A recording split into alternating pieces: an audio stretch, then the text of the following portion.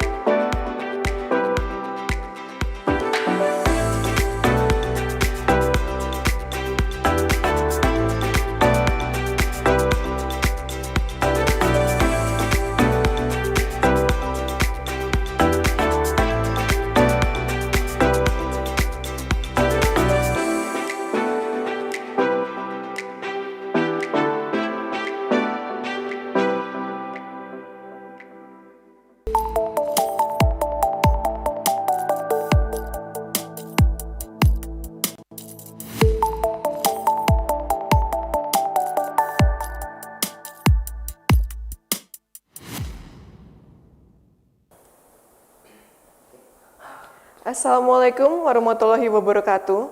Shalom, Om Swastiastu, Namo Buddhaya, Salam Kebajikan. And good morning, ladies and gentlemen. We would like to say welcome to the international conference entitled the 10th International Conference on Sustainability, or ICoS. I am Carissa Griselda, your MC for today's conference.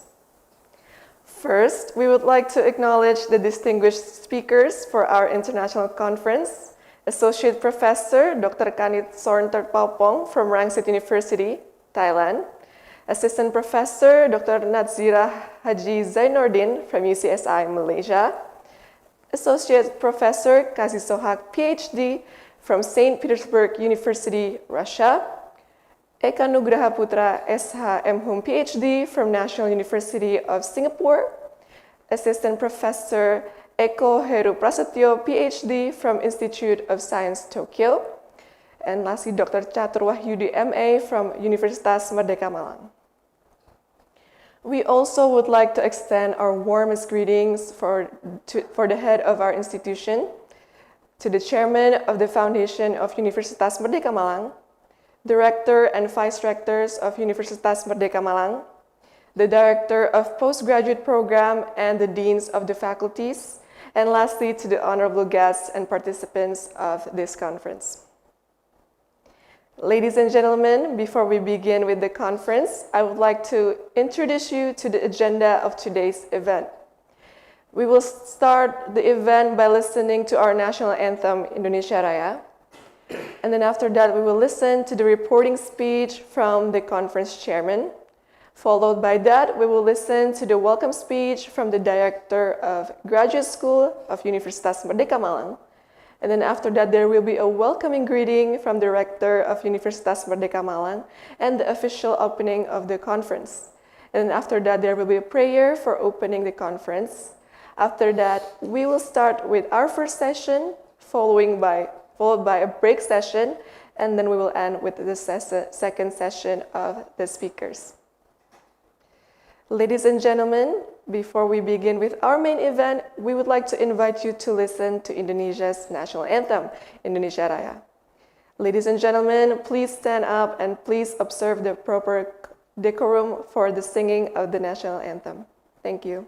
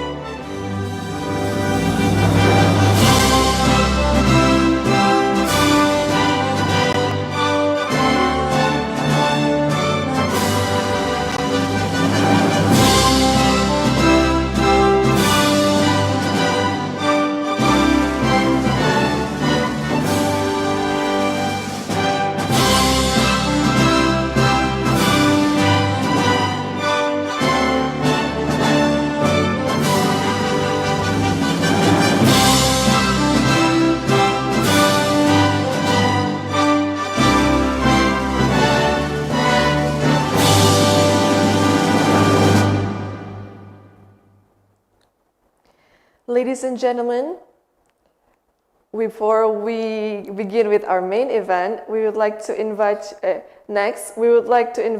conference chairman to deliver his reporting speech. Please welcome Dr. Muhammad Nasir, MM.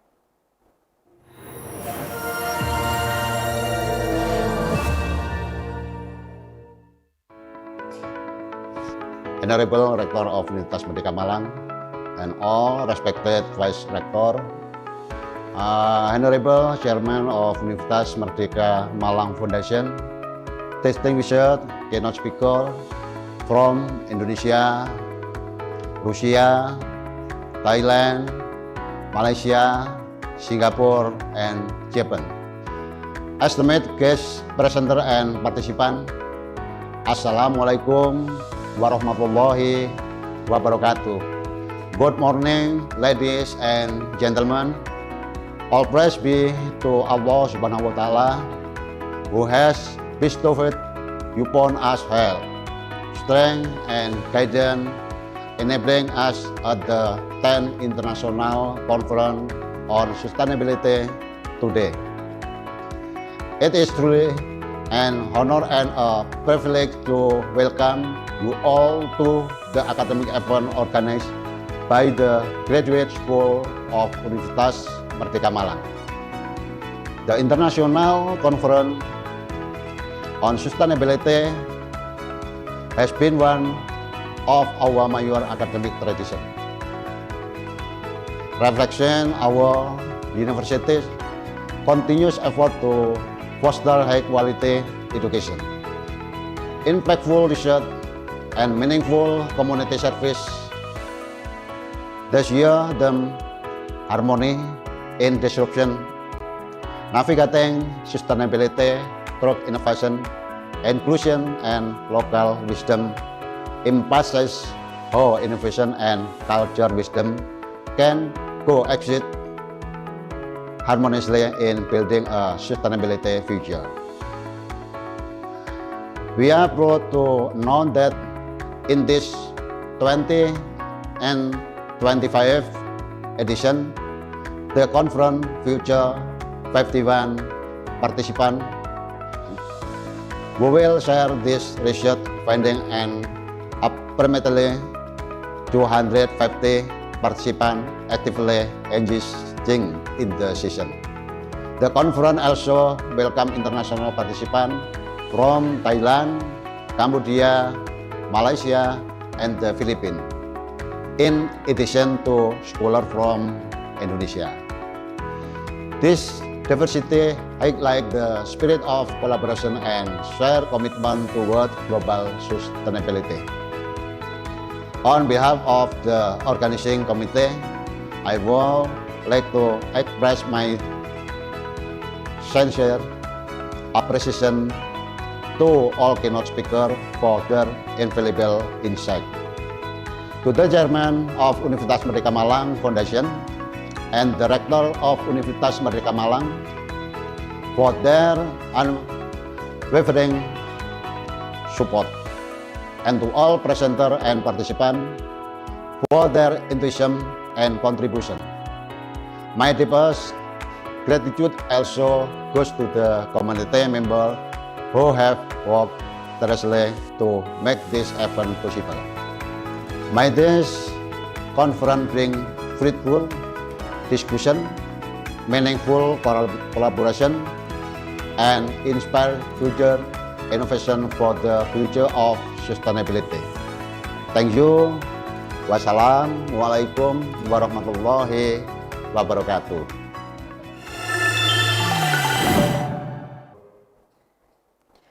Thank you, Dr. Muhammad Nasir. Now, we are inviting the Director of the Postgraduate Program to give her welcome remarks. Please welcome Professor Dr. Grahita Chandrarin, MSI, AKCA.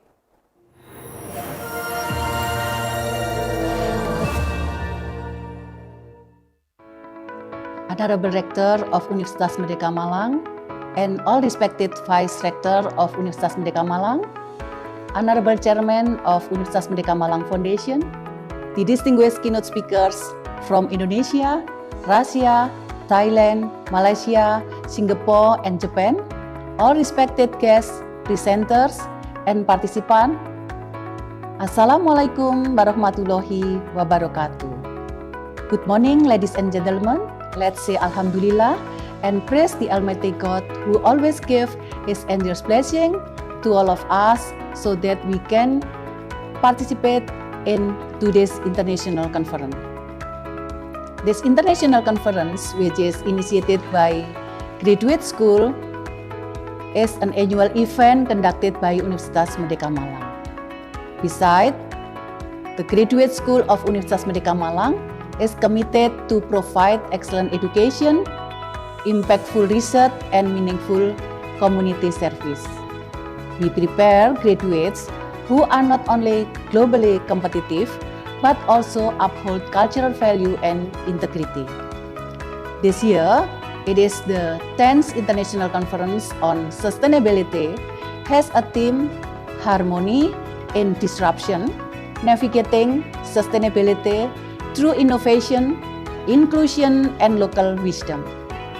Apart from Indonesian presenters, this international conference is also attended by presenters from some different countries, including Thailand, Cambodia, Malaysia, and Philippines.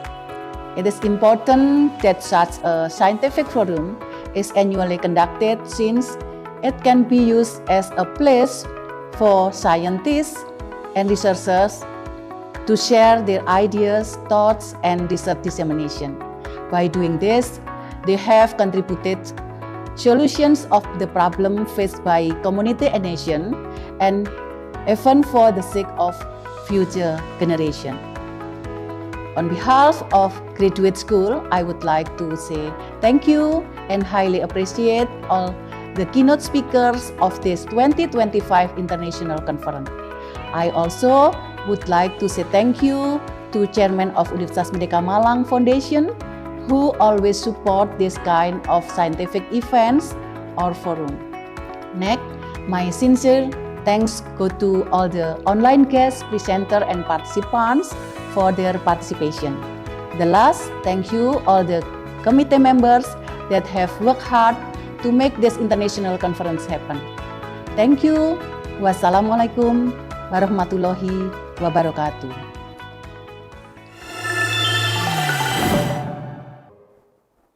Thank you, Professor Grahita.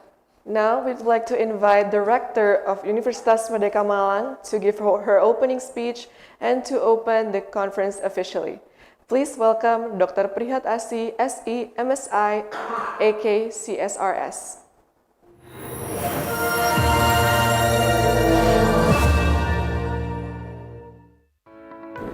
Assalamualaikum warahmatullahi wabarakatuh. Good morning, distinguished keynote speakers, respected colleagues, scholars, and participants from around the world. It is a great honor for me to welcome all of you to the 10th International Conference on Sustainability hosted by Universitas Merdeka Malang. This marks a decade of academic collaboration where ideas and innovation covered a shape of sustainable future.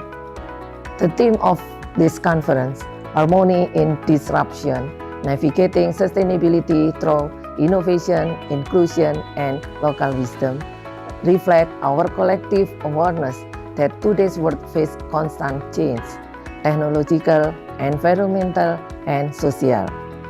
Yet disruption, when guided by purpose of wisdom, can lead us toward balance, creativity, and renewal. At Universitas Merdeka Malang, we believe that sustainability begins with people. Our capacity to innovate with empathy, to include with fairness, and to act with respect to our culture and ecological roots. This philosophy aligns with our national program, Kampus Berdampak, and with the global pursuit of the Sustainable Development Goals. Through this conference, we affirm our institutional spirit, Unmer exit, to go beyond expectation and exit to boundaries, and contribute meaningfully to society.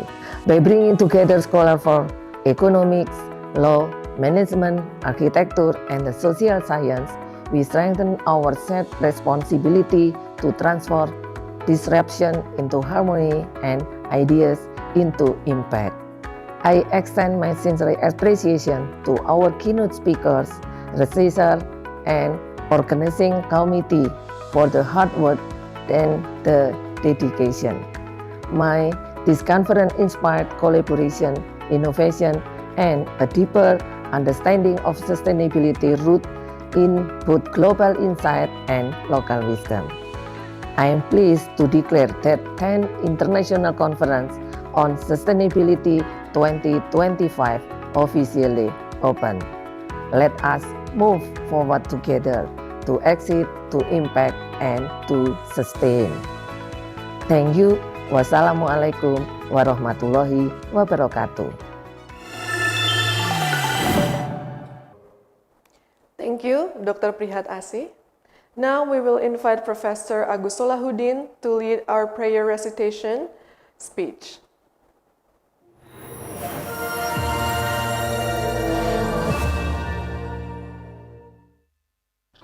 Assalamualaikum warahmatullahi wabarakatuh.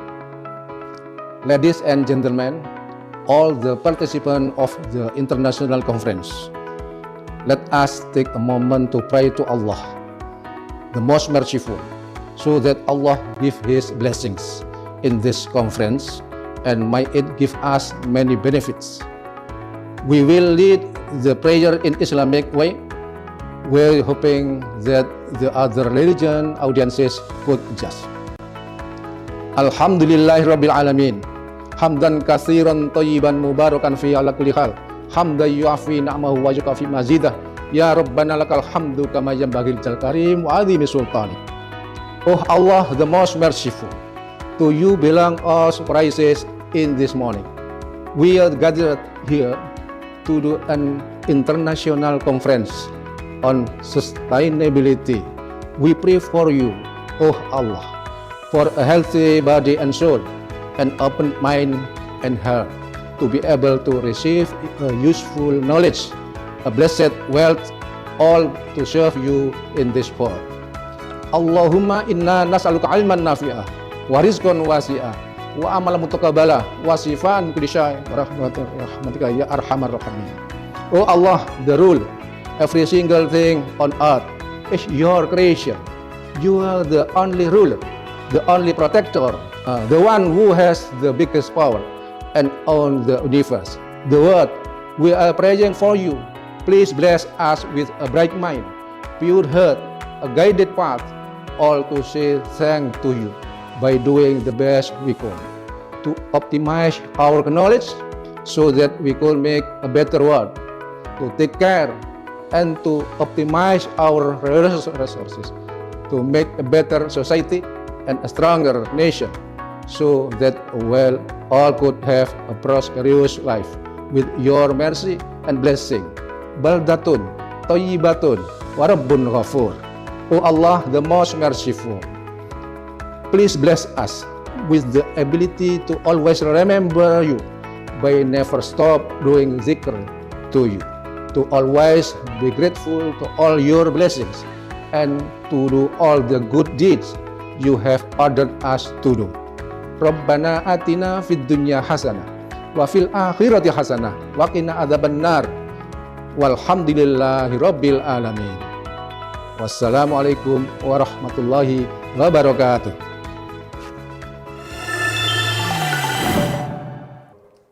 Thank you, Professor Agus Solahuddin. Now, ladies and gentlemen, I would like to kindly ask you to please open your camera as we're going to take a picture together for our documentation. So please kindly open your camera so that we can all take a picture together. Thank you.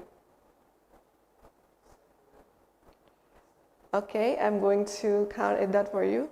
Okay, is everyone ready? Okay. Okay, slide 2 now.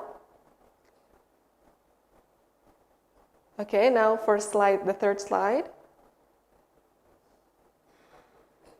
Okay, now for the fourth slide. And then the fifth slide, yes.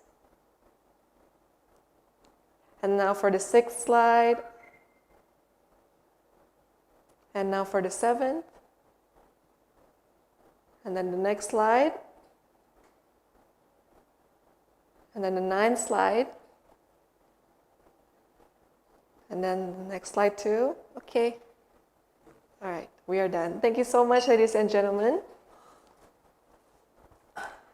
All right, ladies and gentlemen, before proceeding to our main event, I would like to thank you for joining us in our Zoom meeting platform. You can also join us in our YouTube live streaming platform channel at Unmer channel. Now, please allow me to read the Zoom meeting instructions for the conference participants. So all of the participants must have their camera on at all times during the conference. Please use the virtual background that will be provided by the chat box. If you have any questions, please feel free to interact with today's speakers by typing in your questions to our Zoom chat box, and kindly state your name and your institution or affiliation, and then the moderator will read them after each session.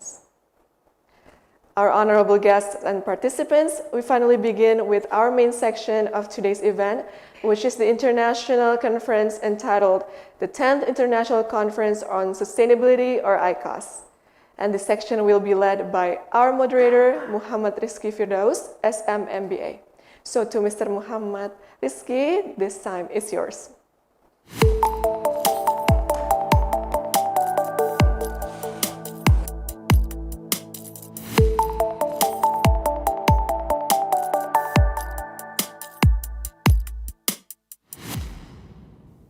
Thank you, Karisa.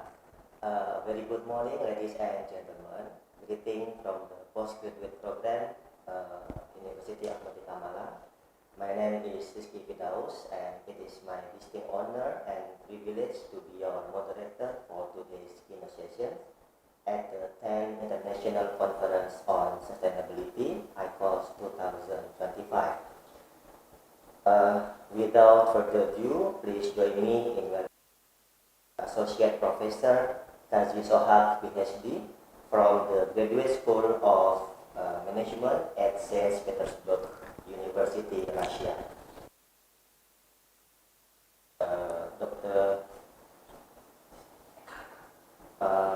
Pardon me. The first speaker will be Dr. Eka Nugraha.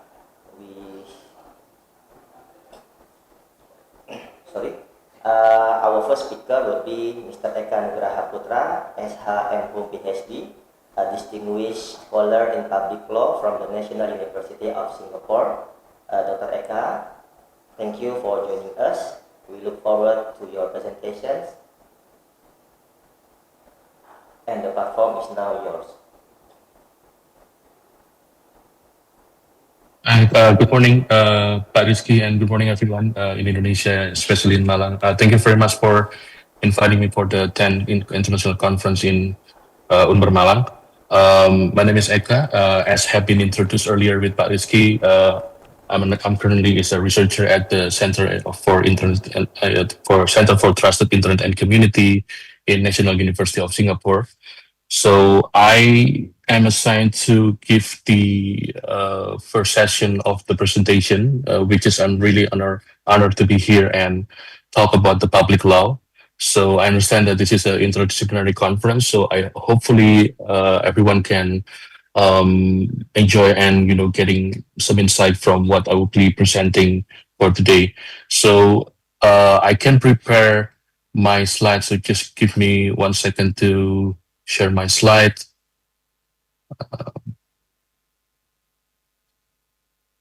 So what you see right now on the screen, it's the insight or the presentation from my book that was published in June 2025, so a couple months ago.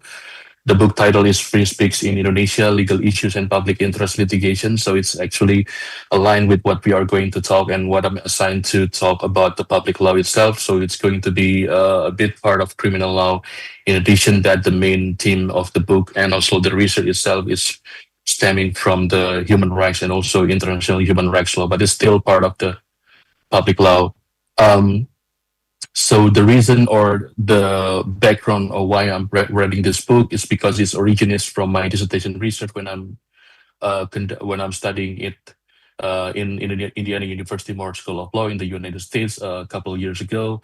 My dissertation was actually about comparative research among Indonesia and also other four countries in regard of criminal defamation and freedom of speech.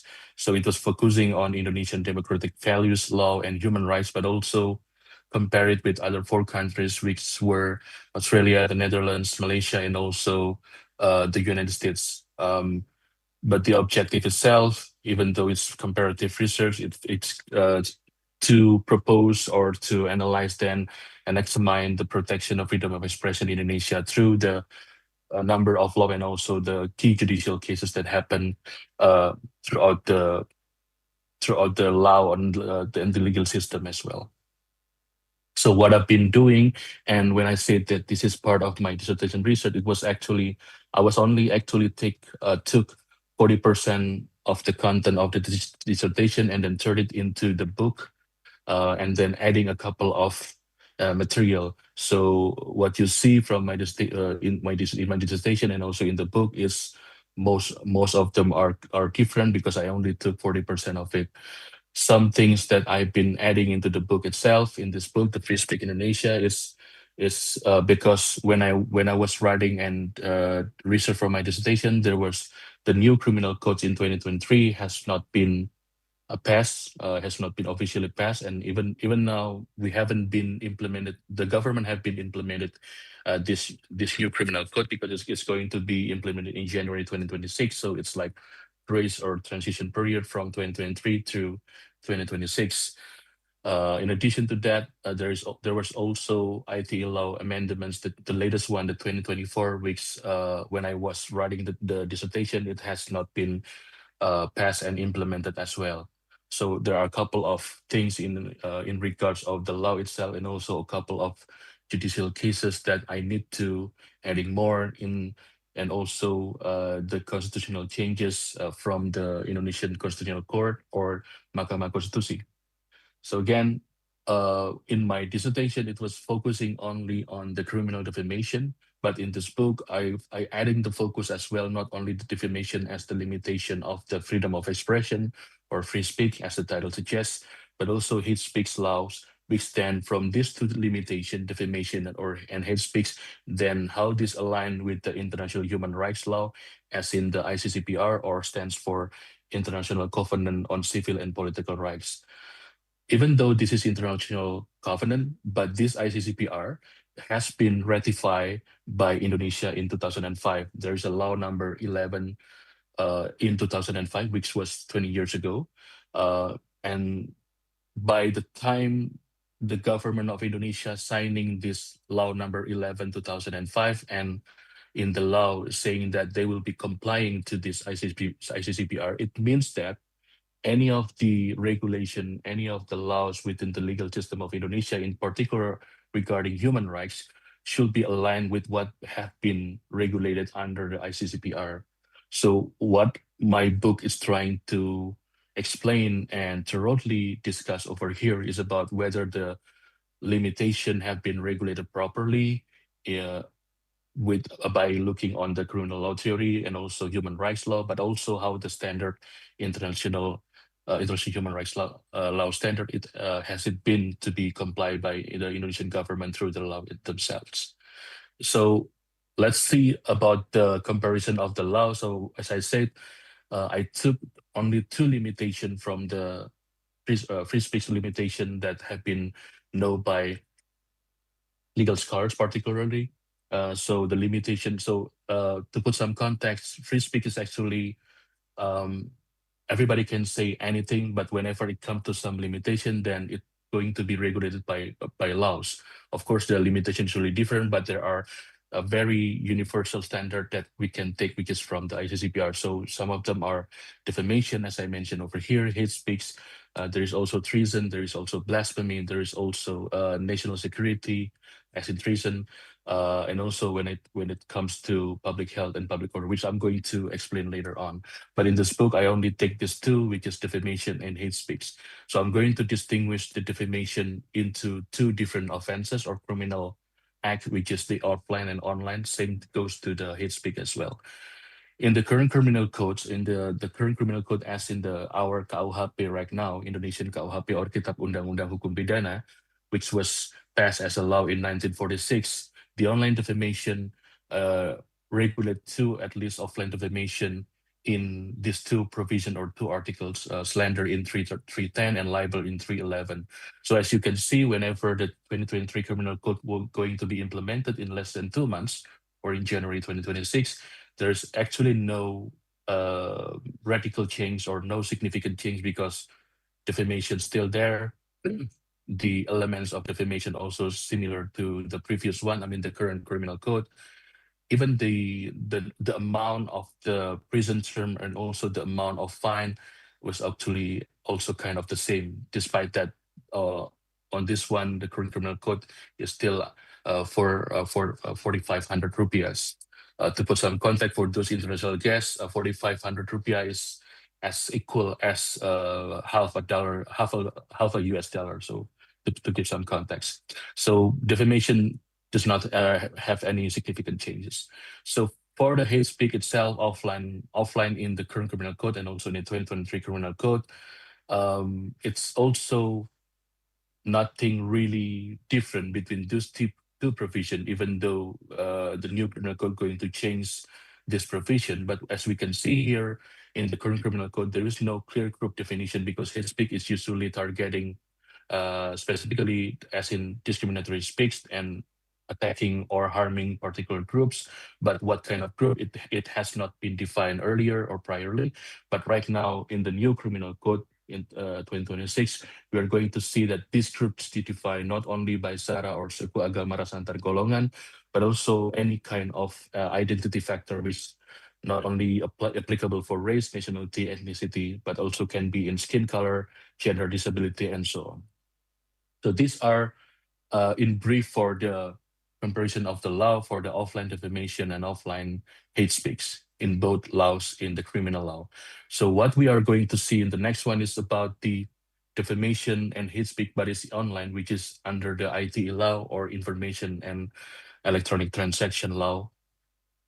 And then what we see over here is that you will see that there are three different laws, but these three different laws are actually still valid laws. So the 2008 is still valid law, 2016 also still valid laws because the 2024 only partially amending the 2016 and also the 2008. So all of the three over here are still valid laws, but then to particular reasons or to particular provision, there are a couple of the substance of the law that have been changed due to the civil societies discussion and also request and also how this law been implemented and affecting the freedom of speech and also human rights, and to be more specific, the democracy in Indonesia, because a couple of indexes have been showing that the indexes of human rights and democracy is declining in also in Indonesia. That's also happening.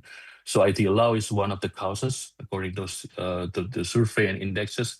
And as we can see here, is defamation, criminalizing people who are allegedly harming reputation up to 6 years and 1 billion rupiahs payment fine. But then it was reduced to 4 years, so not completely revoking against what the civil society has been requesting for, to be revoking totally and replace it with private law mechanism. But when it comes to the 2024 IT law, it's reduced one more time to 2 years and also the fine, but it's still the same because there is still prison term. So anybody anybody can speak, but whenever it's considered as defamation, anybody also can report this person by allegedly accusing this person violating his reputation, and then it can be considered as defamation. So it's still a big problem for human rights in democracy because the free speech is still criminalizing because of this law, in addition to the KUHP or the criminal code that I mentioned in the previous slide. The hate speak has um, various differences from the 2008 and to 2016, in particular 2024, because over here in 2016, there are no major changes for hate speech. It's still disseminate as action in intergroup as victim. But when it comes to the latest IT law amendment in 2024, is then there are a couple of offenses that not no longer using the dissemination, but right now is using distribute, transmit, and causes to be accessible, which is actually similar to the online defamation provision in the IT law. So before that, hate speech only punishing for disseminating, but right now the government distinguish it into three. So distribute, transmit, and causes to be accessible. Even though it seems might be more specific as of the latest amendment in the IT law, but this distribution, transmit, and causes to be accessible is actually still kind of problematic. So distribute mean whenever, like what I'm doing right now, I'm one person, individual, I'm sending an electronic information to 300 or more people in the Zoom room right now. So one electronic information from one individual sending or distribute to many people of you, about 300 or more in one Zoom. So that is the meaning of distribution. For transmit, whenever it comes to one individual to another individual sending electronic information. So I'm sending an email to my colleagues, I'm sending a WhatsApp message to my friend, I'm sending an email to my boss. That is called transmission or transmit. So we can see that distribution and transmit has a clear meaning on it. But for the third one, cause it to be accessible, according to the elucidation section or the explanation section of this law, it doesn't really give a clear explanation and clear definition of scope, because then causes to be accessible according to this law means that any kind of offenses or act does not fall into the category of distribute or transmit. So whenever it's not sending electronic information to many people, whenever it's not sending electronic information to one person, then it can be causes to be accessible. And that is actually the problem, because law should be clear and to be specific. But in this regard, it's actually kind of ironic and unfortunate, because it's going to be criminalizing anyone who may not be understand about distribution and transmission, and then committing what is allegedly called as hate speech online. So from those analyses in the law, I then try to also find a couple of key case studies. There are 4 that I present over here, but there are more in my book. But then also I'm not going to explain it one by one in these key cases, but at least anybody here can see that there are, since the IT law firstly passed in 2008, there was also already a case in the same year, which is Prita Mulyasari, a consumer complaint. And this consumer complaint was supposed to be regulated or implemented. The situation or the case will be implemented through the consumer law number 8 in 1999, but instead it was criminalized. She was criminalized by the IT law. So again, harming and threat to the free speech. 6 years later, insult to a city, Florence Hombing, a student of Master of Notary Law in UGM or Gajah Mada University, because she was allegedly defaming Yogyakarta at the time. But I guess the most recent one is the last 2 cases, Haris Azhar and Fatia Moldianti, because they are both activists or human rights defenders, but criticizing the conflict of interest of a public official, which was Luhut Binsar Panjaitan, who was a minister of coordinating of infestation and also maritime, if I'm not mistaken. And then due to even though that these 2 human rights defender made a podcast on YouTube and then talking about the potential conflict of interest of this particular public official, and it based on research, but still Luhut Binsar Panjaitan then report to the police. But fortunately, these 2 human rights defenders were free of were guilty, and then free of the verdict was not considered that what they did was a defamation, but still they had to go through the process of all of this time. And then the latest one was Daniel Tangkilisan in Karimun Jawa. SLAP stands for Strategic Litigation and Against Public Participation. So human right defender usually is on the first, or is on the situation where they have to fighting for themselves, the human right, because which make them taking the attention more into the cases of the personal cases instead of what they have been fighting for, similar to Haris Azhar and Fatia Maulidianti. So my finding so far is that there is a high restriction cases under IT law, and also that even though there are a couple of constitutional changes, but the impact of the decision were not really taken or considered by the government whenever they making and drafting or even implementing the law. So what I've been trying to recommending for in this last couple of slides is that how to then we encourage the public interest defense, because in Indonesian legal system we actually have this, but then there are still weak application in the Indonesian legal context, even though Indonesia has been ratified ICCPR, in particular Article 19, and there are 3 steps of tests in regard to protecting public interest. So the meaning of public interest is whenever someone accused to be defaming some other, like in the case of Haris Azhar and Fatia, allegedly violating or defaming the reputation of Luhut.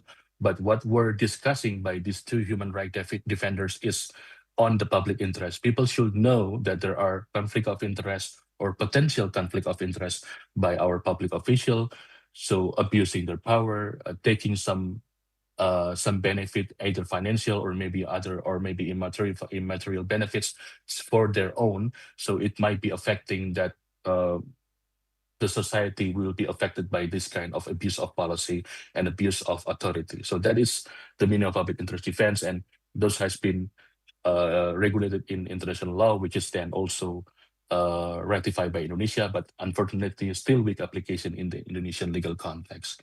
So my recommendation is then to be more aligned with the ICCPR, which means that even though for example, in the law of public prosecutor in 2004, which was amended in 2021, the public interest definition is still too broad. So I hope that this can be clarified, and then to be getting more specific definition, and then it will be affecting to the normative legal changes required, which then also affecting how then to empower prosecutors. So what is the meaning of this is that right now, the opportunity principle that I wrote here in my slide, the meaning of opportunity principle is that prosecutor or jaksa could be dismissing the case, any criminal case, actually, not only related to free speech or defamation and hate speech, is actually any case. But whenever this dismissal of the case using opportunity principle, it will be solely held. This kind of authority will be solely held by the attorney, so the highest attorney. So it's not on the first level or even the regional level of this prosecutor. So this actually kind of make the situation really complicated, because the implementation of opportunity principle then only sold on the highest level, on the national level, even though there are a lot of cases that happens in many cities in Indonesia. So decentralized authority to stop prosecution could be then affecting this opportunity principle implementation, and also could be then making the complication process of the criminal law whenever it comes to limitation of free speech to be reduced, and then affecting the human rights and democracy as well. My conclusion then, we still need a stronger legal protection for freedom of expression, importance of international frameworks as guide, and also in the Indonesian National Human Rights Commission, or Komnas HAM, in 2020 also already made this kind of guideline. So it's kind of regulation, but also a guideline to any legal enforcer. And also in 2021, there was an SKB or the 3 minister.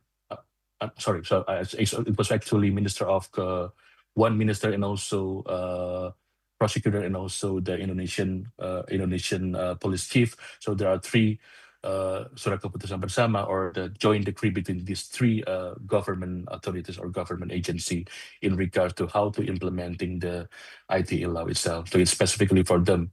But then if it's not legally binding, then it needs that how to make the legislation itself to be more improved, as in then the prosecutor of the legal enforcer also to be need more capacity building, and then the legislation hopefully can be also drafted and implemented to be more aligned with the human rights and democracy, because that is the supposed to be the commitment Indonesia as a democratic nation. So I guess that would be all from me. So this is the cover of my book, and I don't know if the slide will be shared by the participant, but whenever you got this, in case you got this, you can just click on the cover, and then it will be goes to the website of the book, and also there's my email, and also there's my website to see a couple of other my projects and my work that I've been working on. So thank you very much. I'm going to turn back to the moderator. So good morning. Wassalamualaikum warahmatullahi wabarakatuh. Waalaikumsalam warahmatullahi wabarakatuh.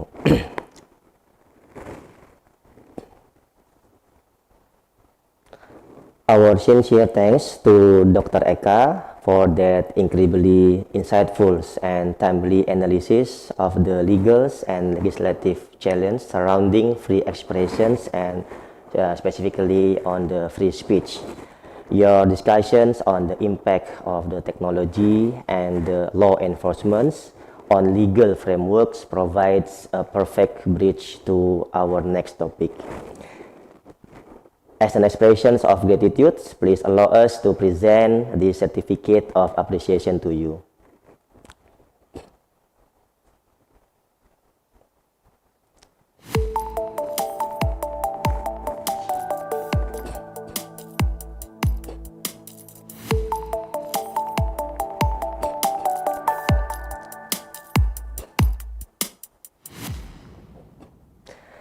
Thank you again, Dr. Eka. Now I will move on to our second speaker.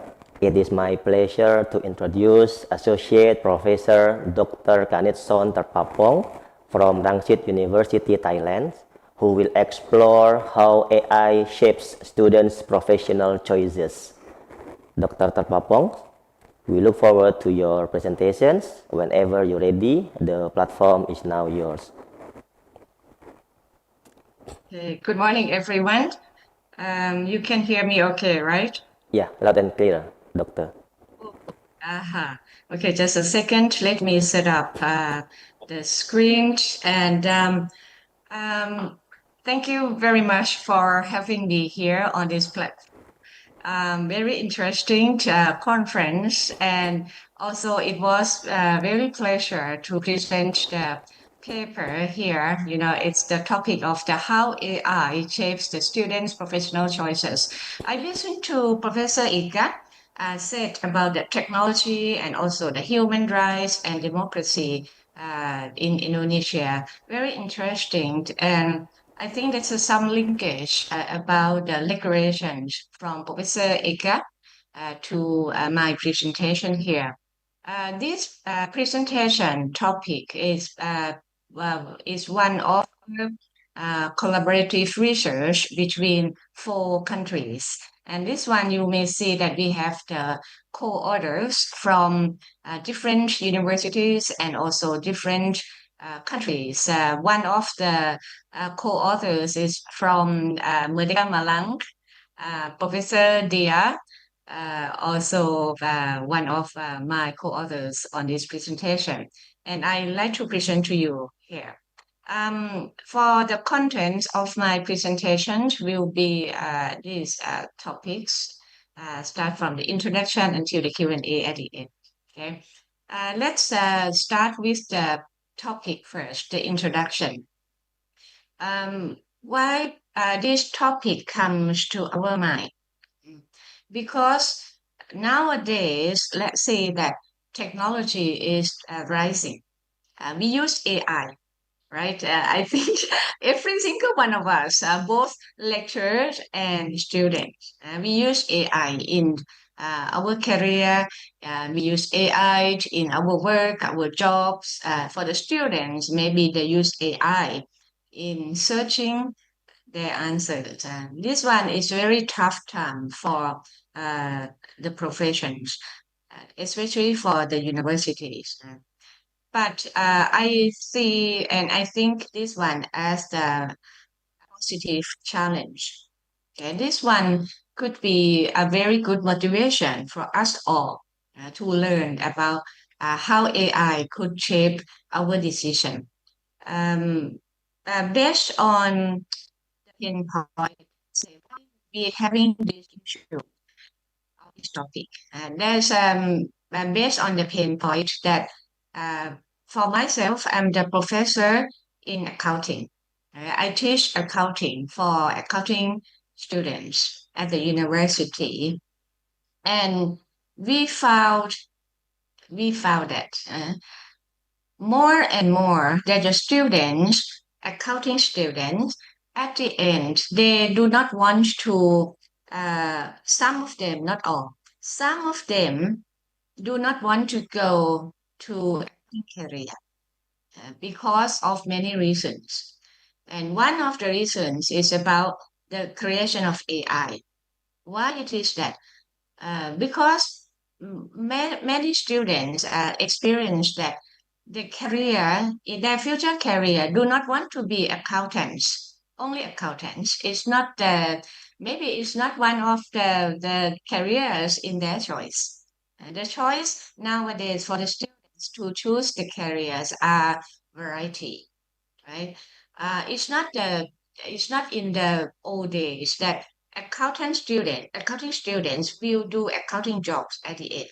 And this is not the case anymore because the creation of AI nowadays, technology has come into our daily life. Then we experience that perhaps people who sell something. For example, they sell some products online. They may use TikTok, they may use Facebook or YouTube to build up their professional career. That have nothing to do with being accountant at all. Then the number of accounting students who enter into accounting career is declining. And then when I also see this one as a pain point, and because it's in conjunction with technology, I see that this one is the situation from Thailand. And then I look around and like to observe that how is it going in the different countries, like in Malaysia, in Indonesia, in Vietnam, and so in Thailand. And we see that uh, all these four countries in Asia have the different educational settings or the regulational settings. Also, professional bodies engagement also different because the different engagement of the professional bodies of the regulations that we experience in the different settings. That to some extent be the moderator to the students' career choices. Because like in Malaysia, there's a very high coupling to uh, mapping the curriculum, accounting curriculum to the professional bodies like ACCA or ICAW. In Indonesia, there's a national CPA. This is the same as in Thailand. We have the national CPA, the certified public accountants. And this one is to certify that accounting students or the accountants who want to be the CPA has to pass the national CPA test. Yeah.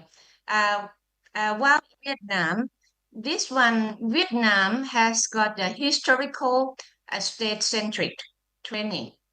And then they uptake the ACCA and also ICAEW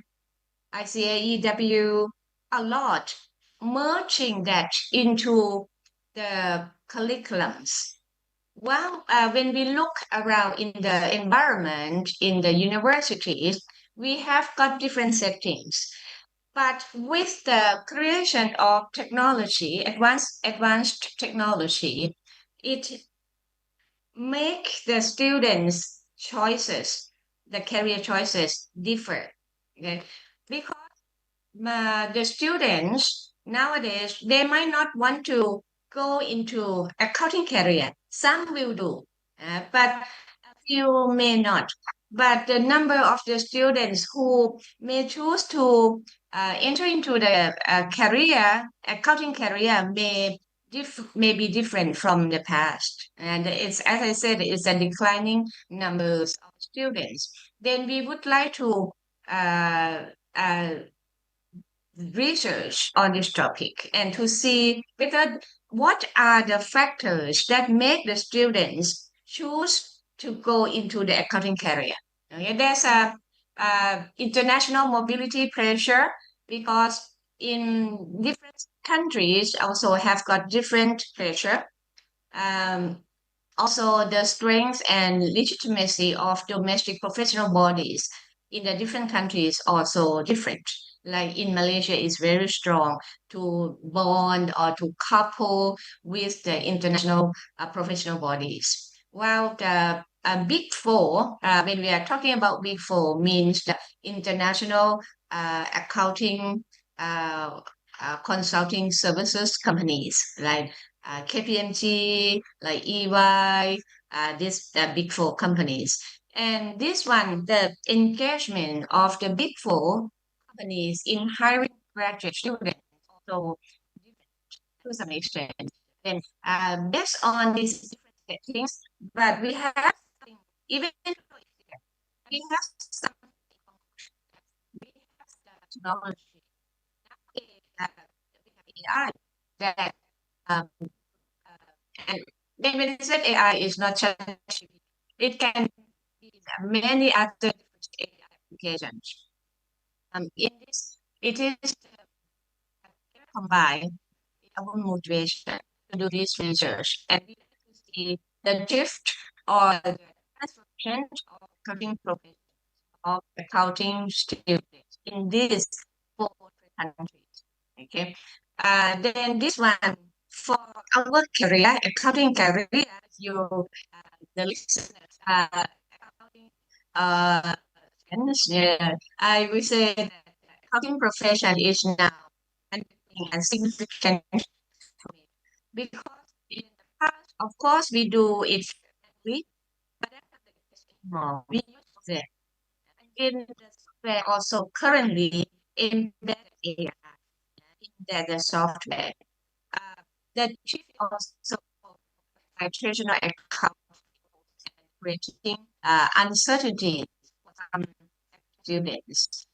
If you are going to keep your career to current stage where the technology is nice, then the students have to acquire the skills. They have to have the ready for the future careers.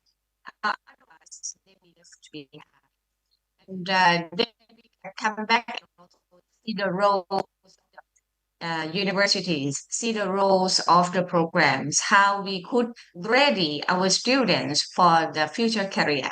Okay, this one there's some research gap in the understanding how the students' perception of the AI combined with the other social factors. There would be other many research have done touching on this and on this area, but with the integration of the current AI nowadays, I think this one is still be one of the gaps. Maybe that the gap is become thin or smaller and smaller nowadays, but still be the topics that we shall study. Okay, this one will be the objective of the talk or of the research of our research paper here. That we would like to understand that how the students' AI perceptions, like how could they perceive the AI, either the ease of use, the how easy is it for the students nowadays to use AI, the benefits of the AI in their opinion, and also how the students see the impact of the AI in their career choices. Okay, this one together with the other attitudes and also the family influences collectively will shape the intention for the students to go into accounting career.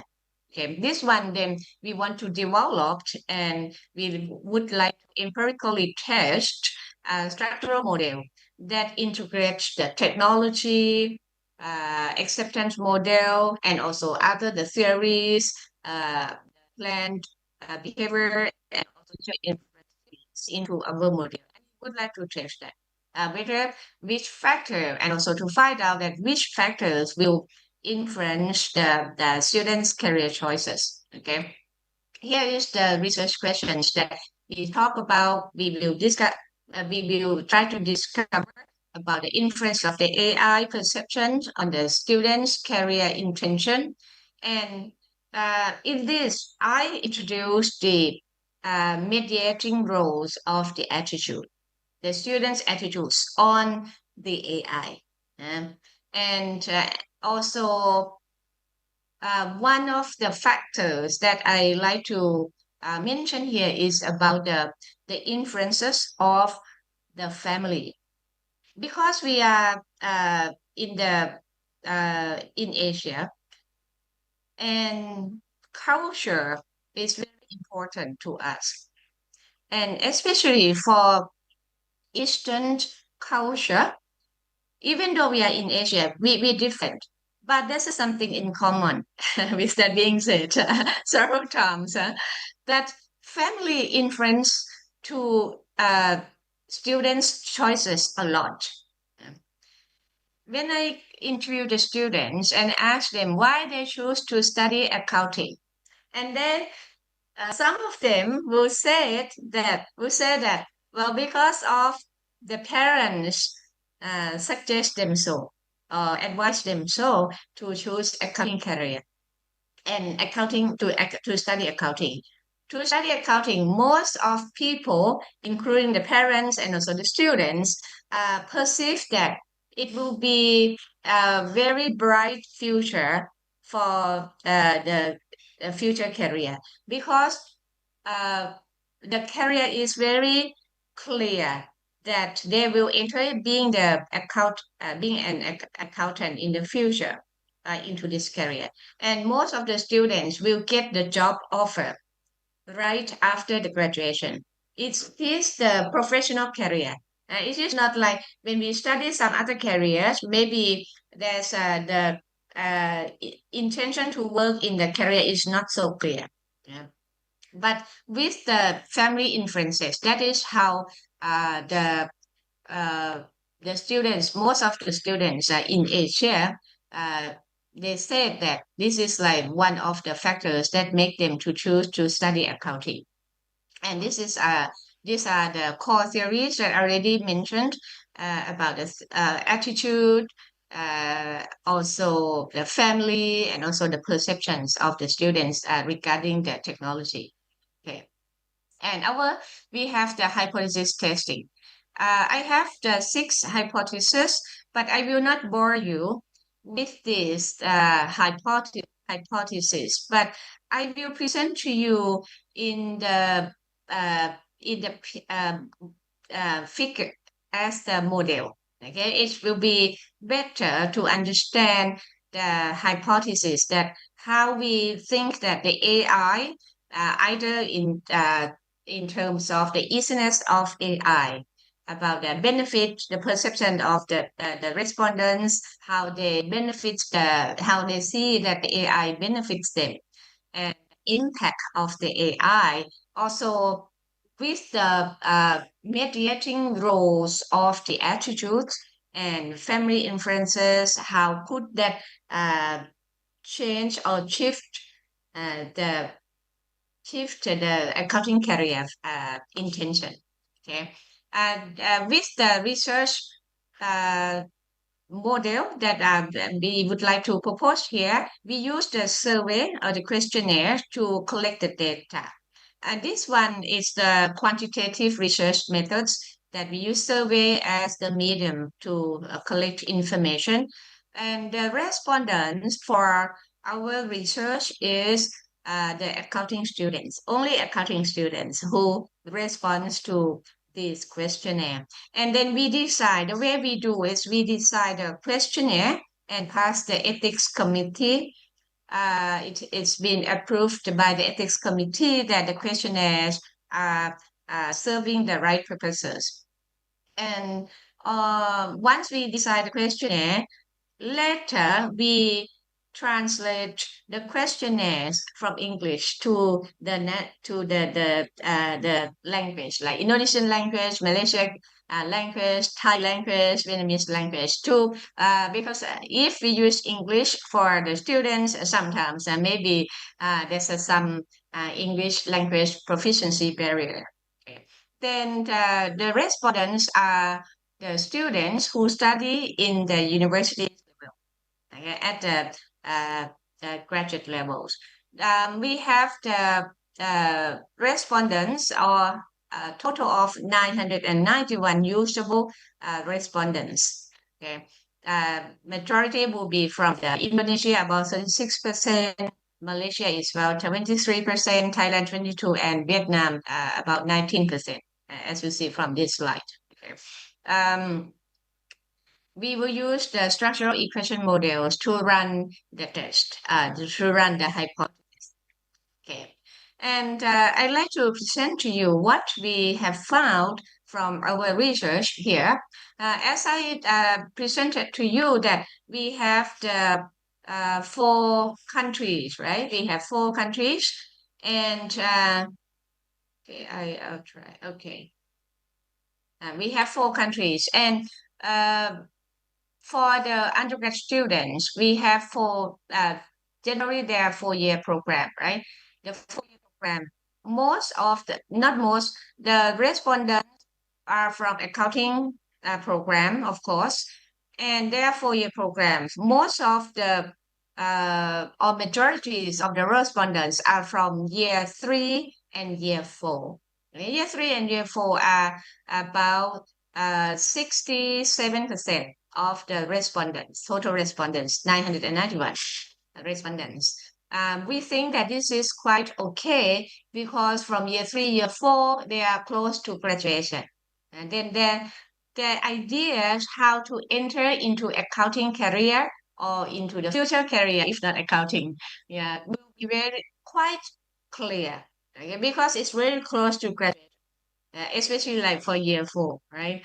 And most of the students also acquired a very good GPA. The grade point average is also good. Even though we do this, as we would like to survey, or we like to see that what are the factors that influence their future career choices. We also ask the students that what are the accounting career that they want to be. Do they want to be an accountant? Do they want to be accounting consultant? Or they want to be accounting information system designer? Or they want to be the CPA, financial analyst, internal auditors, or the tax officers? These are the results that you will see the tables here that present the career prospect.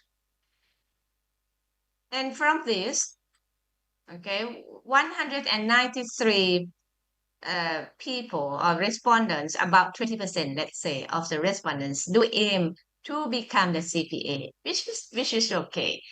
But something that is quite interesting is the last one. Not sure and not interested. It's also 115 respondents. Okay, about 12% of the respondents say that they do not know. And then they also are not interested into accounting career. And this is like I think that if we did this research, let's say 10, 20 years ago, maybe majority would say that they will go to accounting career for sure. The one that say not sure, not interested will be very small. But now we see that about 12% of the respondents say that they are not sure and not interested. In the future, I believe, this is my guess, that in the future, if we do this research again, in the same pattern or same manners, this number will rise. It will be rising. We'll see. if the future we have come to do this research one more time. And here is the model. It will be kind of a lot of things going on this page, but I will do it simply to explain to you. Very simple, actually. Let's see the pencil, but I cannot find. Okay, never mind. Okay, from this one, let me see again. I hmm. Okay. We have this one we call the structural impact model. Okay. We'll see that the ovals, okay, they are ovals. We call it as latent variables. The latent variables here, I'll read out for you. On the far, on the left, okay, we'll have the oval, the latent called AI impact. Okay, if you see the AI impact here, okay, and we have the AI benefit, we have AI easiness, okay, and in this one, okay, means that we are asking the students or respondents about how they perceive about artificial intelligence, impact, benefits, and easiness. And in this such latent variables, there are correlation, they are linkage to each other. Because when they see that AI easiness is if their perception, they think that AI is the easy. It is easy for you to use AI. And I believe that it is easy. Nowadays, it becomes even more easier than the past. Then they will see the benefit of AI, and they see that AI will impact them to some extent, either positive or negative. Yeah. But with that, when we will see the AI benefit or the AI impact, it must be the respondents who keep up with technology. And this is like what we try to survey. Okay. And with that, the AI part, which is on the left, okay, of the model. Then it come to kind of in the middle of the model that is about attitude and family. Okay, this one, you will see the arrows going on a lot, okay, in the attitude and also family.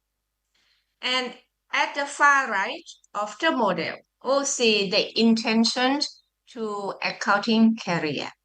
Okay, this one. And you will see the color, okay.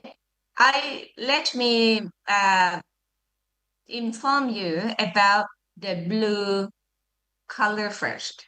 Okay, for the blue color. The first one, we see that from the AI easiness to attitude with the coefficient of 0.34. Okay, this one, 0.34. Uh, the total is 1.0. Okay, it means that AI easiness actually influence the attitude of the respondent. Also, we see that uh, the from the AI impact, if you can find the impact, we see that the AI impact the respondents also influence uh, the family engagement a lot. It's still there. And from the family, this one is this one is the highest one. It's the coefficient 0.54. And this from the family, the variable pointing to attitude, showing that family influence a lot to the attitude of respondents. So the total is 1.0. standardized. This one is the highest in this model, showing the aspect, the attitude of respondents of the samples coming from the family statistically. And from the attitude, we come to the overall attitude, shooting the arrow to intention of accounting career, the future career. Then we see it's 0.34. This one is a yellow one. Yeah, the yellow one. From the AI impact also negatively. This one important because the respondents on the samples in this research sees that AI impact negatively influence their career choices because they think that with the AI, many people said that the AI will replace accountants. There will be no need for accountants in the future or even now, because this one is the negative influences of AI. AI can do lots of things that human cannot do, or basic or general accountants can replace these accountants. With that, it shows the negative. This one is from the respondents' opinion or the perception. And from the family also influence to the career choices. This one showing that the respondents give value to higher extent to family. Because when the family, in this case, could be the parents, could be the influencers, maybe their relative who has been successful in the career, accounting career, then influence their choice of career choice. Okay.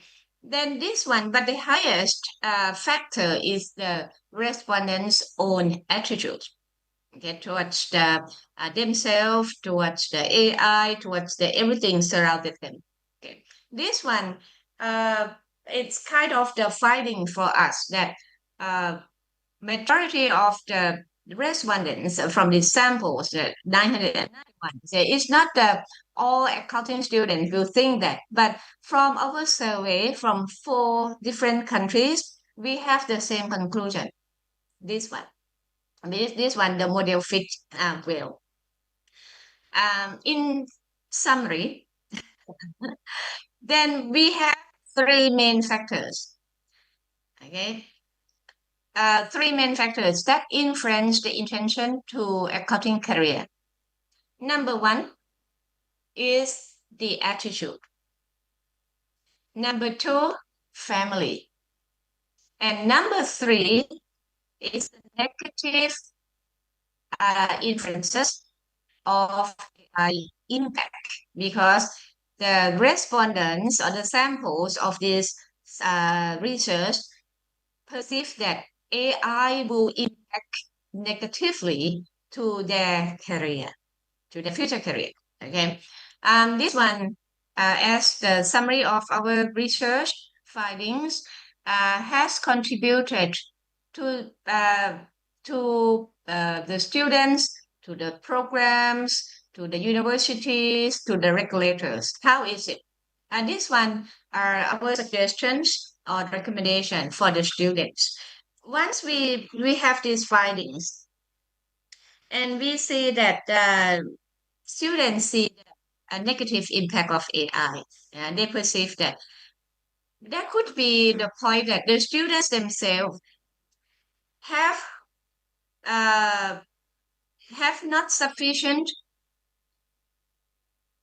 AI skills, let's say, because if they see that it's negative to their career choices, or they see that the AI will negatively impact them. That could be to some extent that the students see that they don't so competent in AI.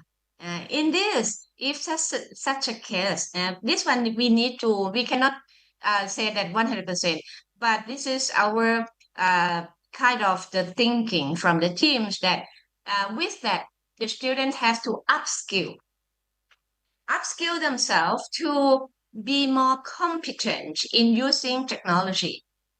Okay, and we have to shift themselves from being ordinary to acquire the accounting, to acquire the AI or technology, digital technology knowledge. Okay, then we can acquire not just only being a normal or traditional ordinary accountant, right? But we have to acquire the skill and be above. We have to acquire the skills that are uh, beyond normal, beyond bar, above bar, something that AI cannot do. For example, uh, interpretation in the human way, yeah, and we can design the systems. We can design all of this. When use AI as the tools, AI must be our assistant. We are not denying to say, well, we will not use AI. No one will do that, right? But the students themselves have to acquire a higher skills to be ready into the future market. For the university, and this one is a suggestion that we should prepare our students to be ready for the future career. It is not just putting the knowledge of AI, like adding a potential of AI into the curriculum, but have to move proposition up to the higher level. We have to get them to know AI, of course, to use AI, and also to have the right attitudes towards AI as well. That the judgment we have to form or try to ready our students to have the professional skepticism. You know, AI cannot have that. But we use AI. Okay, we have to get our students to acquire the interpretation skills or have the strategic thinking using the AI, and we also have to teach our students to have the ethical governance of AI, using AI in a correct way, and we have to manage AI rather than compete with it. Yeah. Well, AI is using algorithm. One maybe, but it's designed by humans, right? AI is not created itself, but it's created by human, by us. Then we have to manage it in the proper way. Okay. For the professional accounting bodies, once we have these findings, how could the professional accounting bodies help the universities, help to create the environment that could support the students and the universities. The professional accounting bodies maybe have to establish the digital and AI governance standards. You know, then this one has to be ready and have to mandate the lifelong learning, because this one it has to be engaged by professional accounting bodies, because if the professional accounting bodies does so, it has a strong and positive impact to universities, to the students, to the career. Okay, this one could be strategic imperative move that professional bodies must shift from protecting past practice to engineering future relevance to the profession. Okay, that would be the end of my presentation. I hope that this will, to some extent, give us some thoughts about the use of AI in the accounting careers, and not just it is not just only accounting careers, could be any career, because AI has involved in every aspects of life. Thank you very much. Back to you, the moderator. All right, thank you, Doctor. Thank you again for illustrating or illuminating how AI, artificial intelligence, is reshaping the future workforce and also the choices of our students. Thank you so much. And I highlight some key point from your speech, how AI not only shape the students' professional choices, which focus on the transformations of the accounting career, specifically in the profession of the accounting, right? And your study also examines how AI and other institutional structures in ASEAN countries also influence students' career decisions. So I think this is very insightful presentations. And before we proceed into our third speaker, please allow me to highlight Dr. Terpapong's speech into Bahasa Indonesia. Jadi dari apa yang kita simak bersama bahwa studi yang dilakukan oleh tim Dr. Terpapong menyoroti serta meng-highlight beberapa poin penting, terutama adalah bagaimana AI, Artificial Intelligence, membentuk pilihan profesional siswa atau mahasiswa, terutama dalam profesi accounting. Kemudian penelitiannya juga meneliti bagaimana AI dan struktur kelembagaan yang ada di beberapa negara ASEAN mempengaruhi keputusan karir siswa, dan kita lihat bahwa AI ini tidak menggerus profesi akuntansi, tapi ini redefining atau leverage ke arah yang lebih baik dan juga ke arah yang jauh lebih profesional. Jadi seperti itu. Before we proceed into our third speaker, as an expressions of gratitude, please allow us to present the certificate of appreciation to you.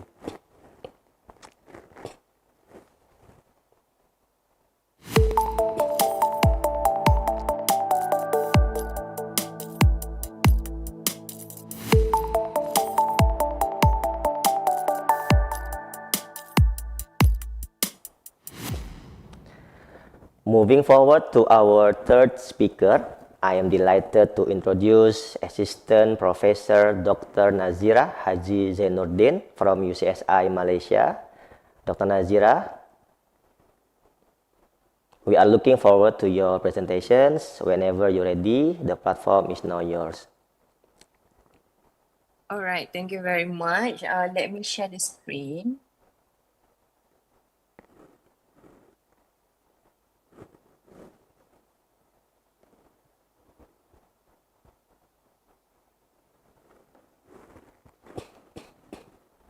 Yeah, all right, okay.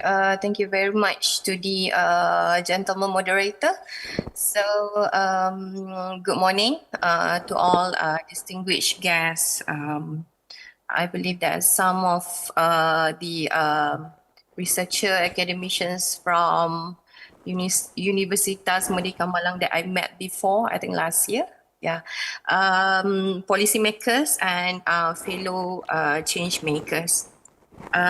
It is an honor to be here at the 10th International Conference on Sustainability ICoS 2025, hosted by Universitas Merdeka Malang under the inspiring theme, Harmony in Disruptions, Navigating Sustainability Through Innovation, Inclusions, Local Wisdom. So today, I want to actually invite you to join me on a journey a journey into the architecture of our future. So as someone who worked across research, urban developments, and as well as digital transformations, I have learned something important, which are smart cities are built by technology, but wise cities are built by people.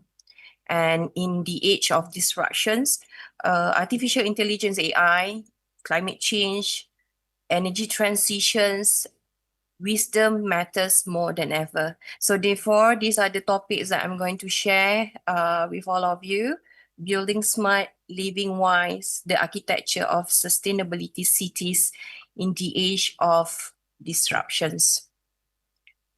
In every disruptions, there lies an opportunity to rethink how we live, how we build, and how we belong.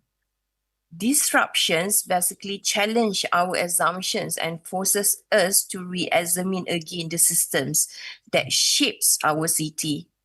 It is in these moments of uncertainty that creativity emerge, where it's pushing us to design with more intentions, empathy, and as well as resilience. When we view disruptions not as a threat, but as a catalyst, we unlock new possibility for smarter, wiser, and more sustainable urban future. And now we live in the age of disruptions. Digitalization, artificial intelligence, and automations are transforming how we design, we plan, and live in the city. And at the same time, climate change, urban inequality, and energy transition, such as the move toward EV, electrical vehicles, are reshaping urban ecosystems. So for the architects' point of view, for the architects and also planners, these disruptions challenge us to rethink the very foundations of our practices. But disruption is not destructions. It is basically a redesign, and it is the opportunity to rebuild our city in more resilient, inclusive, and intelligent way. Disruption is often misunderstood as chaos, breakdown, or loss. But in the world of architecture and city making, disruption is not destructions, it is a design. Every disruptive moment reveals what no longer works, what no longer serves our community, and what no longer sustains our planet. And it's also give us the chance to redesign the system, redesign the spaces, and redesign the way we think about urban life. And this perspective transforms disruptions from fear into fuel, where fuel for innovations, creativity, and whole reimaginations. And when we approach disruptions through the lens of design, we basically move from reacting to reshaping, from surviving to leading, and from uncertainty to opportunity. So when we talk about building smart, living wise, building smart means integrating digital technologies from building information modeling, BIM, to Internet of Things, IoT sensors, into how basically our cities can be functioning. But living wise goes more deeper. It means anchoring our design in human needs, community participations, and local culture. So in Malaysia and also I believe across ASEAN country, we have learned that technology alone doesn't make a city smart. Wisdom does. And smart city must listen, not just compute, and they must connect people, not just we only talk about the technology as well as devices. So there are triple pillars of wise urbanisms that I would like to share with all of you. To build cities that are both smart and wise, we need three essential pillars. So the first pillar are innovations. Leveraging technologies, building information modeling, BIM, and artificial intelligence AI to improve urban efficiency and sustainability. Second pillar are inclusions, which to ensure our urban spaces are equitable, accessible, and participatory. And the third pillar are local wisdom, which are respecting heritage, vernacular design, and the cultural narrative that shapes the entire identity. Sustainability basically is not imported, it is inherited. And the answer often already exists in the wisdom of our community. So architecture as a connectors. Architecture has always been a connector between place, people, as well as technologies. And it is not just about creating the buildings, but crafting ecosystem where culture and innovation coexist. Smart architecture, therefore, is not only data-driven, it's empathy-driven. When we blend design with empathy, we create cities that are not only efficient, but it is also meaningful. So let's look at a few examples from our regions. So I bring all of you together to Malaysia, all right? So in Putrajaya, Malaysia, that are basically the administrative capital. They are integrating digital system for urban management while embedding the green corridors and lakes for ecological balance. In Penang, Malaysia, heritage preservation coexists with smart technology through initiative like Smart Park Project, which proving that digital tools can protect, not to erase the history. So meanwhile, we flying back to Indonesia, Bandung is a champion people-centered innovation city. They are using digital platform for community engagements and governance. And this basically the example show us that being smart does not mean losing local identity. It means evolving it. How then do we move from disruptions to the harmony? So by designing with resilient and we anticipating a change rather than resisting the things, and by prioritize the human experience over technology novelty, and by weaving local culture and global sustainability goals into every layer of the built environments. Harmony basically emerge when innovation serve humanity, not the other way around. So in the end of the day, basically, from the points of view of the architectures and players, distractions is redefined as things that we rebuild again, we redesign again. And to design for tomorrow, we must focus on 5 key pathways. So the first one are digital integrations using BIM, which is Building Information Modeling, IoT, Internet of Things, and artificial intelligence to improve efficiency and data transparency, be it from the design stage, up until development stage, as well as construction stage. Second, green infrastructure, incorporating nature-based solutions for climate resilience.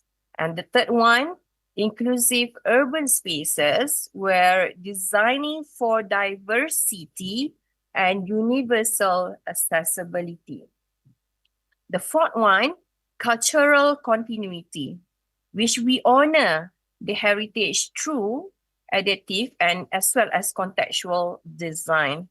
And the last but not least, collaborative governance, which are we have to bring together architects, planners, communities, and policymakers into one platform so that we can unite it and moving forward. Tomorrow's smart city will not be designed by machines, but by mindful humans. So what are the role of academia and researcher, right? So as an academic and researcher, we have a vital role to play in shaping this future.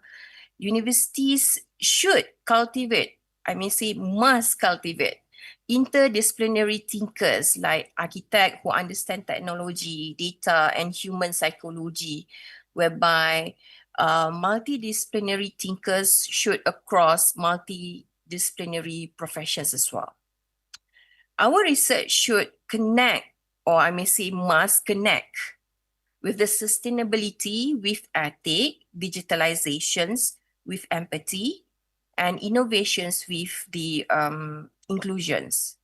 Regional collaborations such as across ASEAN country should be creating more networking platforms to co-creating a shared solution in sustainability and as well as smart development.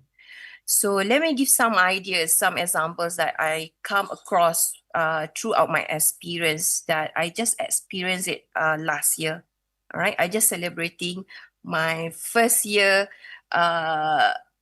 memories in Japan. So I believe one of the academia from Unmer is actually graduated from Japan as well. So it's good to flash back the memories.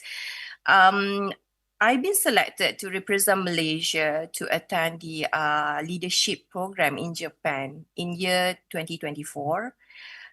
It's September to November, so more or less it's about 2 months. We spend time in Japan across all the regions in Japan. It's not that we only focus in Tokyo, Osaka, Kobe. So we come across up until we actually visited Rikuzen Takata, the most affected place by tsunami in Japan. So why I highlighting this experience is that when we actually attended this leadership program that hosted and organized by IATS Forum, IATSS, IATS Forum, that this leadership program is fully funded by Honda Japan.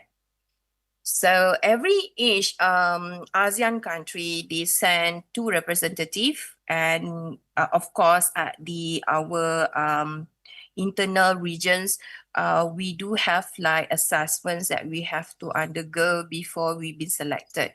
So what are the best things that I want to highlight is that throughout this, even though it is leadership programs, the thing is that the themes of the leadership program is actually tap along with the sustainable development goals.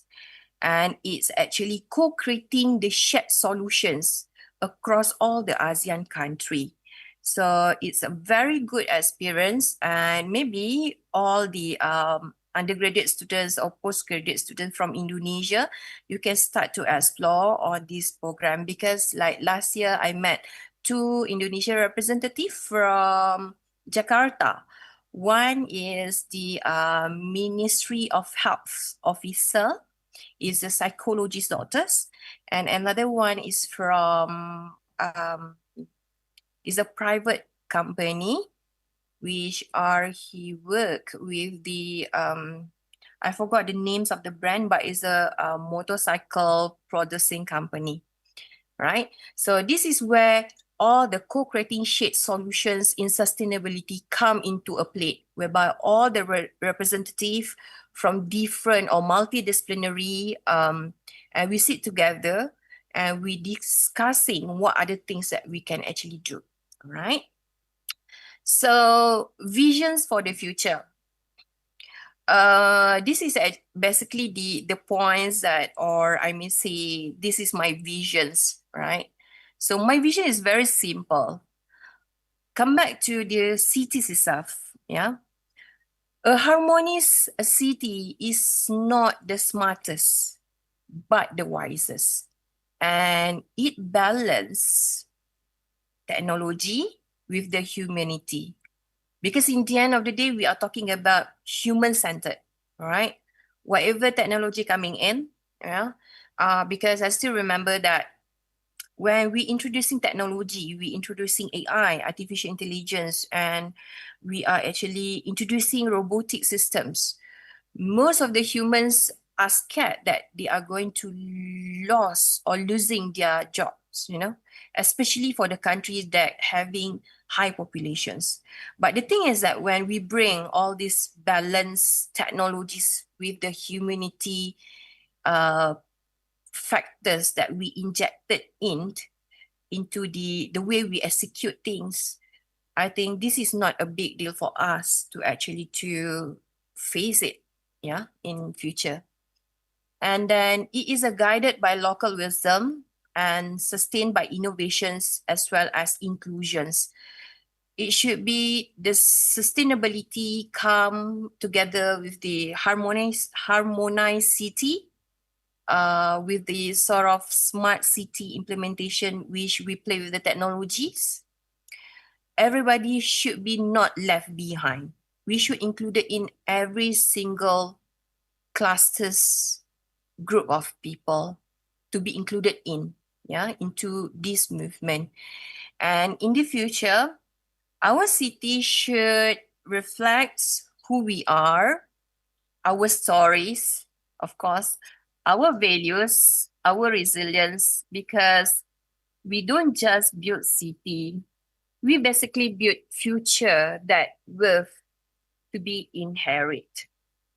And as a closing reflections, and as I close, let me leave you with this sort of thought, Harmony in disruptions is possible when we design with empathy, and we build with the purpose, and we live with the wisdom.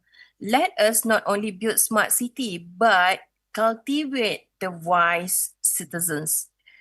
Therefore, thank you, terima kasih, for allowing me to share these visions of building smart, living wise, and I look forward to continue dialogue and collaborations as we navigate the architects of sustainable future together. Thank you very much, and I pass the platform again to our gentleman moderator.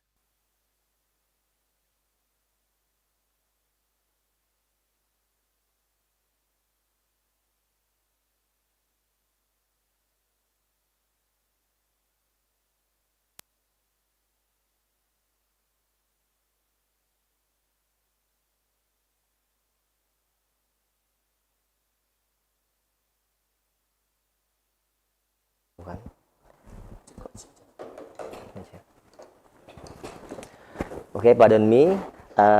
Our sincere thanks to Dr. Nazira for exploring how to balance technology, innovations, and local wisdoms that only not can create resilience also for the human-centered urban environments.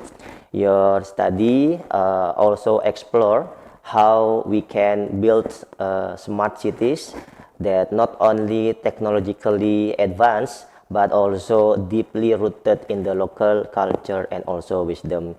Thank you again, Doctor, and for Indonesian participant. Studi ini lebih kurang adalah mencoba untuk menginvestigasi ataupun mengeksplorasi bagaimana keseimbangan teknologi, inovasi, dan juga kearifan lokal dapat menciptakan lingkungan perkotaan yang bukan hanya tangguh, tapi juga berkelanjutan dan berpusat pada manusia ataupun human-centered. Di sisi lain, studi beliau juga mengeksplorasi bagaimana kita dapat membangun smart city ataupun kota pintar yang tidak hanya berteknologi maju, tapi juga berakar kuat pada budaya dan juga kearifan lokal. Thank you again, Doctor, and as an expression of gratitude, please allow us to present this certificate of appreciation to you.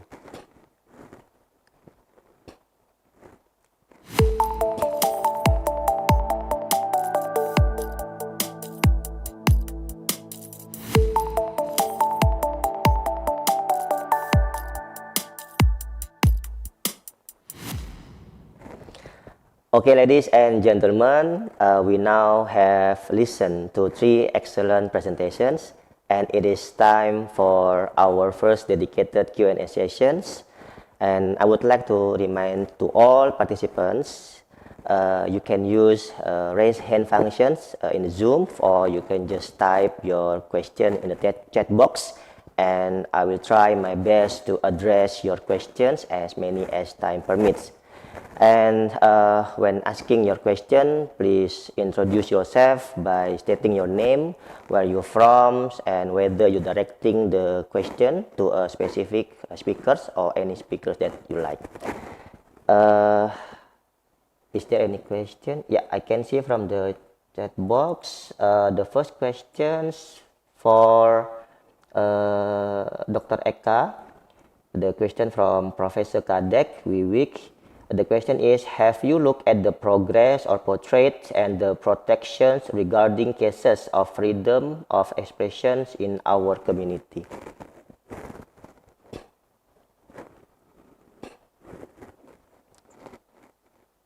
Thank you for the question, Prof. Kadek. So if the question is addressing as in the community, like the whole Indonesian, then I will say that yes, because what I've been working and also wrote in my book that I presented earlier is actually focusing on how this freedom of expression and its protection affecting the community or the society of Indonesian. I mean, I'm trying to find a specific example, but at least from the recent example that I portray in the book and I know I was presenting earlier, we can see that there are problems in that particular human right, which is the freedom of expression. So compared to what the previous administration under the Joko Widodo's administration, the similar problem is still happening, but I can say that this one is worsened because if I may take one example, and this is just an example, it's real life example, and it might be related to Dr. Katie's earlier presentation about AI, but unfortunately it's something that it's kind of ironic. So a couple, I think it was either earlier this year or last year. So one student in ITB, in the Institute of Technology of Bandung, was posting on Twitter about a kissing meme between Jokowi and Prabowo. Despite from that, it was a satire expression. It was not mocking the reputation of former president and the current president. It was not harming any of the reputation of the government. It was a joke. It was satire. It was sarcasm, as in because there was a context behind this student, this female student in particular, or is more specific, this new female student, so 18 years old, that she was posting this meme, kissing meme between Prabowo and Jokowi to explain that this is what is going to happen if you not regulate AI properly. You can make porn, you can generate any deepfake, because what is happening right now, I mean, I believe Dr. Katie and others here also know that Sora and also ChatGPT, the OpenAI was actually promised that they will not go into this kind of dark web, but right now they eventually allow that people or ChatGPT user can even generate this kind of porn image and unconsensual intimate images just by a few clicks. So that was the context of the post.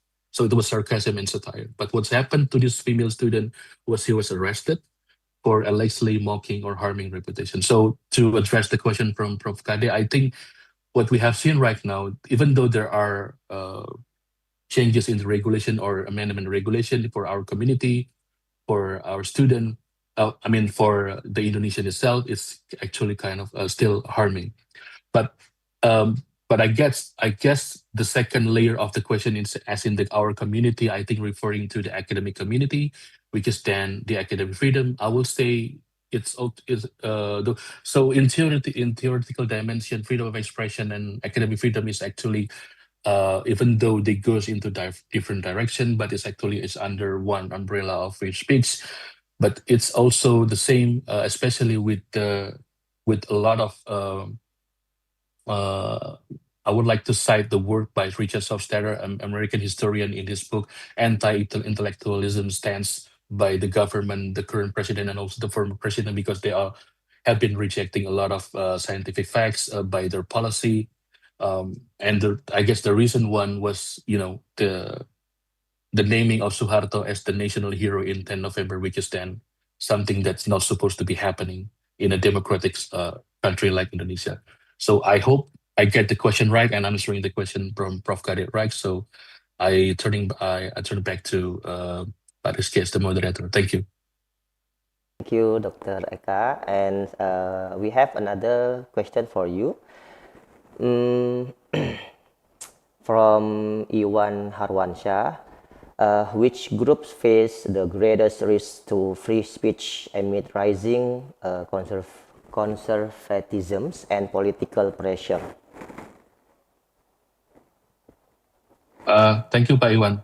So I will say actually all of groups. So just now I answered when I answering the question from Prof. Kade, in terms of academic community, we do have a shrinking civic space or shrinking space in terms of freedom of expression, sharing words or academic and scientific words. So I will say most of the groups have been affected by this. In the cases that I presented in the book, there one of the first person who was allegedly committed crime under the ITE law was a wife, was a mother of two young children, Prita Mulyasari, and was a patient in a hospital. So she was filing complaint as a patient in a hospital, but instead the hospital reported her to the police. That was 2008. 2014, a student of Master of Notary of Law in Gajah Mada University, a female student, was arrested and sent to prison because she was allegedly insulting Yogyakarta. But we know that a city like Malang, Yogyakarta doesn't have a feeling to be feeling offended. So that is actually kind of ridiculous. But she was sent to the prison. So the first one, we have female young mother. The second one, we have female student, law student. The third one, we have activists. In the case that I presented earlier, we have two activists, both male and female, arrested. The last one, we have environmental activists. So you can see from these 4 cases, and I only cite these 4 cases because in the book there are a lot of more cases.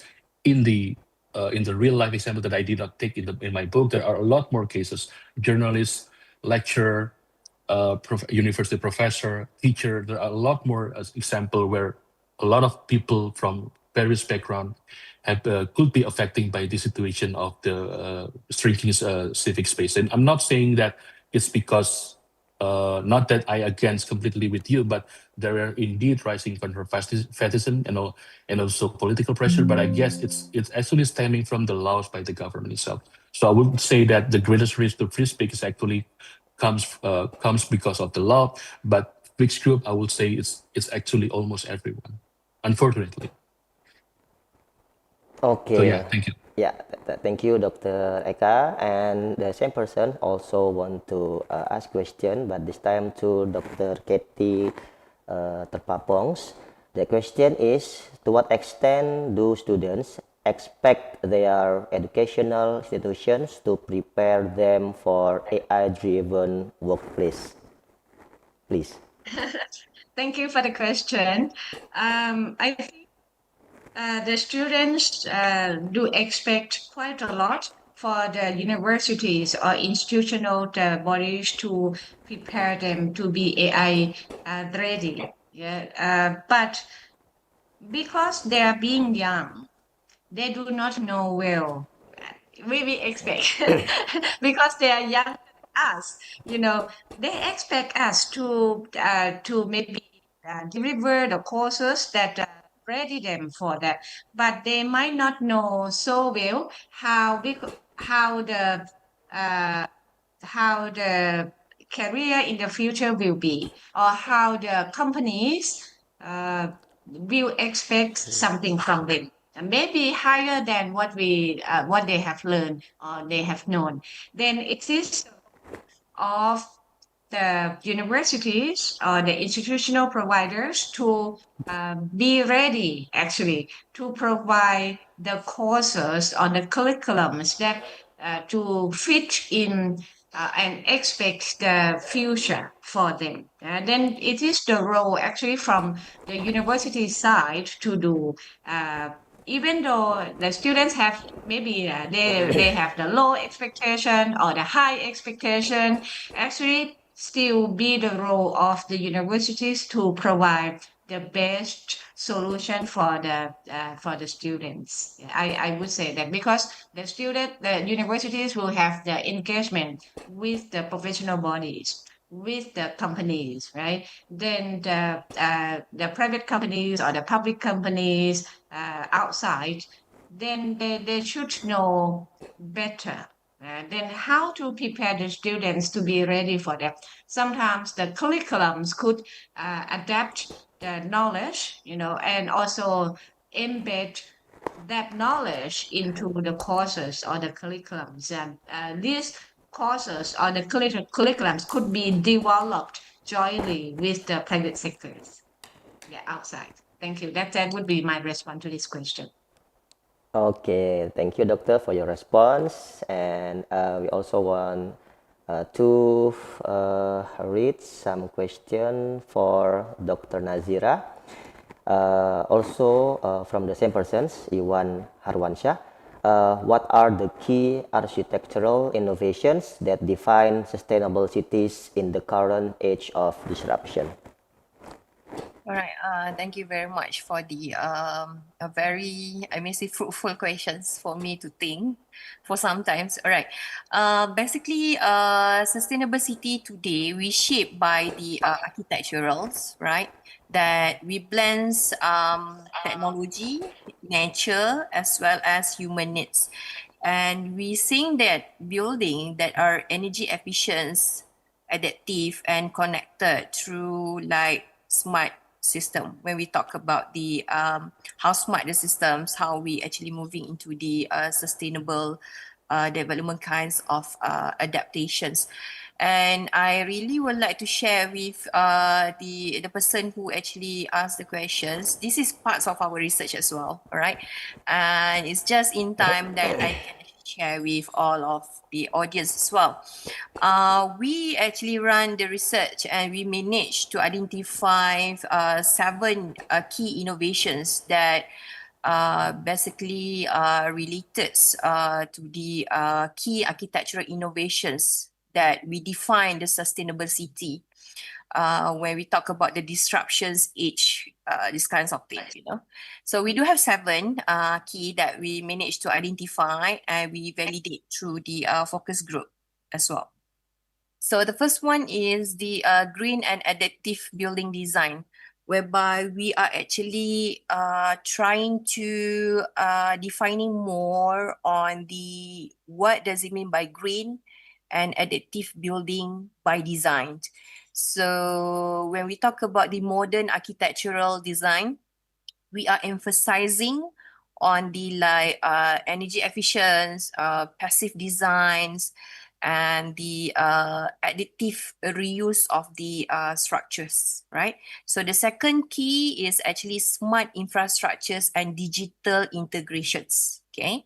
So in this point, in these key innovations, we actually talk about the IoT, AI, and as well as data-driven for the, it's not only for the design, we're also actually identifying it more detail on the building management system that it should able or it should enable the cities to optimize the usage of the energy, all right?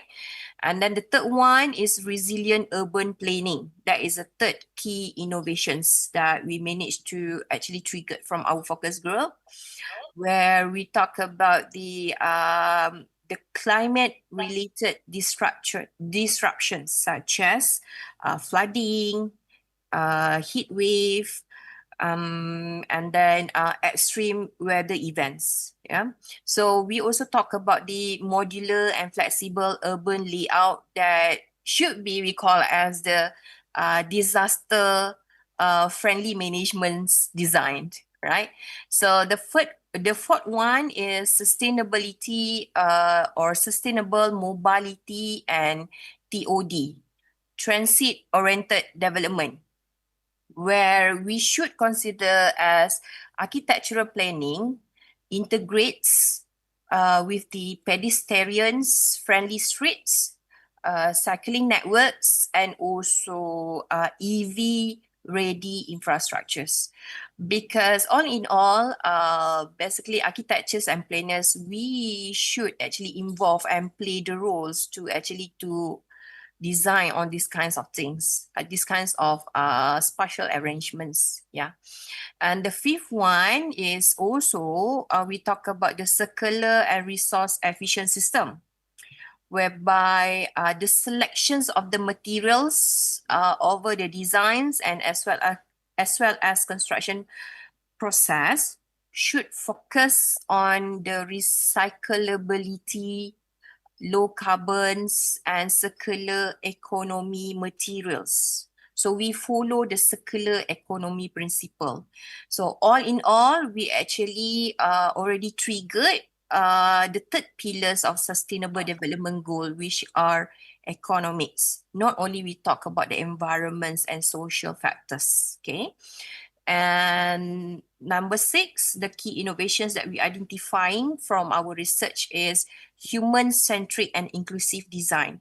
So if you actually attended most of the smart city talks now, most of the researcher, we actually try to make it more popular, I may say. We try to actually creating more awareness on the human-centric and inclusive design, which are it's actually beyond the environmental considerations, right?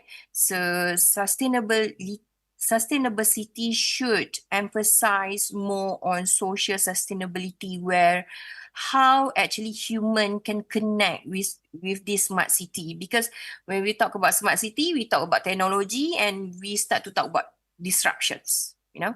And last but not least is the integrations of nature and biophilic design. So for the past previous year, we talk about green building, and then we moving to resilient buildings. And now most of the people talk about biophilic, right?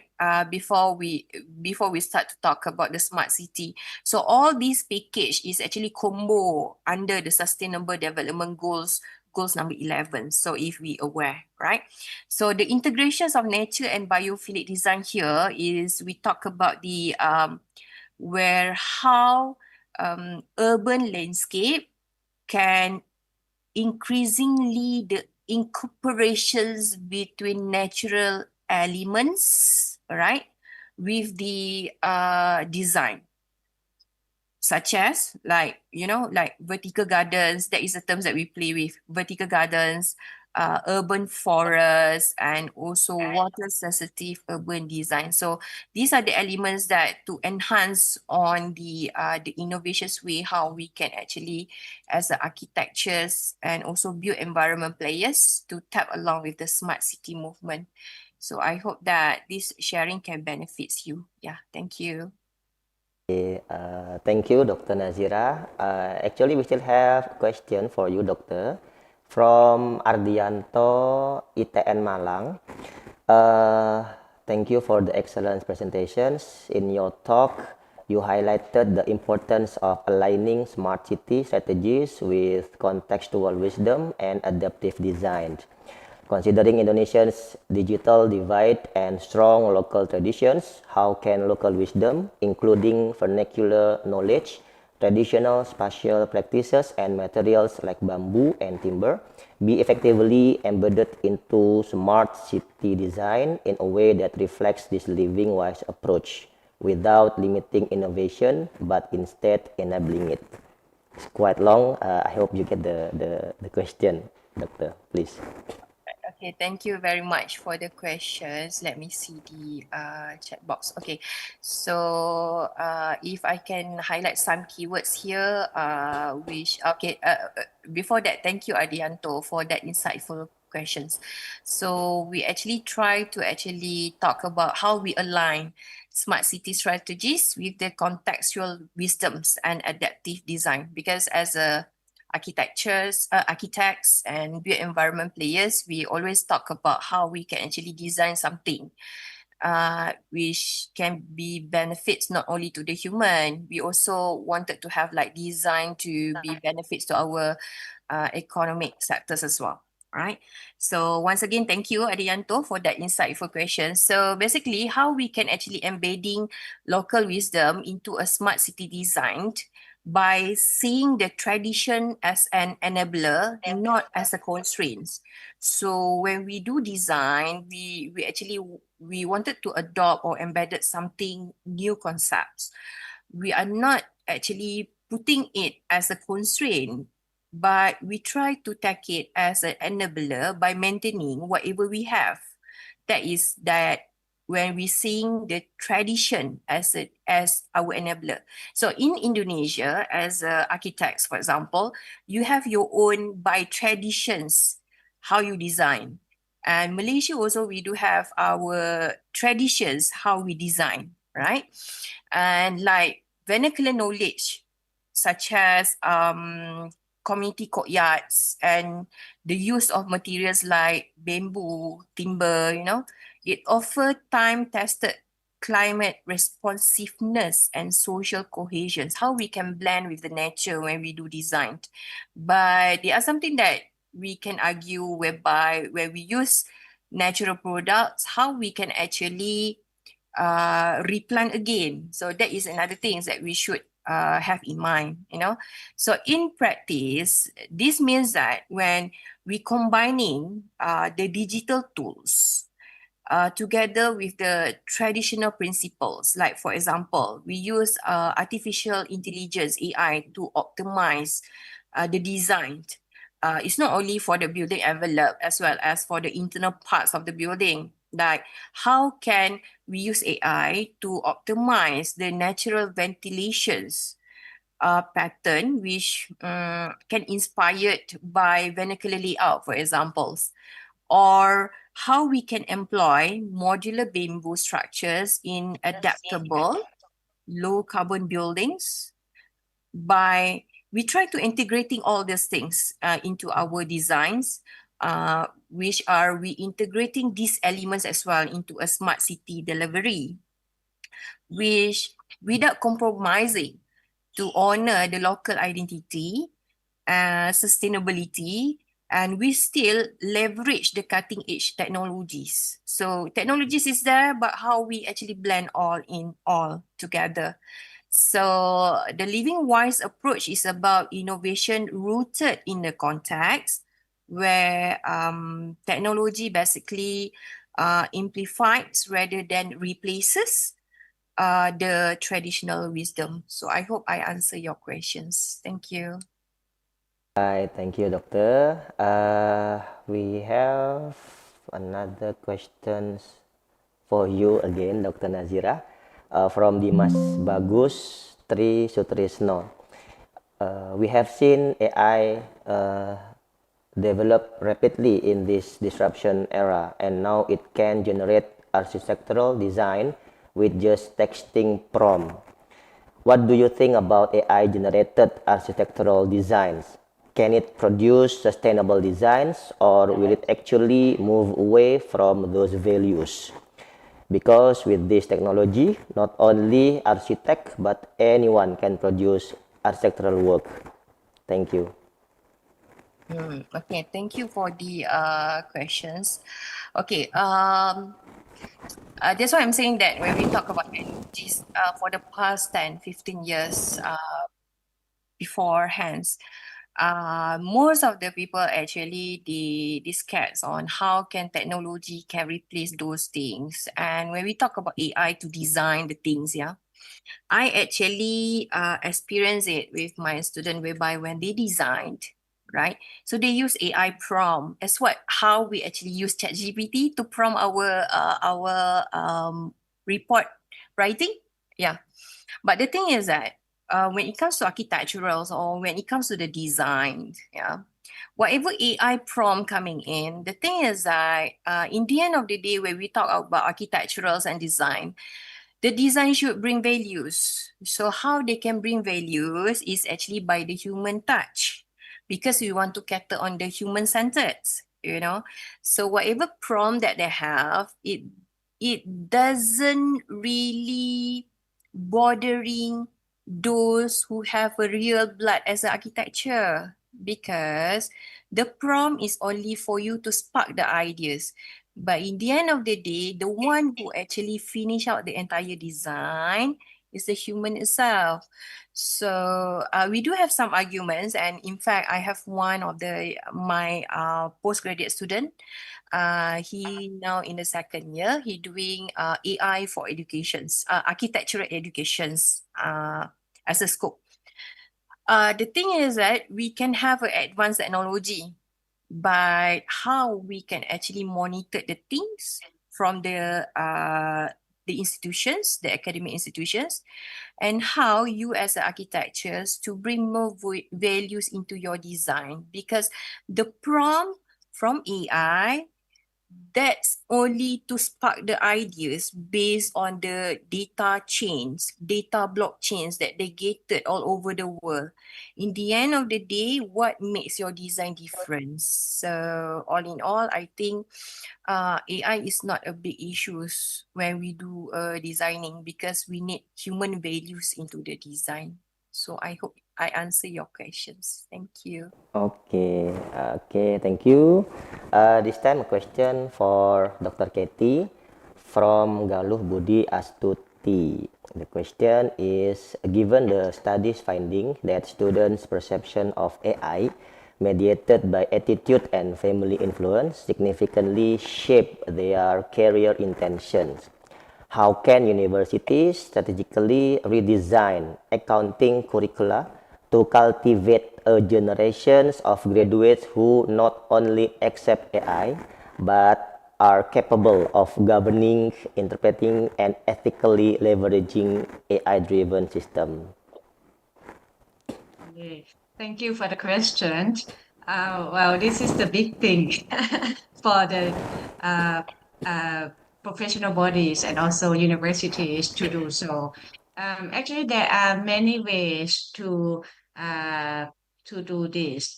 The design of the curriculums must be right, because the students will learn from whatever pre-designed by the universities. Then the way that the programs is designed is the key, very vital. Normally, when we look at the programs designed, we will have to see what is the end in mind, like learning outcomes.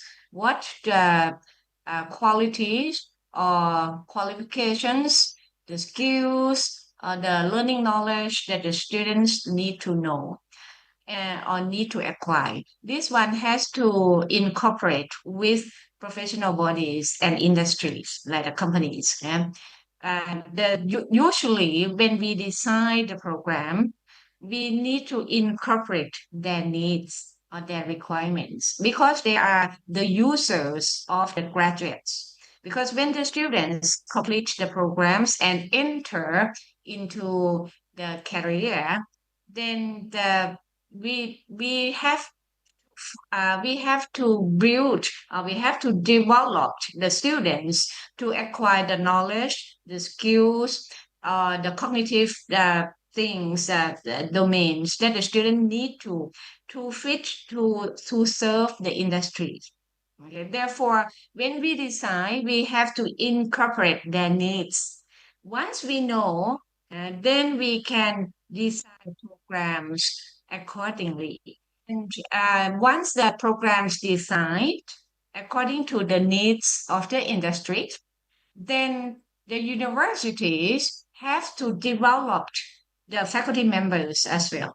And not just only be pointing to the students that you have to acquire such and such, but the professors at the universities, have to also acquire the higher knowledge, the higher skills, because these skills we have not learned before about how to use the AI in our programs, in our studies, in our courses.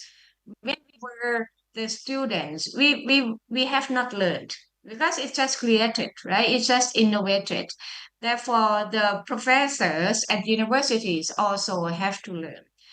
With the pre-designed programs that fit to the requirement of industries, with the development of the faculty members, everyone needs to learn.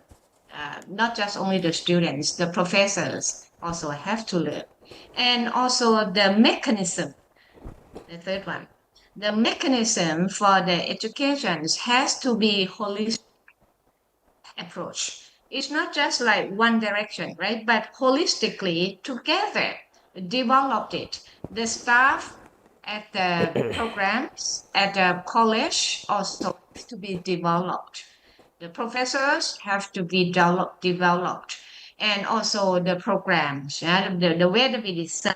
And then once we design smartly, efficiently, the students, we follow that tracks. But it has to be adjusted from time to time because technology changed a lot, and changed fastly. It's very rapidly that we have to acquire the new knowledge, especially the AI. And another way that's the universities can also provide is like internship, because this one is also the predecessor, uh, to involve not just only from the courses but also the internship. Maybe also engage with the industry, not just at the end of the program, but along the way. And then the students emerge that they have to learn how to use AI for the also the uh, professional judgment to AI applications. Also, that students gradually pick up. It's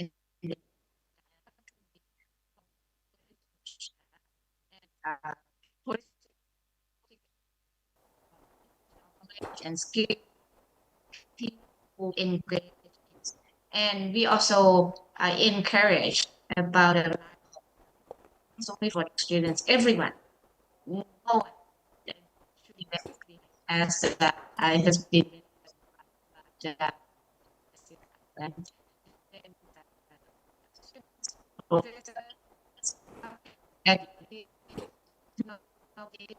so the companies, the industries also engage into this. I hope that by doing this, and when we redesign the programs, the laws in Thailand, the rules is this: we have to redesign the programs every 5 years. But nowadays, every 5 years too late. And way before the end of the 5 year, but I don't know the minimum, the kind of minimum we can do.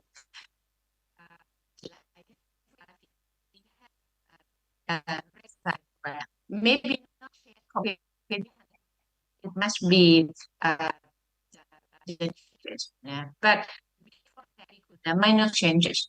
And I think that for university, now we need to do change the 5 year development. Okay, thank you, Dr. Katie, for your thoughtful response. And for next question for Dr. Eka, and this consists of two questions. The first is, as the 2023 Criminal Code introduced more explicit definitions of protected groups and reclassifies penalties for defamations and hate speech.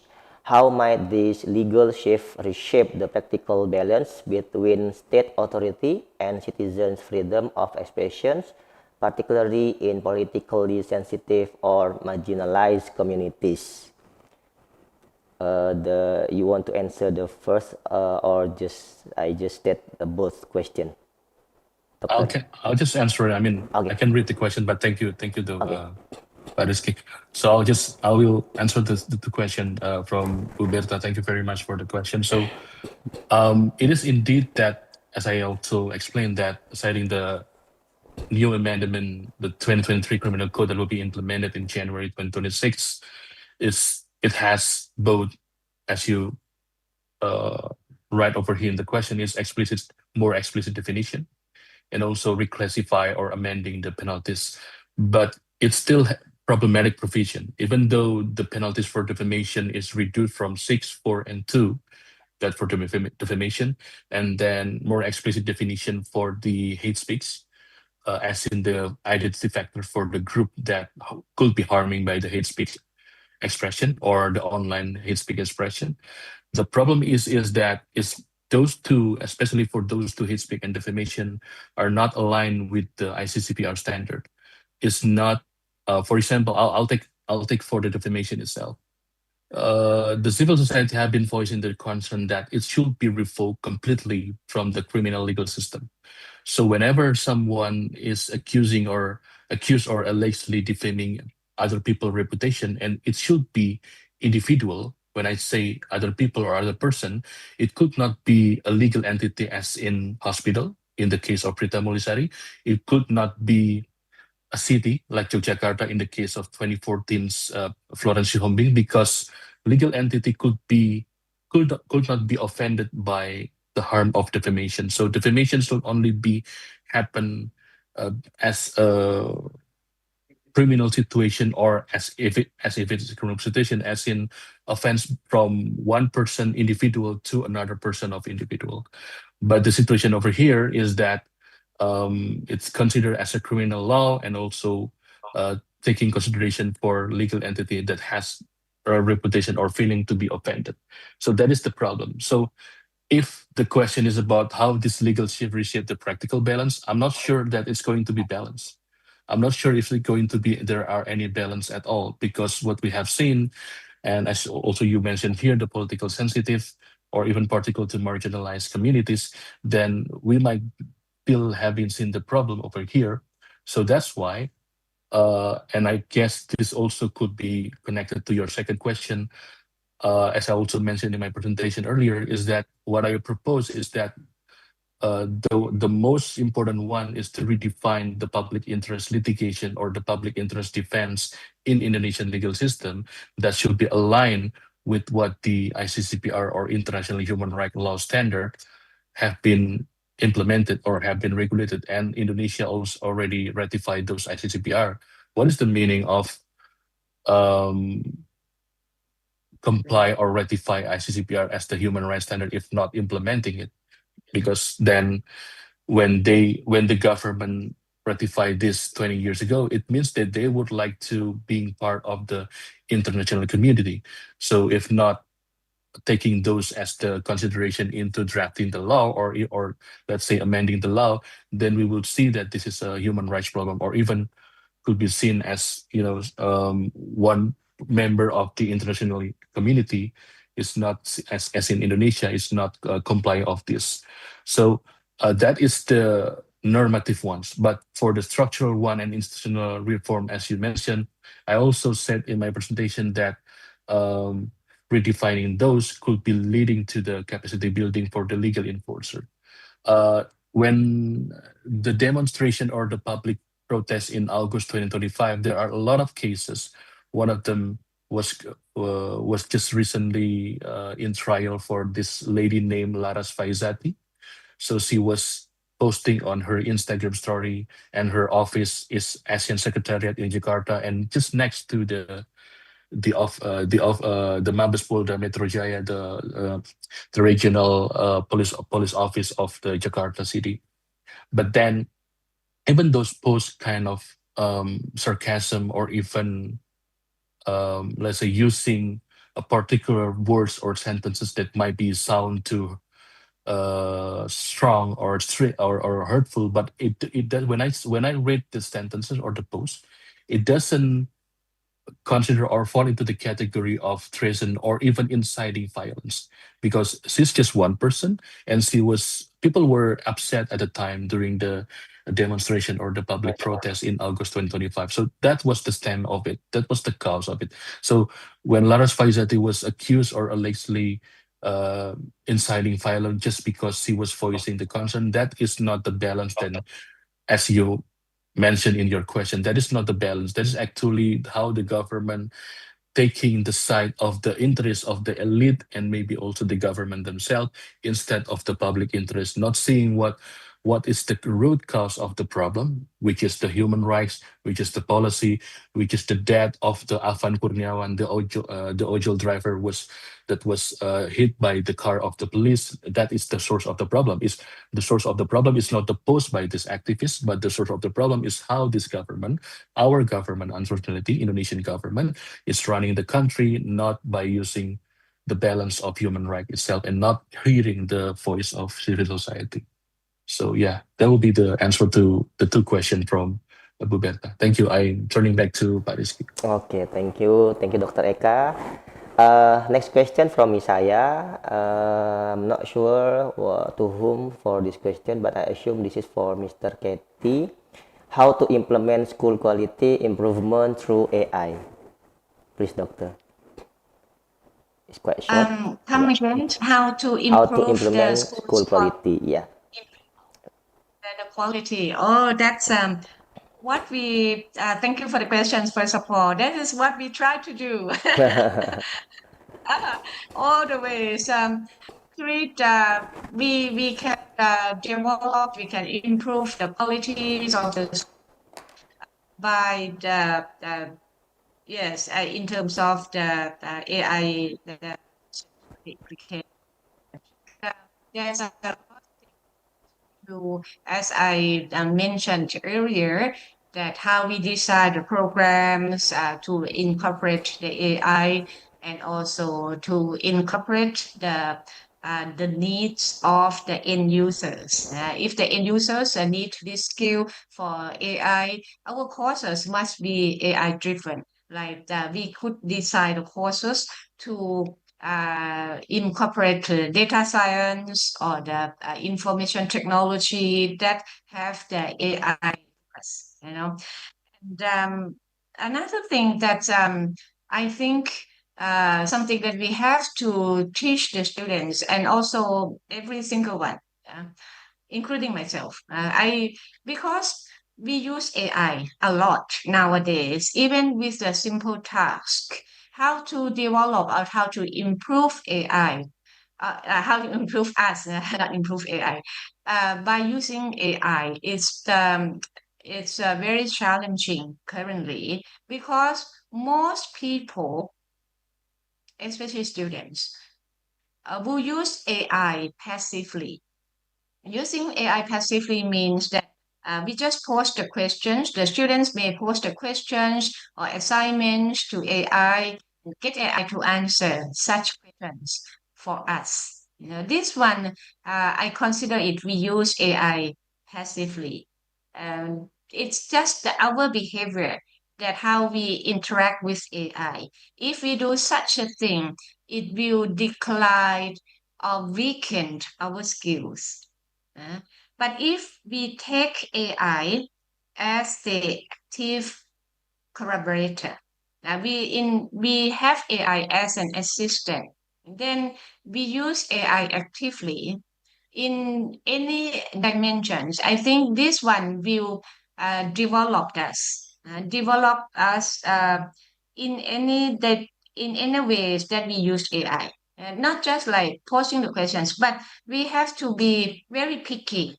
We have to be very detailed, like when we prompt the questions to AI, right? And such a way, if we are doing it actively, manners, I think this one we can develop with the AI applications and also implications of AI.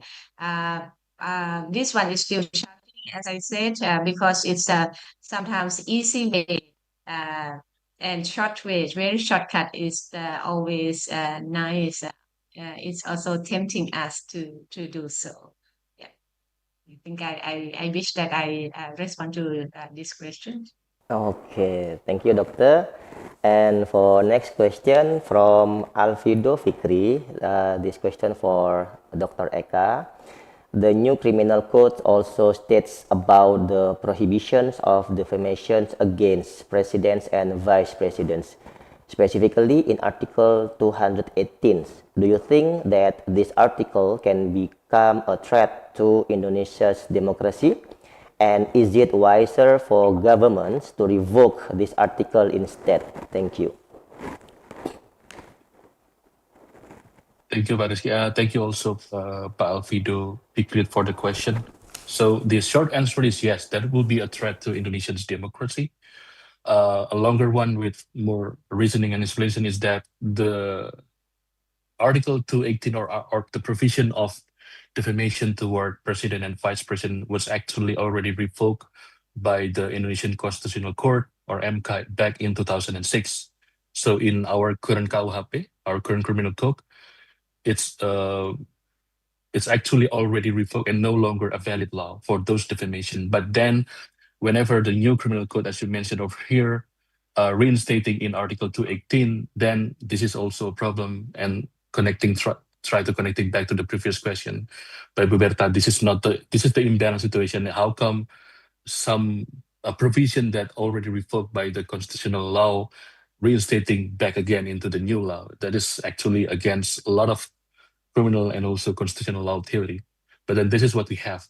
So it is going to be threat Indonesian democracy. And is it wiser for government to revoke this article instead? I would not say is it wise or not. I would say will they want or not instead of wise or not, because that took not only a lot of wisdom, it's beyond wisdom. It's where they have the political will, or will they have the strong um, encouragement to realize that this is the core problem of what we have, especially in Indonesia. So if they want to revoke, then it will be a good step, at least an initial good step to revoking one more time for this defamation to the president and vice president. And I think back in January, there was a judicial review to MK once again for this particular provision, but I think it was rejected. If I'm mistaken, one of the reasons is because the new KUHP or the new criminal code has not been officially implemented, because it's going to be in January 2026. So unless there will be another attempt to revoking a couple of provision, including Article 218 in the new criminal code, happening next time or in the future, then we will have this kind of provision. And I guess I would like to also adding the reason why this could be problematic and threat, because by this provision, it could be considered that criticizing president and vice president as defamation. Although the reason should be that although actually defamation is actually harming reputation, but when it comes to public official, the standard should be higher because they are the leader of the country, they are the leader of the government. So it's actually normal, and it should be normalized to criticizing whenever the government, or in this case, president and vice president, not doing something right or something incorrectly. And that is part of our rights as a citizen. So yes, that would be my answer to the question.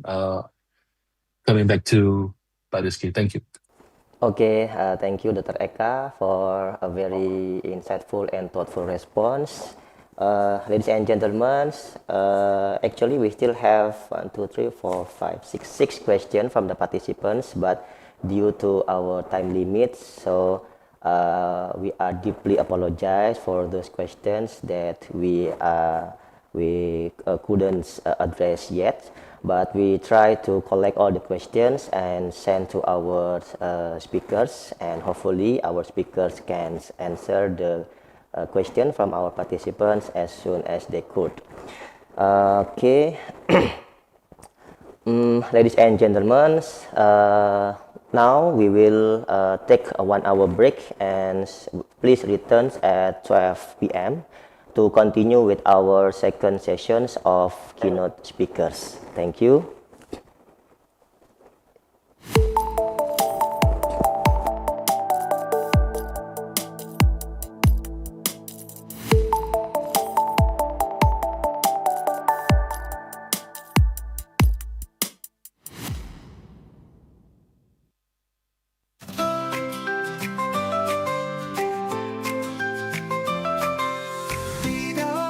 Langkah kita menuju harapan.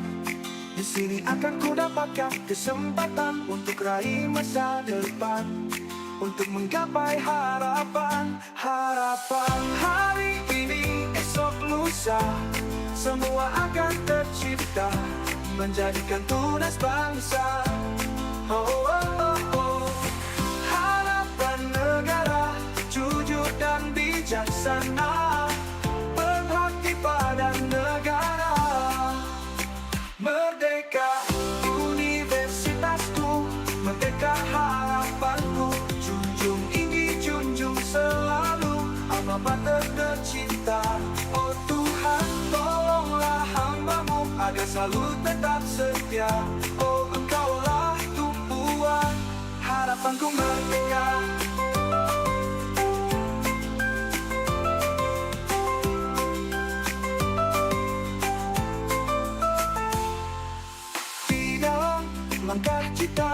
menuju harapan. Di sini akan ku dapatkan kesempatan untuk raih masa depan, untuk menggapai harapan. Harapan hari ini, esok lusa, semua akan tercipta, menjadikan tunas bangsa. Oh, oh, oh, oh. Harapan negara, jujur dan bijaksana, berbakti pada negara. Hari ini, esok lusa, semua akan tercipta, menjadikan tunas bangsa. Harapan negara, jujur dan bijaksana, berbakti pada negara. Merdeka universitasku, merdeka harapanku. Junjung tinggi, junjung selalu alma mater tercinta. Oh Tuhan, tolonglah hamba-Mu agar selalu tetap setia. Oh Engkaulah tumpuan harapanku merdeka. Merdeka universitasku, merdeka harapanku. Junjung tinggi, junjung selalu alma mater tercinta. Oh Tuhan, tolonglah hamba-Mu agar selalu tetap setia. Oh Engkaulah tumpuan harapanku merdeka.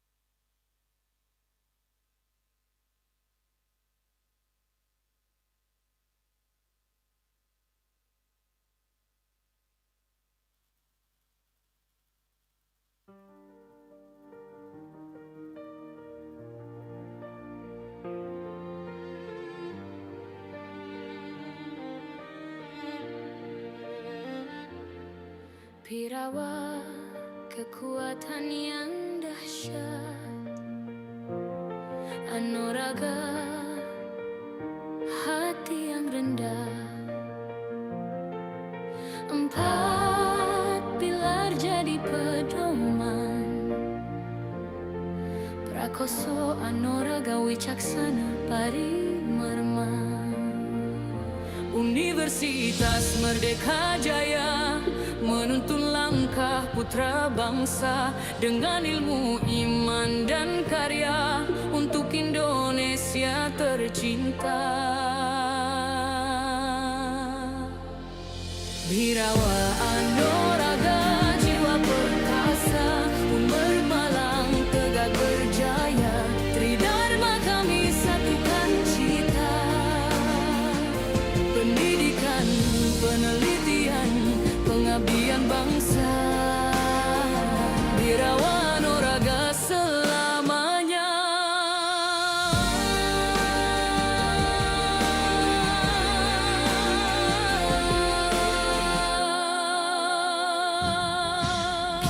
Teguhkan semangat tak pernah padam, berpikir kritis, berkarya bersama, rendah hati namun tetap berani, membangun negeri hingga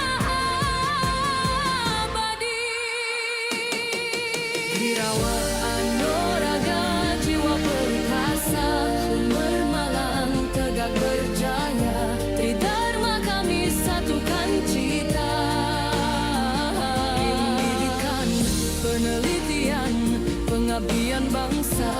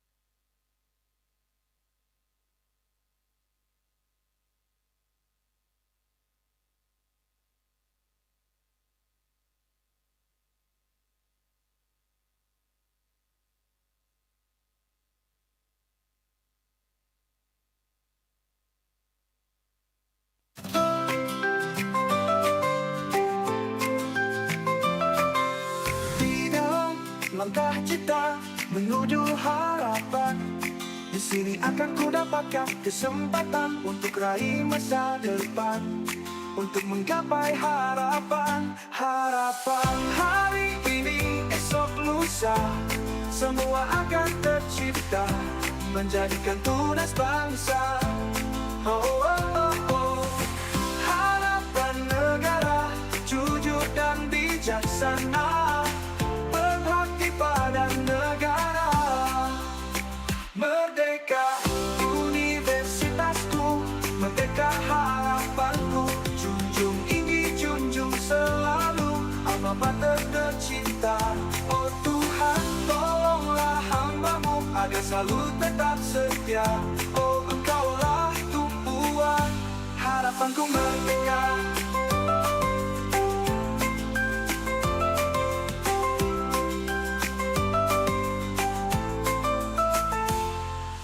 Di dalam langkah kita menuju harapan, di sini akan ku dapatkan kesempatan untuk raih masa depan, untuk menggapai harapan. Harapan hari ini, esok lusa, semua akan tercipta, menjadikan tunas bangsa. Oh, oh, oh, oh. Harapan negara, jujur dan bijaksana, berbakti pada negara. Hari ini, esok lusa, semua akan tercipta, menjadikan tunas bangsa. Harapan negara, jujur dan bijaksana, berbakti pada negara. Merdeka universitasku, merdeka harapanku, junjung tinggi, junjung selalu alma mater tercinta. Oh Tuhan, tolonglah hamba-Mu agar selalu tetap setia. Oh Engkaulah tumpuan harapanku merdeka. Merdeka universitasku, merdeka harapanku, junjung tinggi, junjung selalu alma mater tercinta. Oh Tuhan, tolonglah hamba-Mu agar selalu tetap setia. Oh Engkaulah tumpuan harapanku merdeka.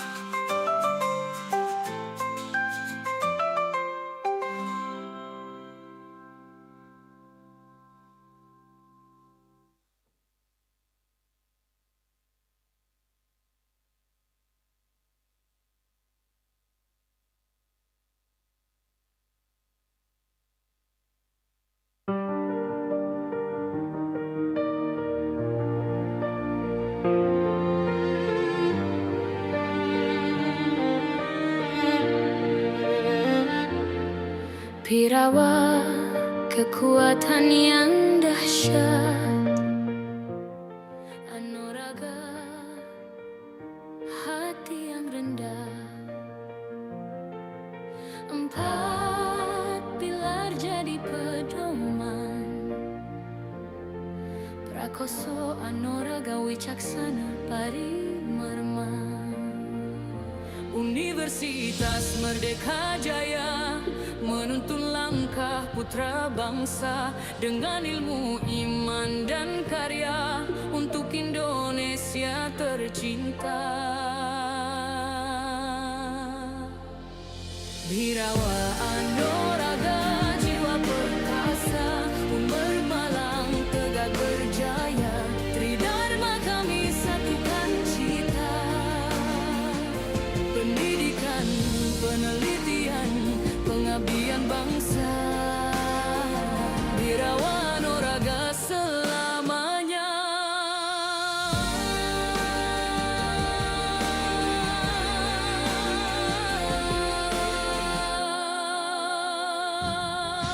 Kibarkan semangat tak pernah padam, berpikir kritis, berkarya bersama, rendah hati namun tetap berani, membangun negeri hingga abadi. Birawa anuraga jiwa perkasa, Unmer Malang tegak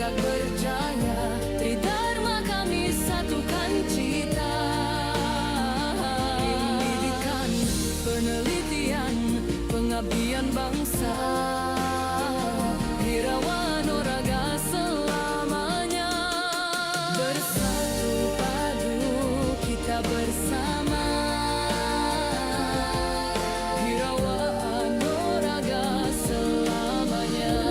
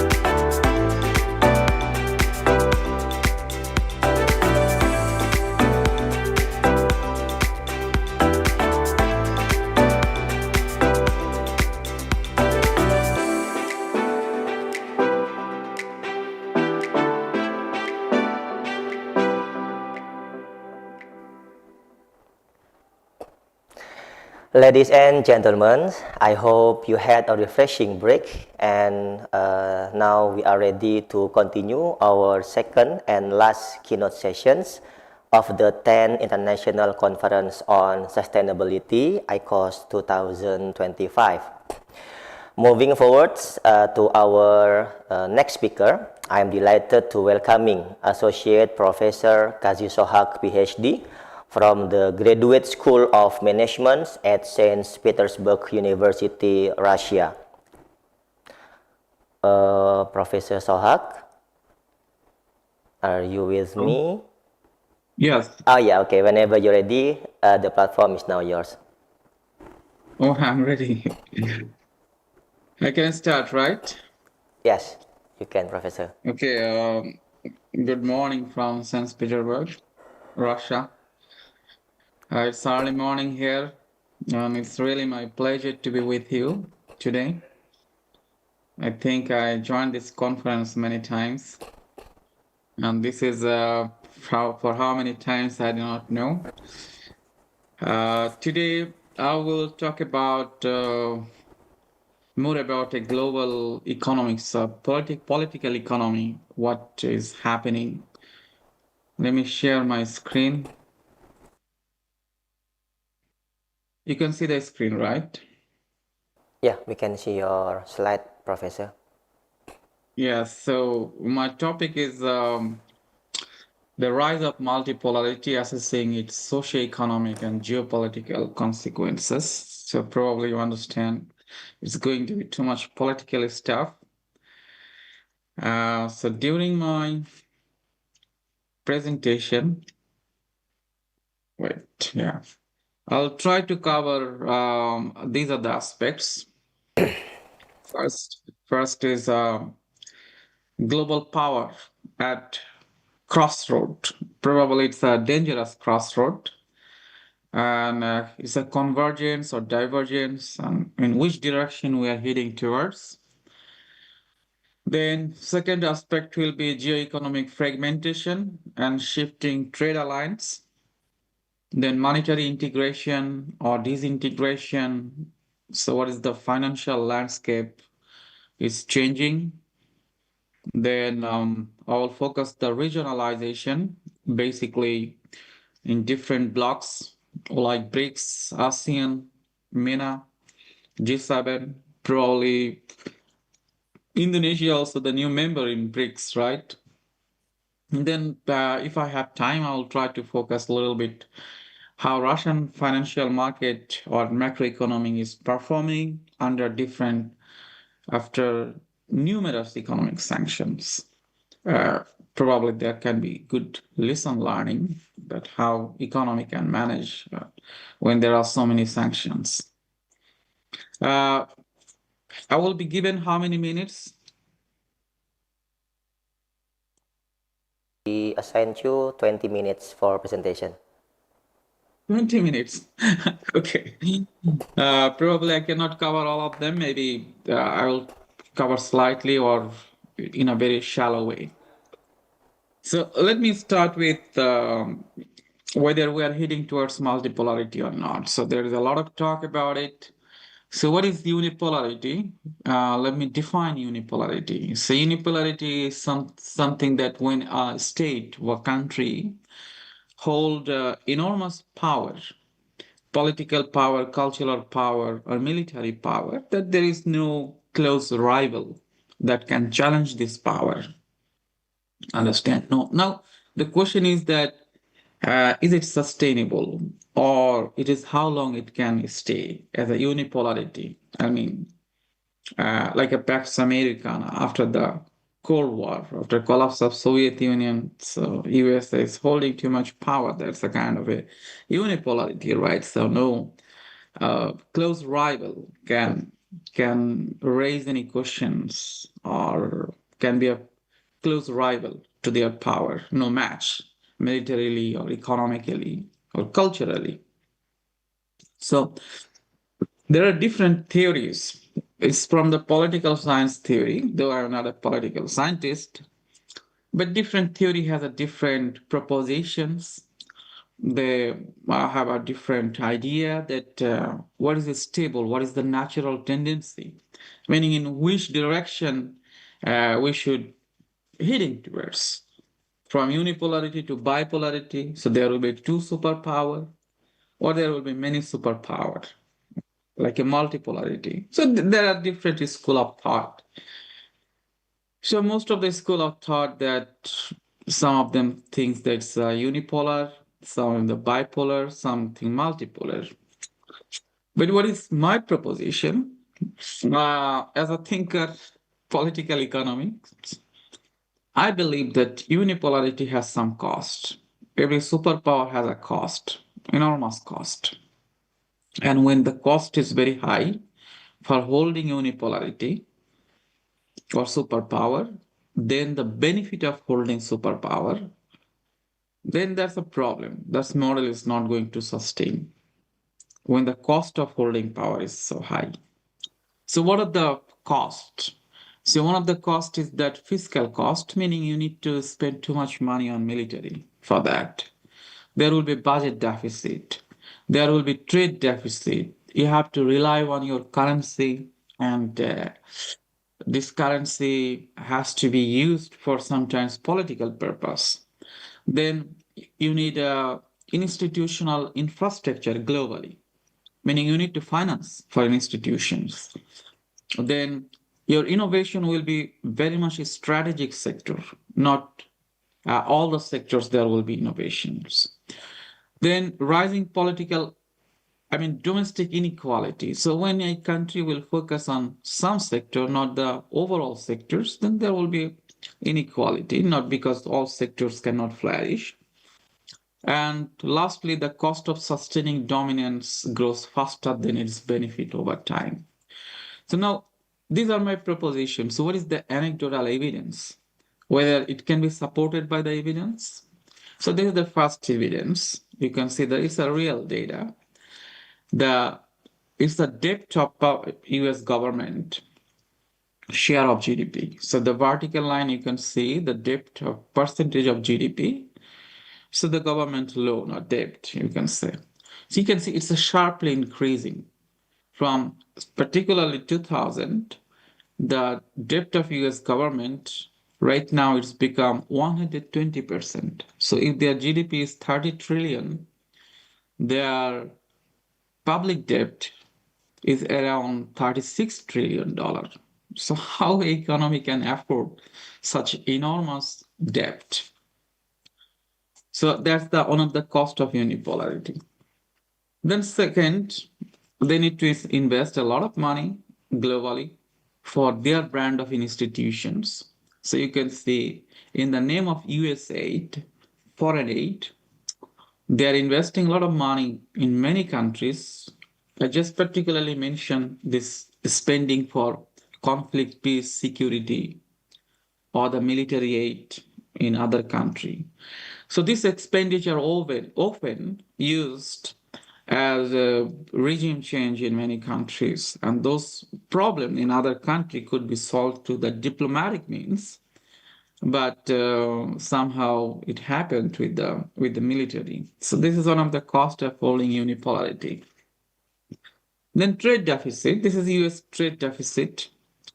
So this is the highest country. This is the country that highest amount of trade deficit. So they are exporting less and importing too much.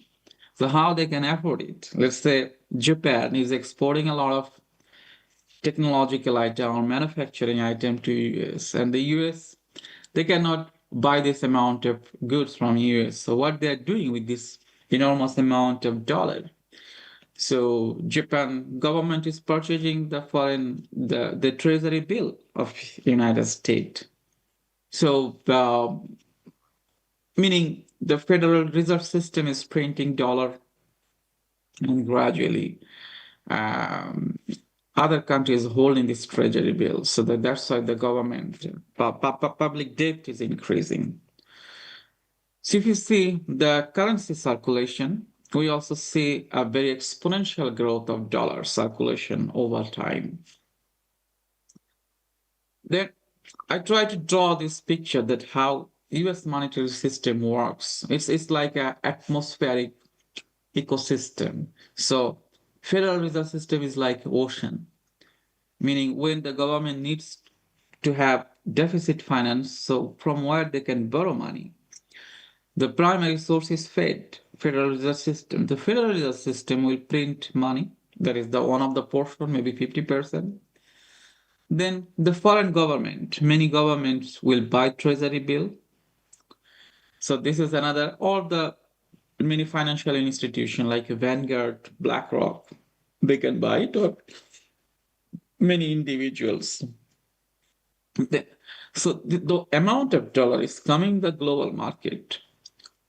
That's not the same amount is going back, unlike ecosystem. But in ecosystem, like if you want to talk about the rain, water cycle, the amount of rain and the water is going to atmosphere is coming back through in the form of rain.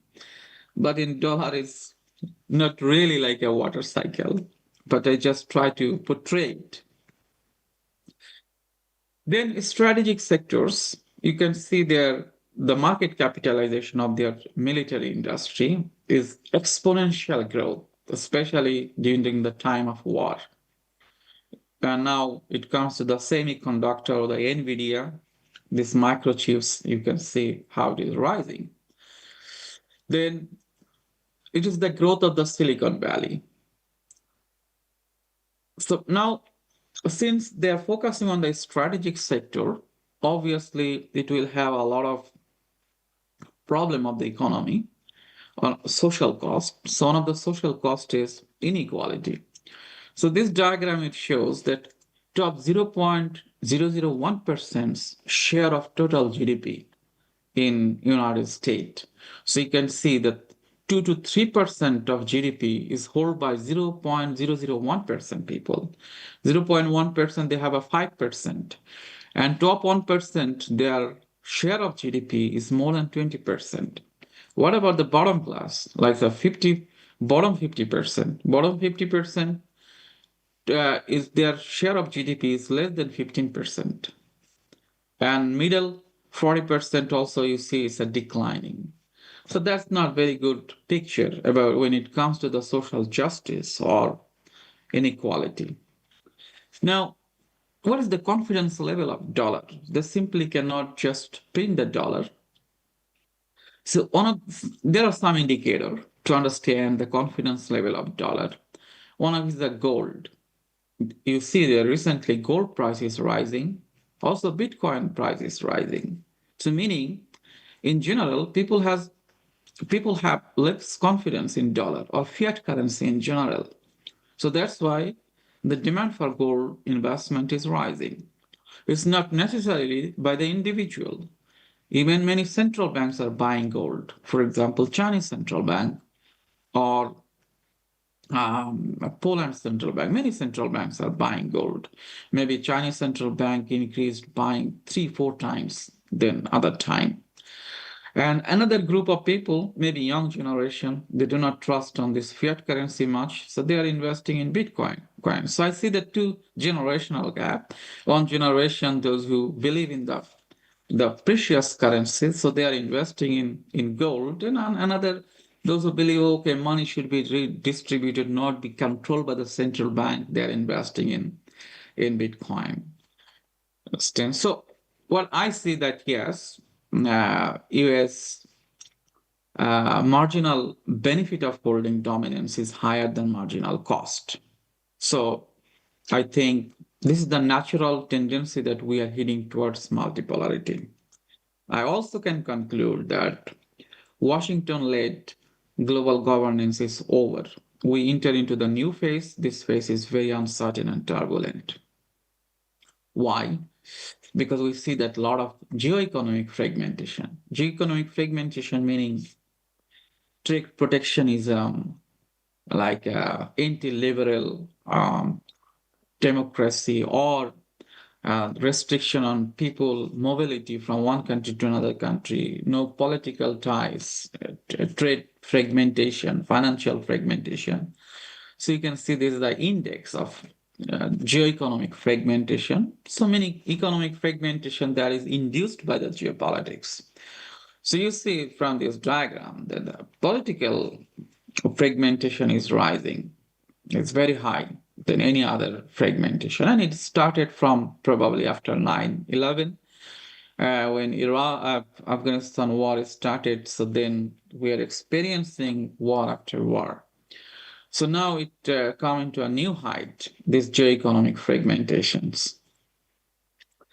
Now, what about the dollar as a reserve currency and all of the rival currency? You can see that yes, dollar dominance is going down, but very, very slightly. Still, as a reserve currency, they are holding 57% contributions.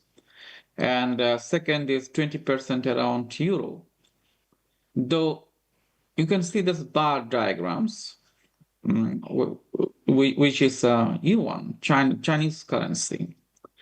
So Chinese currency, they are trying a lot to make it as a reserve currency, but so far it is less than 3%. But statistically, this is not very excellent diagram, but before 10 years, Chinese currency was not the reserve currency. Now it is reserve currency. Though this policy for China is not very effective, that's why they introduce very aggressive policies, which is they want to go for a digital RMB for the cross-border settlement with the 10 ASEAN countries, including Indonesia and Middle Eastern countries. So there will be many challenges. But if they really can implement, it can be a significant blow to dollar. This is my propositions. And this whole system, new alternative system of world trade settlement can be done by some distributed ledger technology or tokenization, not necessarily that has to be any reserve currency or one currency dominance. Maybe we can go back to the gold denominated tokenization trade policy, especially in BRICS. That is my proposition. Regarding the trade, you can see that China is much ahead of USA in terms of the manufacturing, though there is significant difference. In US, trade is mostly the non-tangible, which is in the form of software and other things. But in manufacturing, US trade is far, far more than any other country in the world. Regarding innovation, because innovation is something a driver for holding a power of a country, over the history, you'll see that those who are holding a superpower, they have the highest level of innovation. So innovation, this black line shows Chinese innovation, though there is a European or Western political rhetoric that a Chinese, this innovation, basically not innovation, it's like imitation. To me, it doesn't matter. Even if it has a commercial viability, then it's okay. Even I think China has a more commercial viability of their innovation than USA. Even yes, they can innovate, but when it comes to the commercial realization, the production, mass production, they need outsourcing. They need new engineer. They need a setup. What they are lacking, but in China is much ahead of this. So what I see that due to the economic fragmentation, geoeconomic fragmentation, the trade in general, the whole world, the dynamic is not changing, meaning trade is not going down. But what is happening is that among the different blocks, inter-trade is rising, like BRICS, inter-trade is rising, then European Union or G7 or ASEAN is a very stable blocks. I see ASEAN also, their inter-trade is rising. So what is my proposition is that due to the geoeconomic fragmentation, the globalization is going down, but the regionalization is rising. Probably that's the way to look forward. I try to simulate that how geopolitical, this global fragmentation, how different blocks is responding. And I see that particularly BRICS is responding higher when Russia-Ukraine conflict is started. So meaning this bloc, BRICS particularly becoming very, very stronger bloc, economic blocks, so that can rise as a rival to other blocks like G7. Though most of the blocks are rising, but I say that BRICS, the response of the BRICS intertrade integration to geoeconomic fragmentation is very high. I do not know whether I have more time to talk Russian health of finance. Probably I can say a few words about it since I've given only 20 minutes. So in Russian macroeconomic potential, they have taken many macroeconomic potential. So meaning that financial sector is really not suffering a lot, though they are encountering more than 20,000 sanctions. The main issues is that Russian financial market really represent the real economy. So there is no much financial bubble. There is no much speculation like in USA, like Wall Street.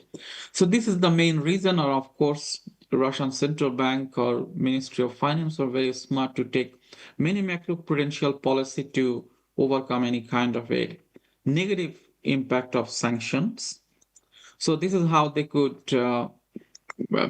they found a way out of this problem. I will try to now say the main takeaway from my presentation. So my main, the takeaways is that geoeconomic fragmentation is reorienting global trade and innovation. So I believe that it is difficult with a sanction or anything to confine any economy from the growth of innovation, because Iran is a classical example. Iran is suffering many of sanctions, but it's still their innovation, especially military innovation, is rising. So meaning the innovation, this spillover effect, no country can stop it. It's no longer a country specific, rather it's a global. Every country, their innovation will rise, including Indonesia. And probably we are heading towards a multipolar or different regional blocks. And we enter into the very fragmented world. And this fragmented world is uncertain. Probably there are many more conflicts are coming. Yeah, so this is the new realities. Since global governance system is over, I think we are expecting a new type of governance, maybe indigenous governance or indigenous economic growth. So my main policy implication is that we cannot take economic model from other country. For every country, they need to find out their own economic model. I think that's the way to look forward. So thank you very much. If you have any question, I will be happy to answer.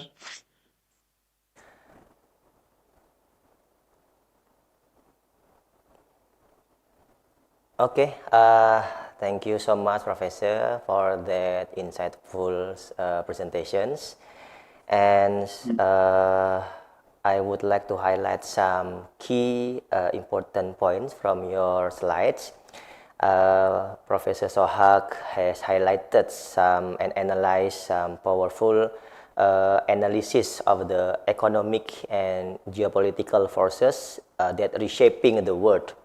And you also mentioned about the growing trends such as the globalization, the cross-border payment system, and also the influence of regional bloc like ASEAN that bring the focus back to our regions. Okay, and for the Indonesian participant, Profesor Sohak dalam penelitiannya mencoba untuk menganalisa bagaimana kekuatan ekonomi dan geopolitik yang membentuk kembali dunia di dalamnya, reshaping the world again.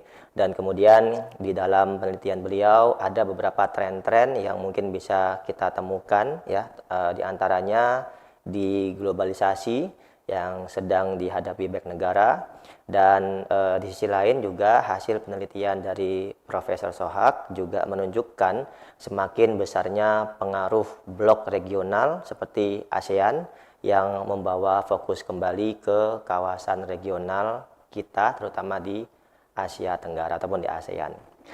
Okay, thank you again, Professor. As an expression of gratitude, please allow us to present this certificate of appreciation to you. I think there are some questions, right?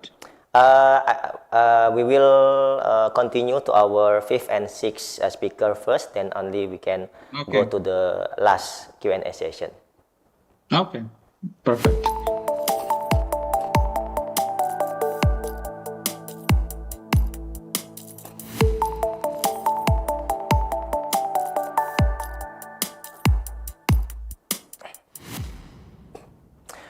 Moving forward, it is a pleasure for me to introduce our fifth keynote speaker, Assistant Professor Eko Heru Prasetyo, PhD, from the Institute of Science, Tokyo. Professor Prasetyo, are you with me? Yes. Yeah, okay. We are eager to hear your insights, and please feel free to begin when you are ready. The platform is now yours. Thank you, moderator. I'm very honored to be invited for this conference. I'm Eko Prasetyo. Actually, I'm from Malang. So it's like coming to my hometown, although it's virtual. But hopefully I can meet the participants later when I return to Malang. I'm currently an assistant professor at Institute of Science Tokyo. Formerly, our university name is Tokyo Institute of Technology. I'm working at the Department of Industrial Engineering and Economics under the School of Engineering. And today, I would like to talk about one of my current research, which is about the platform work and algorithmic control among the ride-hailing workers in Indonesia. And I'm sure this is a very timely topic because the ride-hailing workers have been in our society for more about 10 years, but still there are many problems covering all those workers. Let me just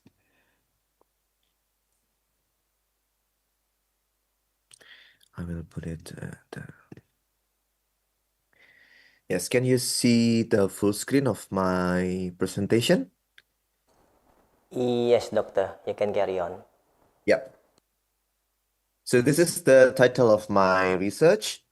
It begins by understanding the problem of Indonesian, especially in the transportation system, where approximately 10 or 11 years ago, there is a company called Gojek penetrated Indonesian market by offering a new type of services, which is Gojek or online ojek, the motorcycle taxi.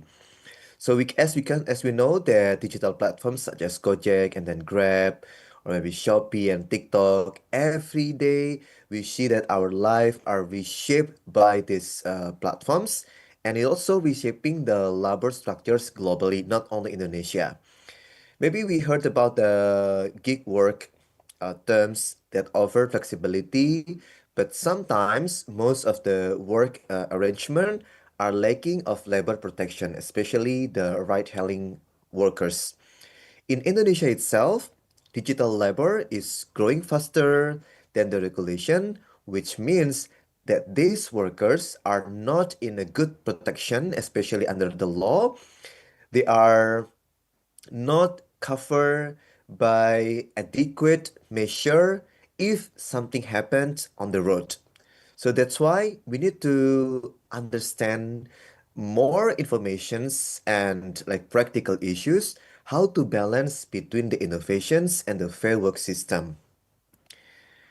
This is the illustrations of the number of gig workers in Indonesia, as nowadays it is estimated around 400,000 to 2 million Indonesians working in the platform-based gig works, not only in Gojek, but the Gojek itself maybe it's really high, like covering half of the total gig workers in Indonesia. Even yesterday, I read some news that as of 2025, in this November, there are more than 3 million ojek workers in Indonesia.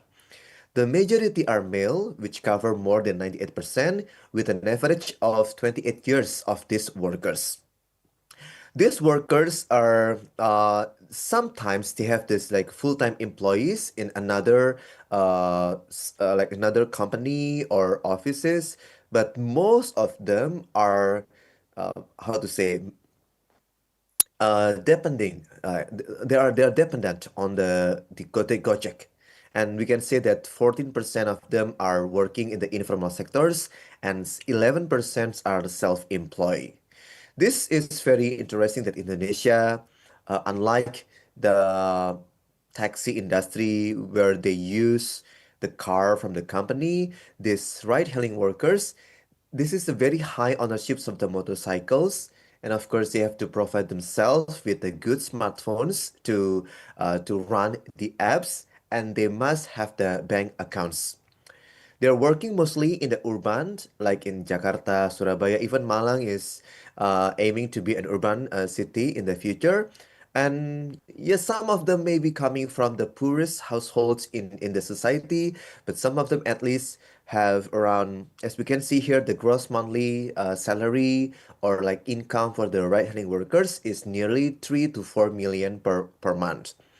Although gig workers is accessible for everyone, but we need to understand that it is not equally exclusive. So we have to think how we can provide to provide and offer a good arrangement for the workers, especially with this turmoil in Indonesian society, that there is no such strong enforcement in the law regulations, especially on the labor force in the gig worker. Yeah, well, the gig economy it surely has opened new job opportunities for many people, for many unemployment in Indonesia. It also exposes that workers to various structural vulnerabilities that we can see.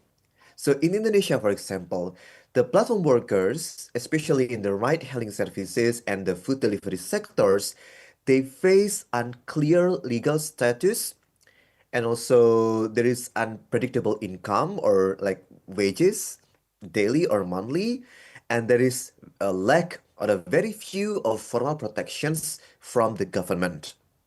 They can be classified as independent contractors, but they are excluded from labor benefits such as the health insurance and their all paid leave and pensions and other financial benefits that a standard or an traditional employee have.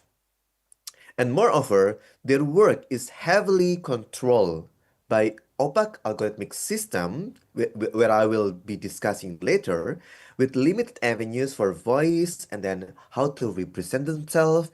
And when they have a dispute resolutions, they sometimes don't know what to do with this problem. So as I can conclude, some challenges for Indonesian gig worker, there are like four. Number one is the legal ambiguity, like the disputes between the contractor or the ride-hailing platforms versus the employee, or we can say the gig worker, not the employee per se, but it's like the ride-hailing workers, which they call as mitra or partner or agent.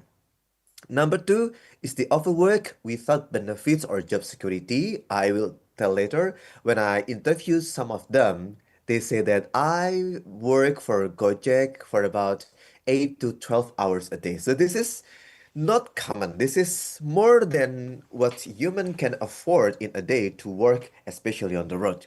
And then number three, there is the opaque algorithms, control, task assignment, and wages.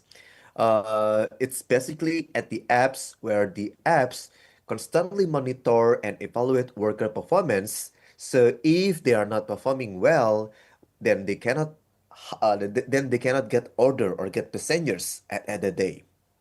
And number four is the lack of collective bargaining and representations.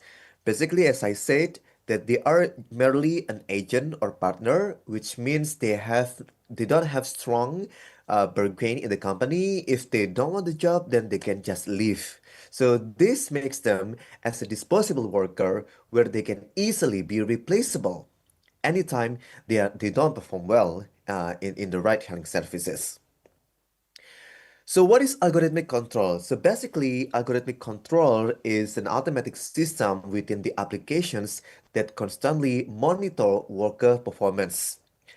Last year, like until this, actually until today, I'm still doing my research, collecting interview data from ride-hailing workers, especially tukang ojek online and food delivery platform in Indonesia.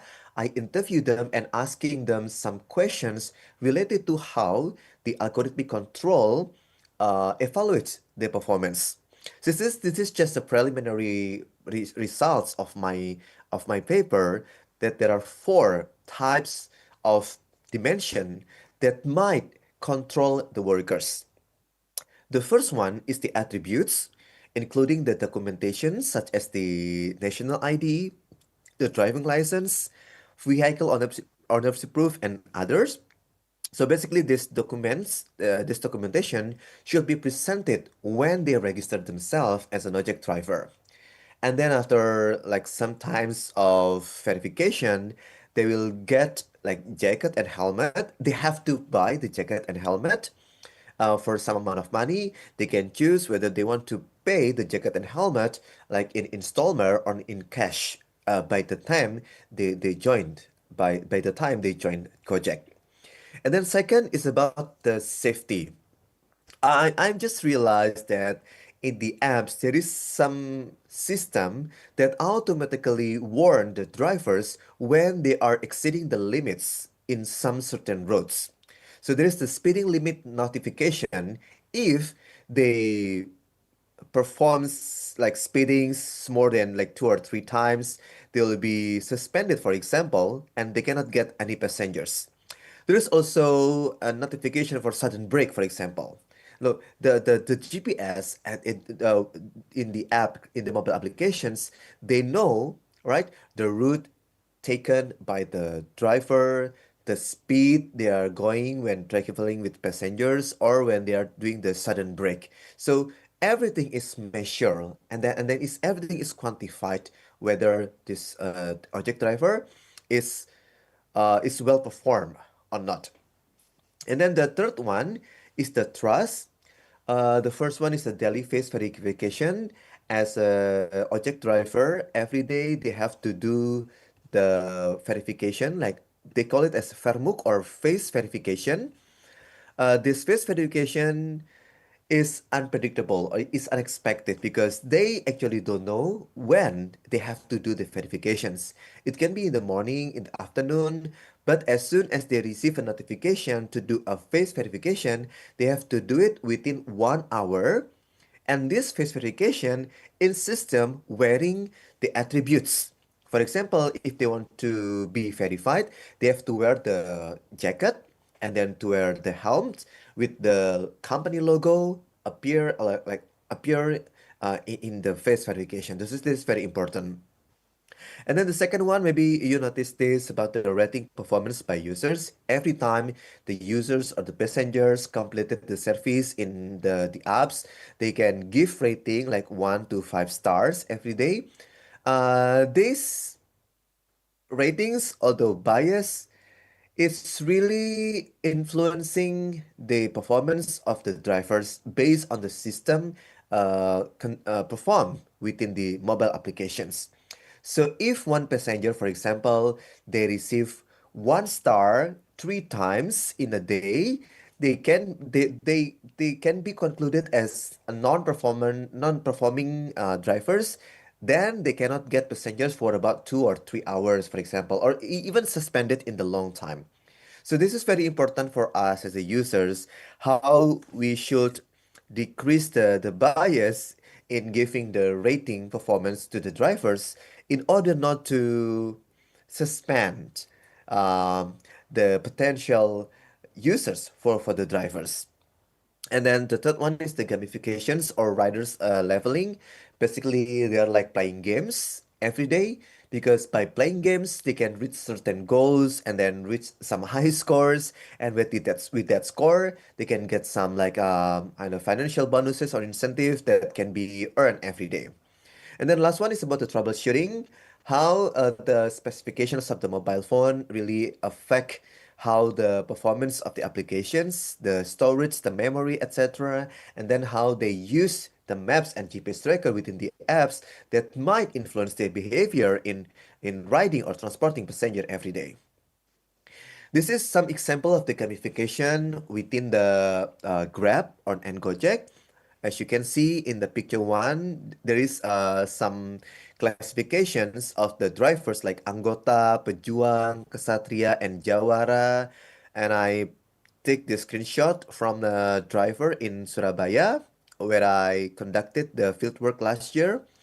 So for Jawara, the highest level of of the worker, they have to work at least 24 days online in 1 month with 250 hours online in 1 month. So basically, it's more than 10 hours a day to work to be the highest level in the worker, like in the classification or the gamifications of the apps.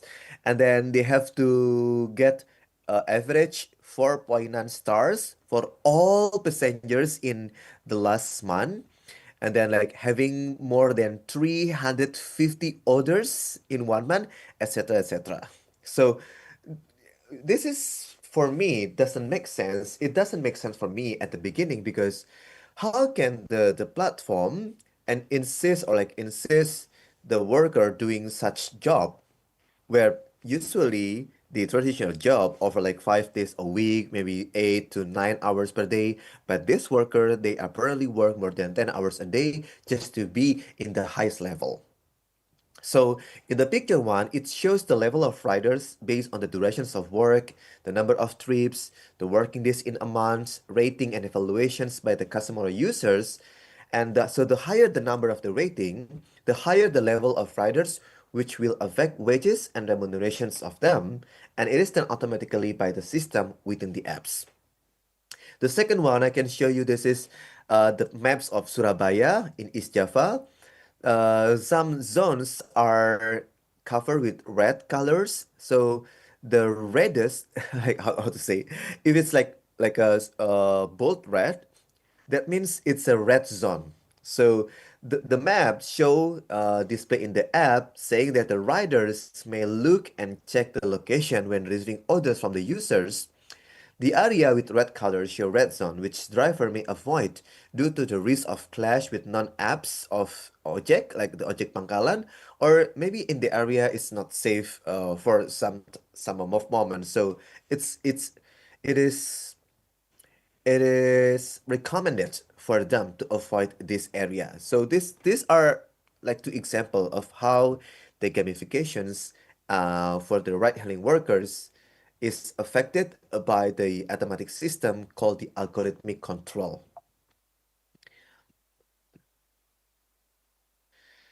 So in Japan too, like I'm currently in Japan, there are some gig workers, especially in the food delivery platforms, but of course it's different with what Indonesia have. In Japan, for example, they already have this Japan Freelance Acts. There are some key provisions in this situations. For example, they categorize the gig workers as freelancers that are legally defined as self-employed subcontractor under the new Act on Improvement of Transaction between Freelancers and Undertakings. So it is mandatory written contracts specifying the scope, the payment terms, and the deliverable even for consignment work under 1 month. And also it's timely payment that the clients, I mean the employers, within must pay the work within 16 days after deliver, eliminating the late payment vulnerability. So for example, after 6 to 12 months with the same client, company must support freelancers in balancing work with family responsibilities and must give at least 30 days of termination notice. So this is not quite different with what Indonesia. Well, in Indonesia, we need to redefine the gig worker classifications. We have to move away from the binary employee versus contractor model, which have been done in Indonesia for like 10 years. So we need to consider the hybrid or intermediate status models that ensure the core labor protections while preserving flexibility for the workers.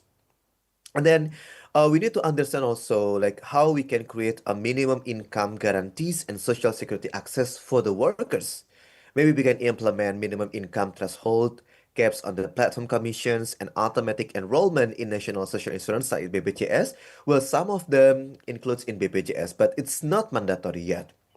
But BPJS basically is for everyone, like for all citizens in Indonesia. So it's not entitled to the company itself. So how the company, for example, Gojek and Grab or other ride-hailing services, they can also provide services like the insurance or pensions for the workers.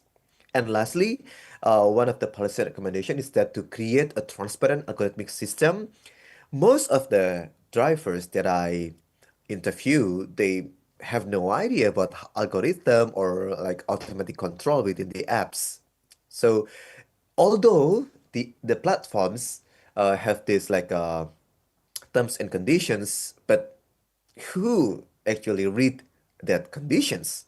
So it is required for the platforms to disclose rating system, the pricing algorithms, and incentive mechanisms that allow worker access to appeal and improve algorithmic decisions. This is very important because maybe we heard about the order fictive or like some scams from the users, but when the workers they try to report like scams or fictive order, they are not considered by the platforms. But when the users file a complaint, it is automatically or like quickly solved by the platform. So there is like the power asymmetry between how the platforms treat the workers and treat the users. So yeah, this is very interesting outlook that we can see on the next Indonesia in 20 years, like how we can Indonesia itself may use the gig workers as a driver of inclusive economic growth for its citizens. And maybe we can talk also about the potential to formalize the informal workers, especially tukang ojek online, via digital infrastructures. We need more smart and inclusive regulations. It's very sad, it's very saddening that in August there is one ojek driver who unfortunately died during the demonstration, but there's still no clear, how to say, no clear justifications on how the government or the company itself should look at this very moment. So we have the visions, for example, how to empower the workers, how to protect them, and then how we can digitally enable them in the workforce so that working in the digital platforms can be potentially advantageous for them, but at the same time we need to re reconfigure the system so that it becomes the win-win for all, not only just for the workers, but for the platforms, the regulations, the users, and the society in general. So that's all what I can share for today's about what I'm doing on my research, especially on the algorithmic control and platform workers. If you have any question, please feel free to type it on the chat box. Moderator, thank you so much for the opportunity. All right, thank you, Dr. Eko Haru, for sharing with us about the ethical and labor challenges that faced by worker in the gig economy. The example that you gave to us is like Gojek driver and other ride-hailing driver. Your work or your study highlights the importance of fairness in terms of labor benefit, trust, and also the human dignity in a world that increasingly mediated by algorithms. Oke, Dr. Heru dalam penelitiannya telah berbagi ke kita semua bahwa tantangan yang dihadapi dalam aspek etika dan hal ketenagakerjaan sedang dihadapi oleh para pekerja di ekonomi gig ya, seperti driver, ojek online, dan beberapa brand lainnya. Dan yang paling penting di dalam pembahasan beliau adalah bagaimana penelitiannya menyoroti pentingnya keadilan, kemudian jaminan kerja, kepercayaan, dan juga human dignity ataupun martabat manusia di dunia yang kita rasakan semakin dimediasi oleh algoritma.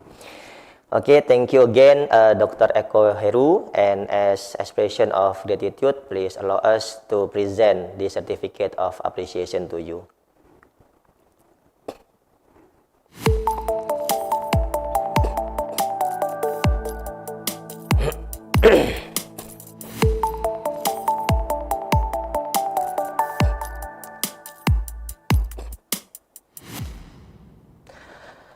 To conclude our sessions, we have a final speaker, Dr. Catur Wahyudi MA, a distinguished scholar in social science from Universitas Merdeka Malang, who will present his study on how sincerity is constructed in the resolution of social conflicts.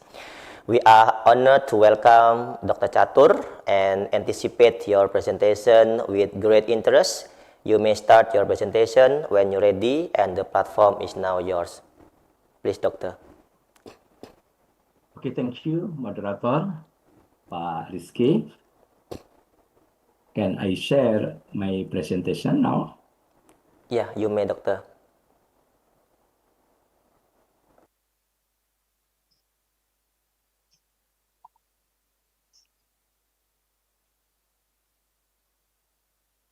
Okay, Bismillahirrahmanirrahim. In the name of Allah, the most gracious and the most merciful. Distinguished guests, all intellectual participating in the 10th International Conference on Sustainability, especially rector and the vice rectors of University of Merdeka Malang, directors and leaders of the graduate program. Assalamualaikum warahmatullahi wabarakatuh. Good noon. First of all, on this occasion, I would like to express my sincere appreciation to the postgraduate program of University of Merdeka Malang, as well as the committee who invite and trust me to deliver a speech on this gathering of intellectuals on the topic harmony in disruption, navigating sustainability through innovation, inclusion, and local wisdom. Dear respected guests, into this, what issue certain issues the spotlight and continue to be studied and discussed in scientific forums, including our shared concern about the escalation of various conflicts in different parts of the world, which in turn can create social tension that could worsen at any time. If we analyze the situation objectively, we realize that peace and security for the community are currently the most critical issues. The threat of social division and instability in the region and paralyze the sustainable development program that have been designed by all countries to improve the welfare of their people. One issue that has yet to be resolved is the persecution, pressure, and threat against the Ahmadis in various countries, namely citizens who are there to the teachings of Ahmadiyya brought by Mr. Mirza Ghulam Ahmad. Based on this line of thinking, I present the scientific speech entitled, "How is Sincerity Constructed in the Resolution of Social Conflict?" A response study of the Ahmadi community in several countries toward government pressure. Especially, it presents the fact regarding the existence in the Ahmadiyya community in Indonesia, Pakistan, and Malaysia. Distinguished scholars, the controversy surrounding the teachings of Ahmadiyya is intensive in a number of countries following the fatwa that the teaching of Ahmadiyya are heretical and misleading issues by Rabitah Alam al-Islami in 1974, an influential global Muslim league which declared that Ahmadiyya is not Muslim. And the statement by the Organization of Islamic Cooperation in 1985 declared that the Ahmadiyya sect which believed Mirza Ghulam Ahmad to be a prophet after the Prophet Muhammad and accept his revelations is apostate and outside of Islam. In fact, this doctrine has spread worldwide, reaching 206 countries, and is currently estimated to have 20 million followers. According to Tempo magazine, in 2025, Ahmadiyya ranked 8 on the list of groups experiencing persecution and discrimination. Next, let us look at various facts regarding the treatment of the Ahmadiyya community in several countries, namely Indonesia, Pakistan, and Malaysia.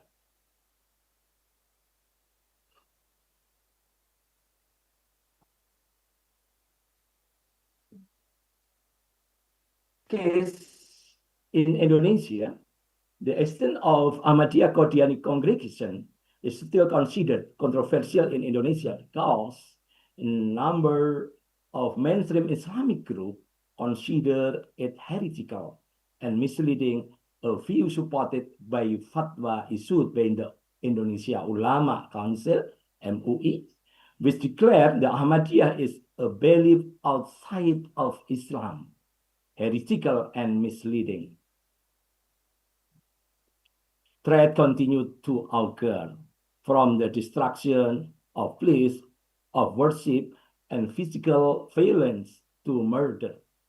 It all started with a government statement declaring that the presence of Ahmadiyya community in Indonesia was rejected by Muslims. This rejection took the form of statement of objection and the destruction of buildings such as houses, mosques, and prayer rooms belonging to Ahmadiyya in various regions. The fatwa of MUI was endorsed by other Muslim organizations such as Muhammadiyah, Nahdlatul Ulama, and others. On June 9, 2008, the government issued a joint decree of the Minister of Religion, Attorney General, and Minister of Home Affairs, number 3 of 2008. This letter contained a warning, an order to the followers, members, and the administrators of the Indonesia Ahmadiyya congregation and the general public. Ladies and gentlemen, how did the Indonesia Ahmadiyya community respond to and deal with the pressure? Meanwhile, the fact remains the number of Ahmadiyya members in Indonesia continues to grow, with proof that the Ahmadi social resilience is quite strong. Quoted by Jalan Terjal Jemaat Indonesia, published by IDN Time in 2025, this Islamic group, which is often accused of heresy, is now present in 34 provinces in Indonesia, has more than 400 branches. According to Tempo magazine, on November 16, 2024, the number of people serving the Ahmadiyya community throughout Indonesia has increased repeatedly, reaching 600,000 people. In this slide, we can see the serious incidents involving the Indonesia Ahmadiyya congregation in Depok, Sukabumi, Kendal, Pekanbaru, Bekasi, Kuningan, Tanjung Pinang, and Lombok. Many cases in Indonesia, the serious incident in recent years, we can see many problems. For example, the Ahmadiyya congregation in West Nusa Tenggara, there have been attacks and destruction of houses, and then rejection of the Ahmadiyya community in Sintang, West Kalimantan, which led the destruction of the Ahmadiyya mosque, and then the sealing of the Al-Hidayah mosque belonging to the Ahmadiyya congregation in Depok, West Java, in 2021, and the sealing of the Ahmadiyya mosque in Garut Regency, West Java, on Tuesday, July 2, 2024. We can see once again intolerance or the existence of repressive pressure persists in this era that celebrates democracy and respect for human rights.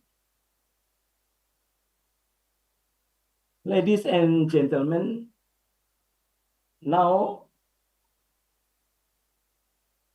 the ban of Ahmadiyya teaching in Pakistan has been established since 1924.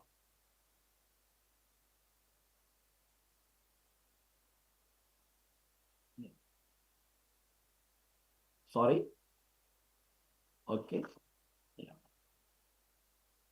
Previously, Ahmadiyya was considered to be openly spreading its teachings and preaching to all people.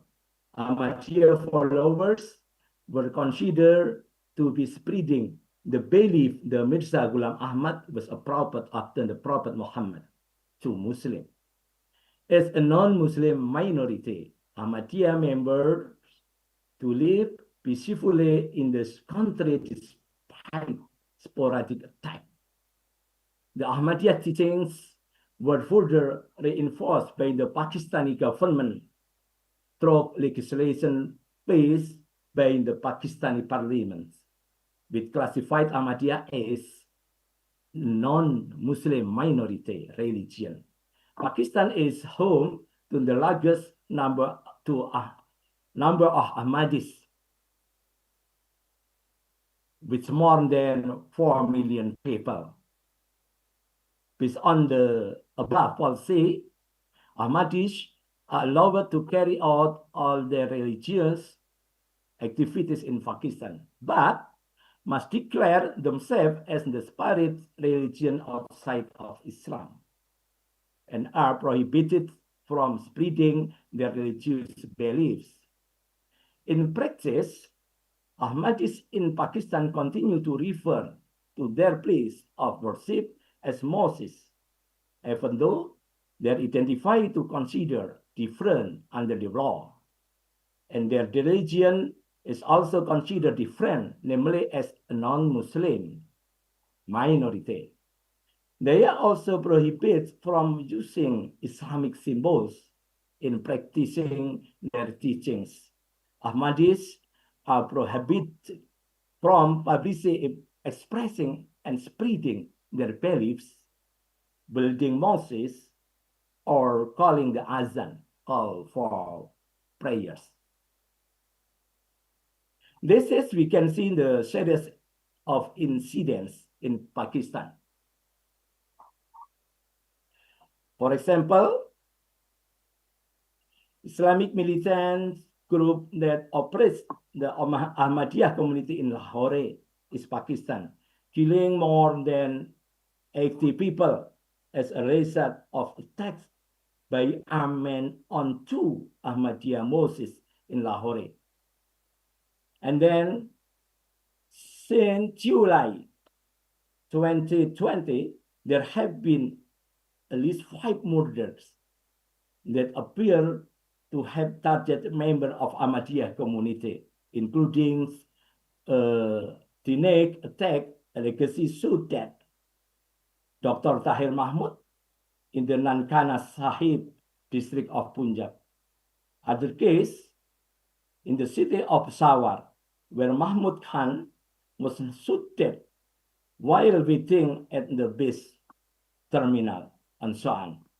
Following the ban and the pressure mentioned above, most Ahmadis living in certain areas such as Lahore and Rabwah have instead immigrated abroad.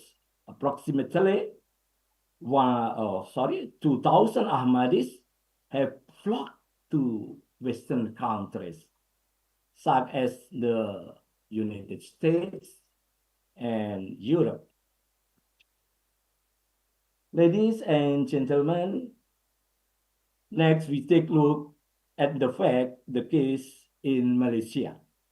According to a court decision announced on July 6, 2018, the Malaysian government decided that the Ahmadiyya Qadiani teachings are not considered Islamic teachings.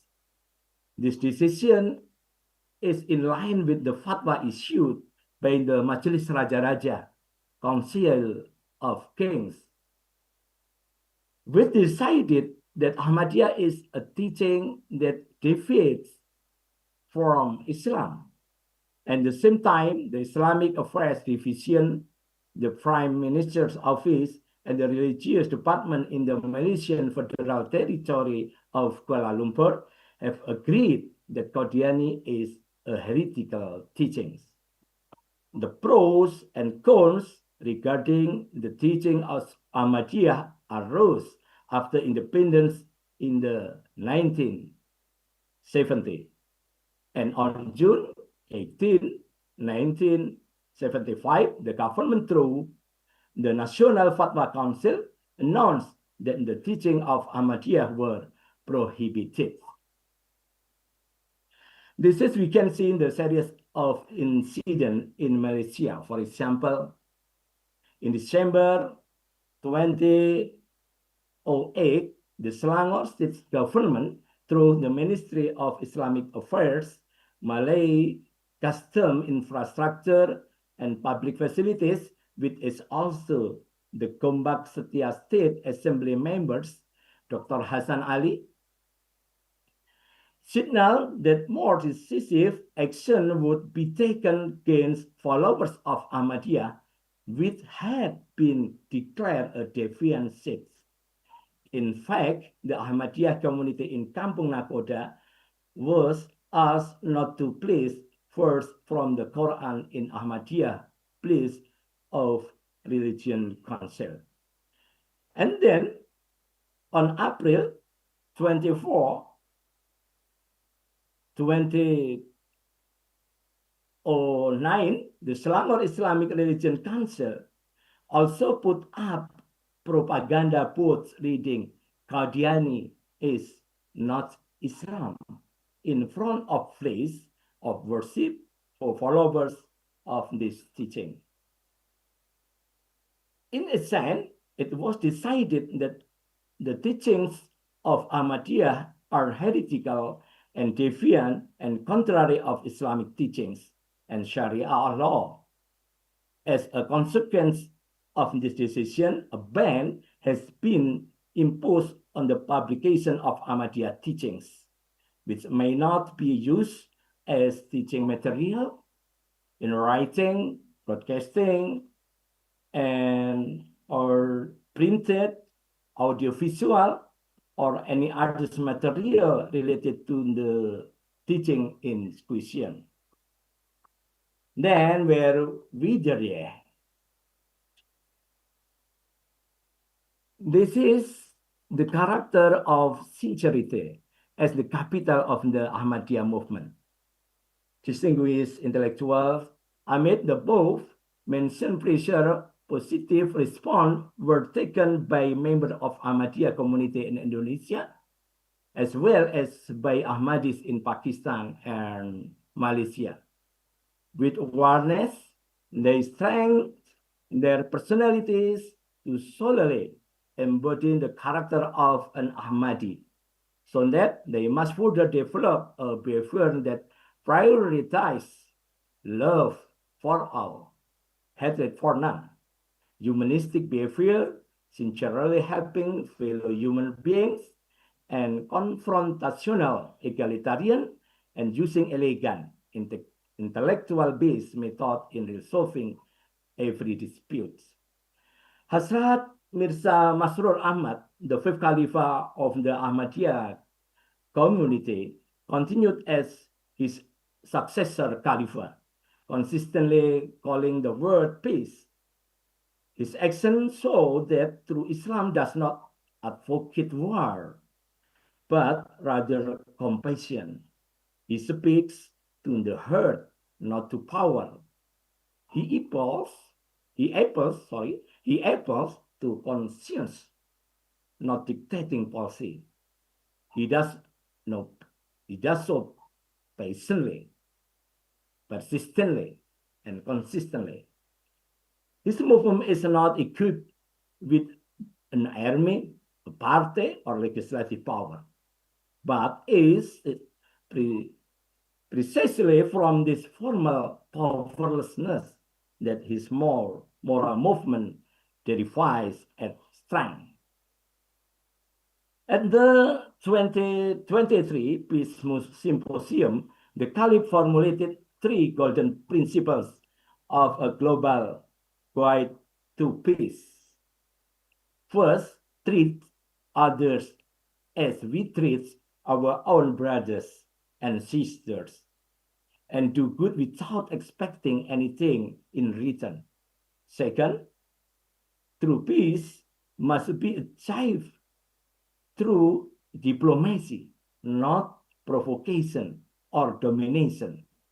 Third, peace will not be born without recognition of God and devotion to fellow human beings. Some people may dismiss such spiritual effort as utopian, even naive.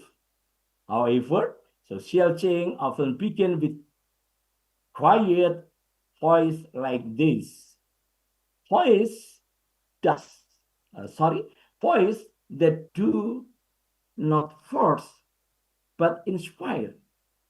They do not shout but continue to flow, moving without fanfare but penetrating deeply amidst a world filled with news of war and hatred. The Caliph's message invites the wider community to pause for a moment and reflect on forgotten spiritual values, justice, compassion, and love for peace. And now we can see the best of social resilience is in Ahmadiyya community. Ladies and gentlemen, artifacts related to the religion practice of Ahmadiyya members will also serve as social capital for social survival. Well confirmed by observation made while attending the Jalsa Salanah in Kodian, India in December 2025.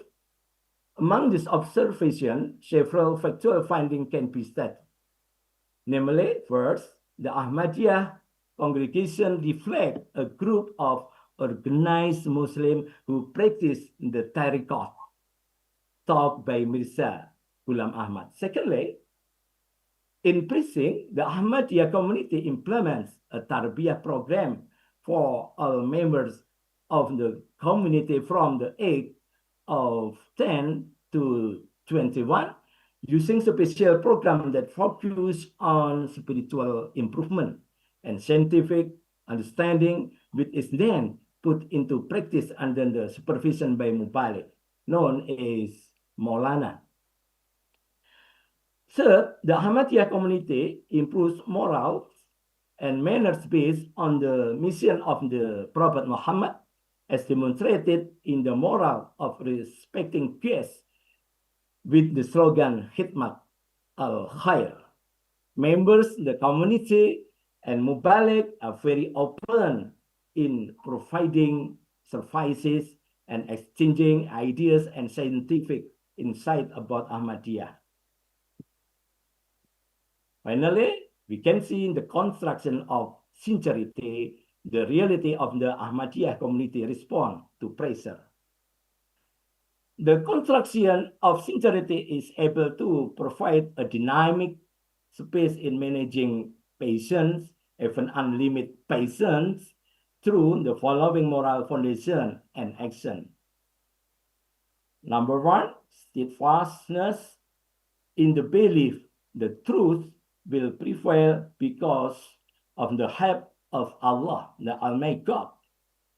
Number two, obedience to the legitimate government and applicable laws, as well as steadfastness in exercising legal remediation if one's fundamentally rights are violated. Number three, undertaking rational effort through intellectual movement, discussion, dialogues, and scientific publication, cooperating in humanitarian program, and collaborating with influential figures and intellectuals who have moderate and inclusive thinking.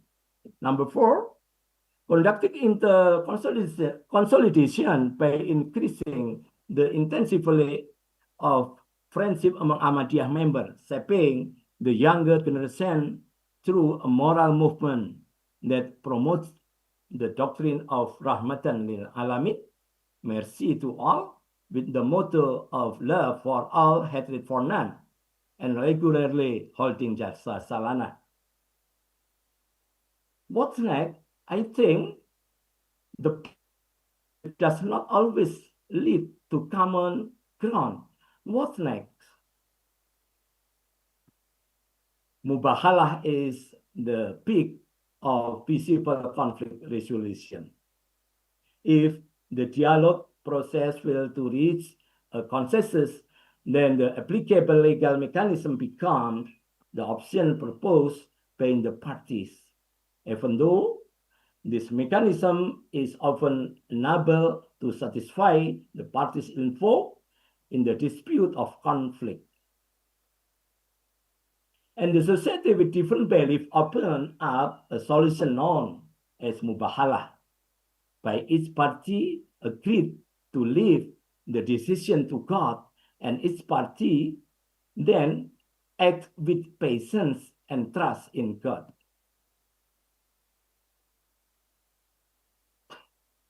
And my conclusion, I think we can to many statements. Finally, it's important for me to convey the following conclusion.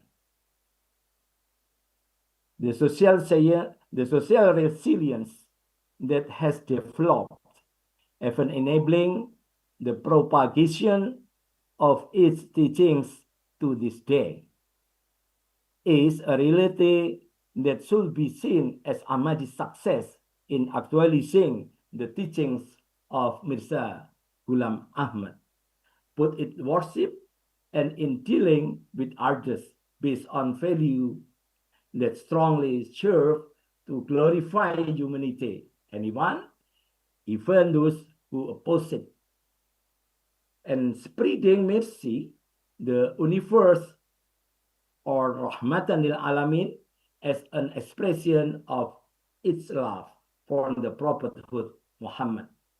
In theory, prosperity cannot to achieve without justice.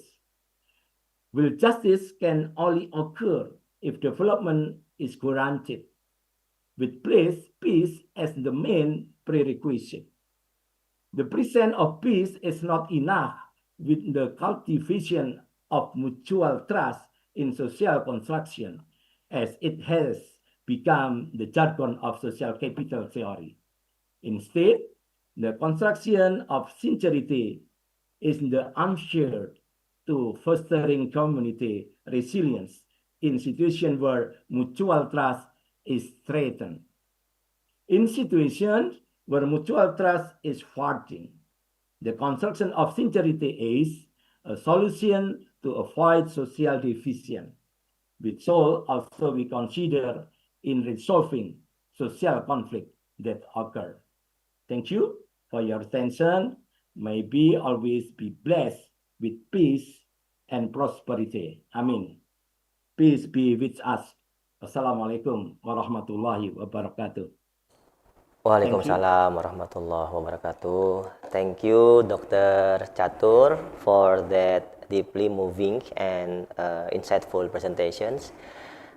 In your research and your work, you addressing how sincerity is constructed in the resolutions of social conflict that focuses on the response of the Ahmadi community in several states or country to government pressure and persecutions, which bring a wonderful and powerful human element to the end of our sessions. And for our Indonesian participant, di dalam penelitian dan di dalam presentasi Dr. Catur yang sangat menyentuh, ini dijelaskan bagaimana sincerity ataupun ketulusan dibangun dan menjadi landasan di dalam penyelesaian konflik sosial yang berfokus pada respon jamaah Ahmadiyah di beberapa state dan negara dalam konteks tekanan dan juga persekusi pemerintah, dan itu semua menghadirkan unsur kemanusiaan yang sangat kuat dan sangat kental di akhir sesi keynote kita pada hari ini. Okay, thank you again, Dr. Catur. As an expression of gratitude, please allow us to present this certificate of appreciation to you.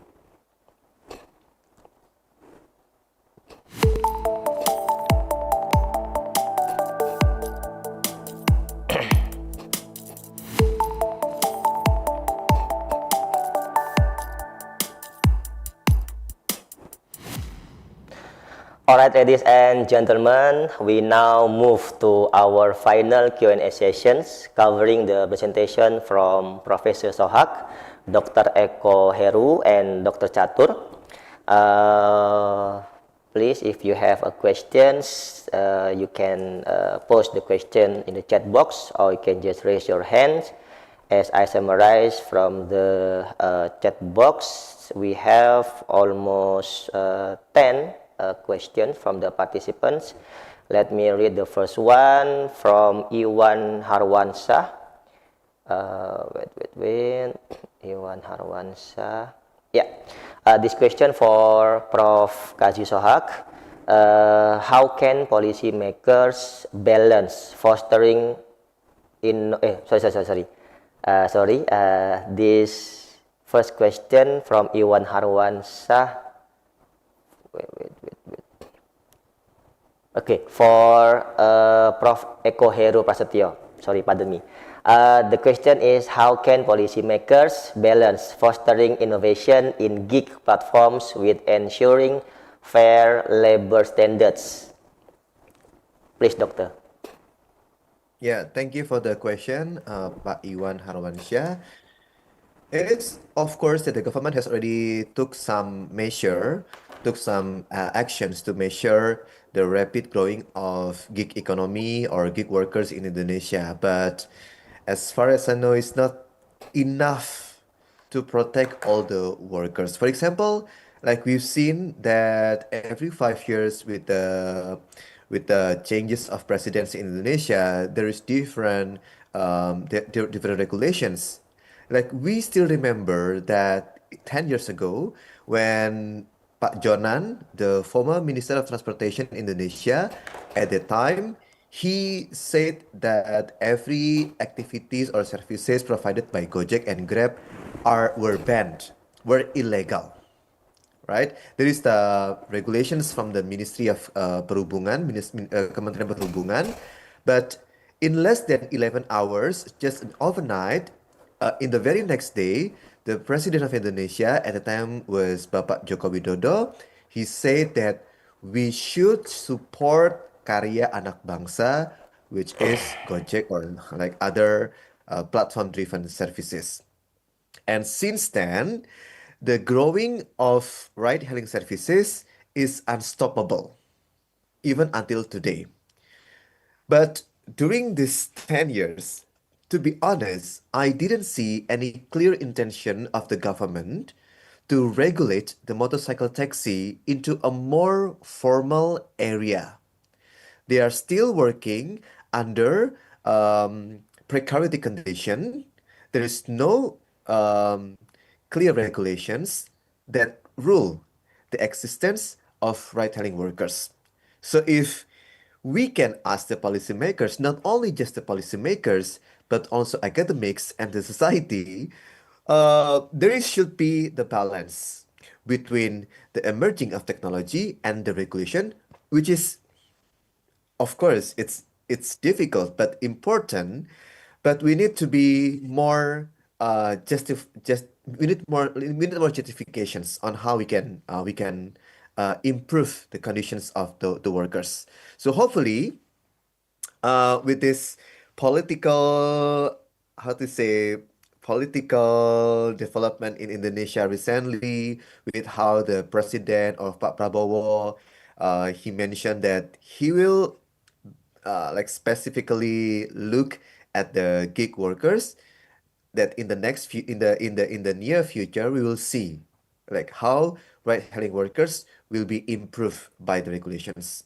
So basically, innovations and regulations are two things that cannot work like how to say run together. There's always the overlapping between those two, but uh, but of now in the current state there is no clear regulation yet, but hopefully later we can see it. All right, Thank you. thank you, Doctor, for the response. And next question from the same persons, Iwan Harwansyah, and this time for Professor Kazi Sohak. How will the globalizations affect global supply chains and trade patterns?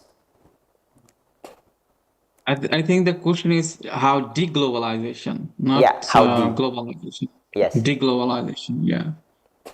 Yeah, because of the deglobalizations, as I said, that regional cooperation will be fostered, will be strengthened. But I think first there will be financial infrastructure, new kind of financial infrastructure will be developed for solving this kind of a trade settlement.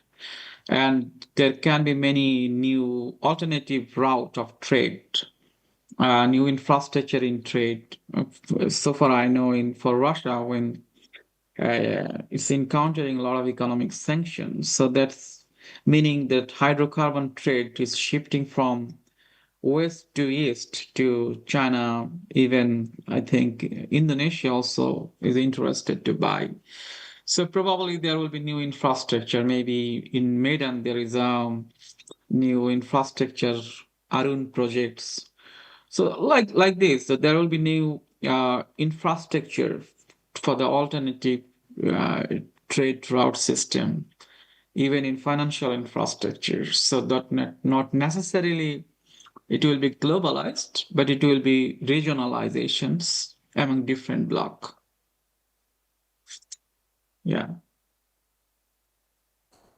All right, thank you, Professor. We still have question for you from Piet Widyadi. From your perspective, the growth is still relevant for the currents because the natural resource is already destroyed. What an ideal growth in green economy perspective? It's a good question. I believe that in the world we have enough growth. There is no problem with economic growth. The problem is distributional aspect of growth, meaning economic growth is not benefiting all the people, meaning the resources is concentrated among the hands of few. Even in some people can have $1 trillion, $1 billion. So main problem is the distributional aspect that has to be taken care. About the natural resources, I don't think so it is going down because there are new discovery of natural resources is going on and on. So there is no lack of natural resources so far. About the perspective of green growth, I think it is becoming less popular because of economic inviability. So if it is not economically viable, many countries have their other priority to focus. Like Indonesia, they will focus primarily GDP per capita or standard of living rather than green growth. If the green growth concept is not economically viable, that's not going to happen. Even if you look at USA, United States, when the government is changing, their whole green policy is changing. For instance, Democratic Party was very sincere about green growth, fostering cleaner energy. But when Donald Trump comes to power, he withdrew all kind of agreements. So COP25 agreement.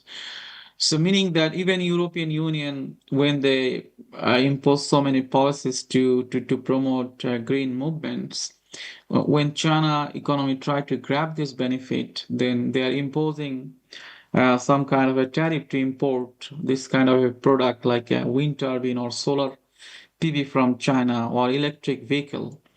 So meaning, of course, my point of view is that if green growth is not economically sustainable or economically acceptable, so that's not going to happen. The statistics shows like this: the hydrocarbon market demand is still rising with economic growth, and in upcoming years, the global energy needs is thriving because of the too much digital divide and technology. All right, thank you, Professor. And for next, we have participants who would like to directly ask the questions to Professor Dr. Eko Heru, Bu Diana Zuhroh. Please enable your audio and proceed with your question. Bu Diana Zuhroh, are you with me?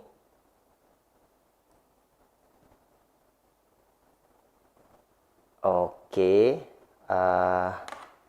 we give 1 minute for her to get prepared and get ready for the questions. Bu Diana Zuhroh.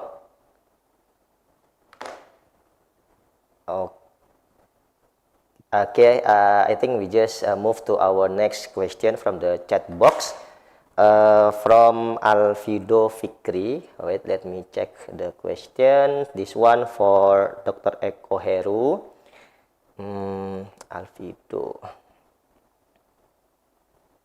Okay, the question for Dr. Eko Heru. With the harsh quest for Gojek workers, such as Jawara that you mentioned earlier, do you think that this gamification program can be considered as work exploitation for the Gojek riders? Thank you for the question, Ms. Alfito. Yes, it is an exploitation of the gig workers in Indonesia, but we couldn't say such words in academic terms because we need more proof or evidence on how we can classify them into exploitations.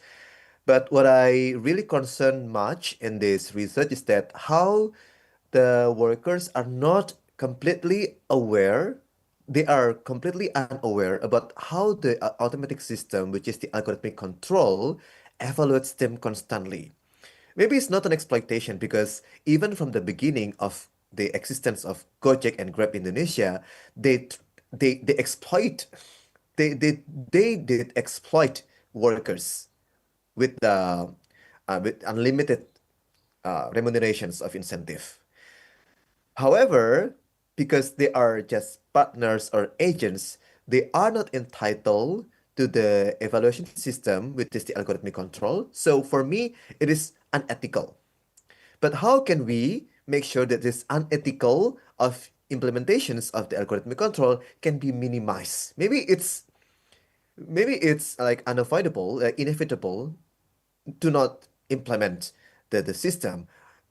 It's okay to implement the algorithmic control, but how we can make sure, convince, like ensure that the system is fair for all the workers. Is it an exploitation? Yes, but we cannot say in such term for academic terms. But we have to review the ethical use of the algorithmic control so that it results in an effective measurement for all the workers. That's my answers. Thank you.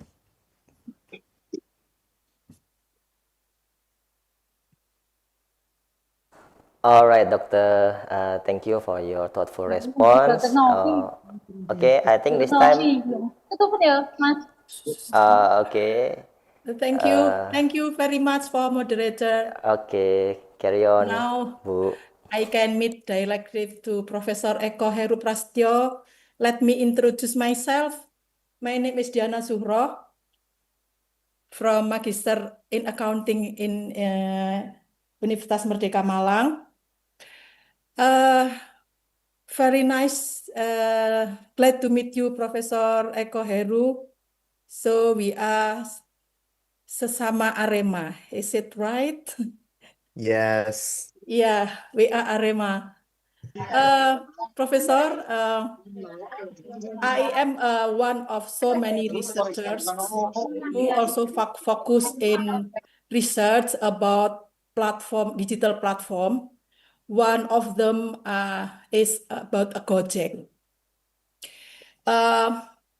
Last week, I have presented one of my research in International Conference of Financial Technology in Hong Kong. And one of my result is that the use of Gojek by SME in Indonesia is the highest of sharing economy used by SMEs in Indonesia is Gojek. And despite so many problems in Indonesia about the Gojek this Gojek, I believe that Gojek will play the important role in development of SME. I don't want to deliver question, Professor Heru. I just hope that we can join my research and your research in the future about the development of this platform. So I'm sure it can be combined, my research and your research. Hopefully we can meet again next time to discuss about this. See you in Malang, Professor Eko. Thank you very much. Thank you, Ibu Diana, for the warm greetings and comments on my research. Yes, I agree that the emerging of Gojek has assisted or helped many micro businesses in Indonesia. At the same time, but at the same time, it also causes many problems. So Yeah. we should not only look at the advantage of having these digital platforms, but we also look at the disadvantage and advantage, so we can contribute or give more how to say practical and theoretical contributions on that matters. So hopefully, yeah, when I return to my hometown, like to visiting my parents, we can meet Okay. in Dieng or in Unmer. Yeah, I'm really happy to be there. Thank you, Professor Eko. See you next time. See you. Uh, Yes. Maybe, hopefully, we can meet directly in Universitas Merdeka Malang. Thank you. Yes. Moderator, thank you for unmute. Most welcome, Bu. Yeah. Okay, you stay with us, Dr. Eko, because we still have question for you from Piet Widiadi. There is absolutely no fairness because driver have no capacity face to face with corporate. You cannot put them in equality position without equity in equity term. So how to put the driver in fair positions where the driver just sell, okay, let me go through this. The driver just sell their time without for qualification to make them have authority. Do you get the point of the question, doctor? Thank you. Okay, carry Papa. on. Yeah, it is difficult, of course, to solve the problems of the gig workers in Indonesia, although we've seen many other countries like in the US or Japan, they already formalize the workers. If Indonesia government would like to follow some actions in other countries like formalizing the existence of gig workers to be more formal, then it will affect the business landscape of the digital driven services in Indonesia too. If gig workers are then classified as employees, like the formal employees, that means they cannot provide an affordable, maybe not cheap, but affordable services for us. And it becomes more complex, I think, because now they cover more than 3 million workers. And if all of those workers are formalized, then maybe the company itself doesn't have sufficient capital to manage all the workers. So as of now, let's hope for the best on how the governments and the platform-driven firms may regulate and control the excessive use of platforms, like the asymmetrical power between the platforms and the workers, and then we have to minimize it so that the worker itself has its own flexibility, autonomy, and they can have more to say well-being as the gig worker, especially in the ride-hailing services. Thank you. All right, thank you, Professor Dr. Eko Heru. And for the next questions from Maulana Kemal, and this question for Professor Gazi Sohak.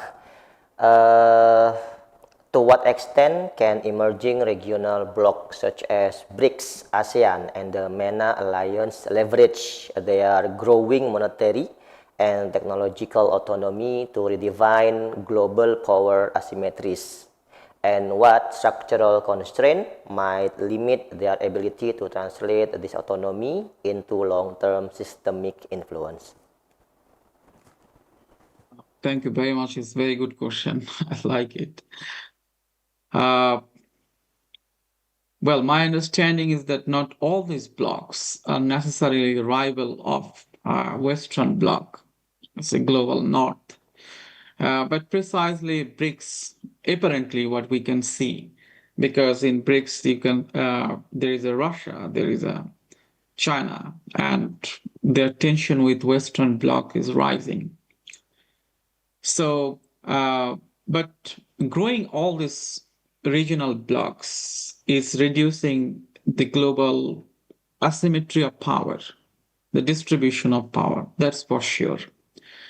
Regarding monetary leverage, this is probably a very big deal because the legacy of Bretton Woods policy just after the Second World is still going on. And to reduce this influence is very big deal and conflicting. That's why we probably at a very dangerous crossroad of geopolitics. Then the constraints might limit the ability to transfer autonomy. So I personally do not know the answer. The only answer is probably can be given by the game theory. The game theory is that for every block, they have their own payoff matrix and own strategies. Sometimes this strategy can be conflicting with other blocks. But as for ASEAN MENA, their foreign policy or the trade policy much balanced with the global south and global north. But BRICS particularly, I see that the conflicting with the Western blocs is rising. But this is financial autonomy or technological autonomy all depends on that how the rivals are going to behave. As for the technology, as I said during my presentation, is no longer a country-specific product. The global spillover is very high, even though if there is no spillover, that there is a many developing country has ability to grow their own indigenous innovation, which is rising, even in military sectors and commercial sectors and university. These are the three probably main stakeholder of innovation. But the innovation also will have some spillover among blocks. So probably China, Russia, Iran, they can have some kind of alliance in technology, especially for the military technology to develop. So this is how I see the future.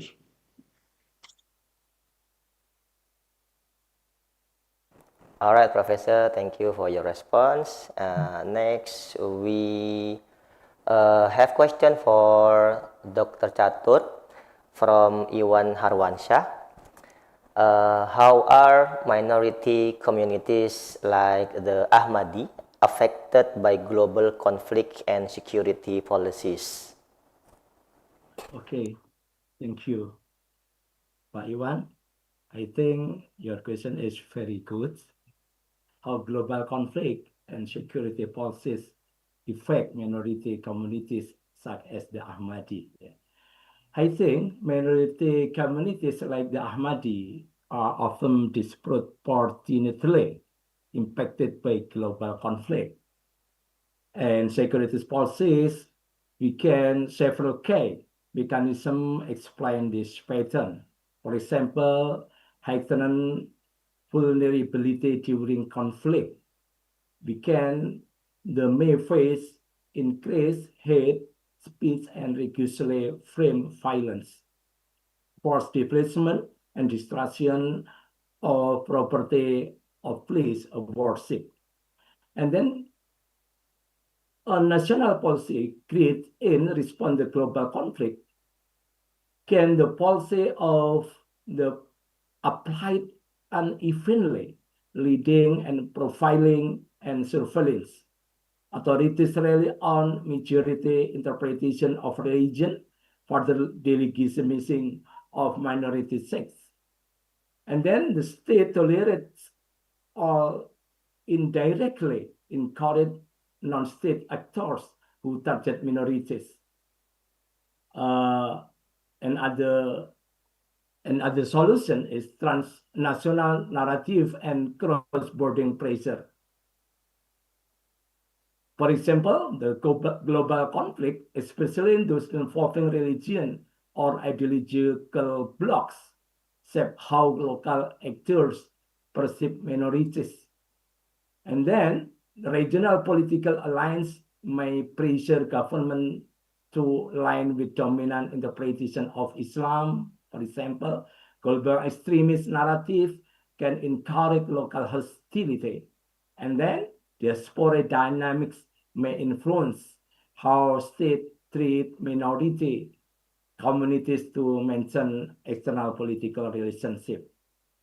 And this conclusion, global conflict or security regime often imply pre-existing vulnerabilities experienced by minority communities like the Ahmadi. The intersection of prejudice, political pressure, and security logic then create conditions where the groups face intensively discrimination. Maybe many policy addressing these issues requires inclusive security framework, stronger minority protection, and recognize of the unique race faced by marginalized religion communities. Thank you. Okay, thank you, Dr. Chatur. We still have question for you from Yani Irani.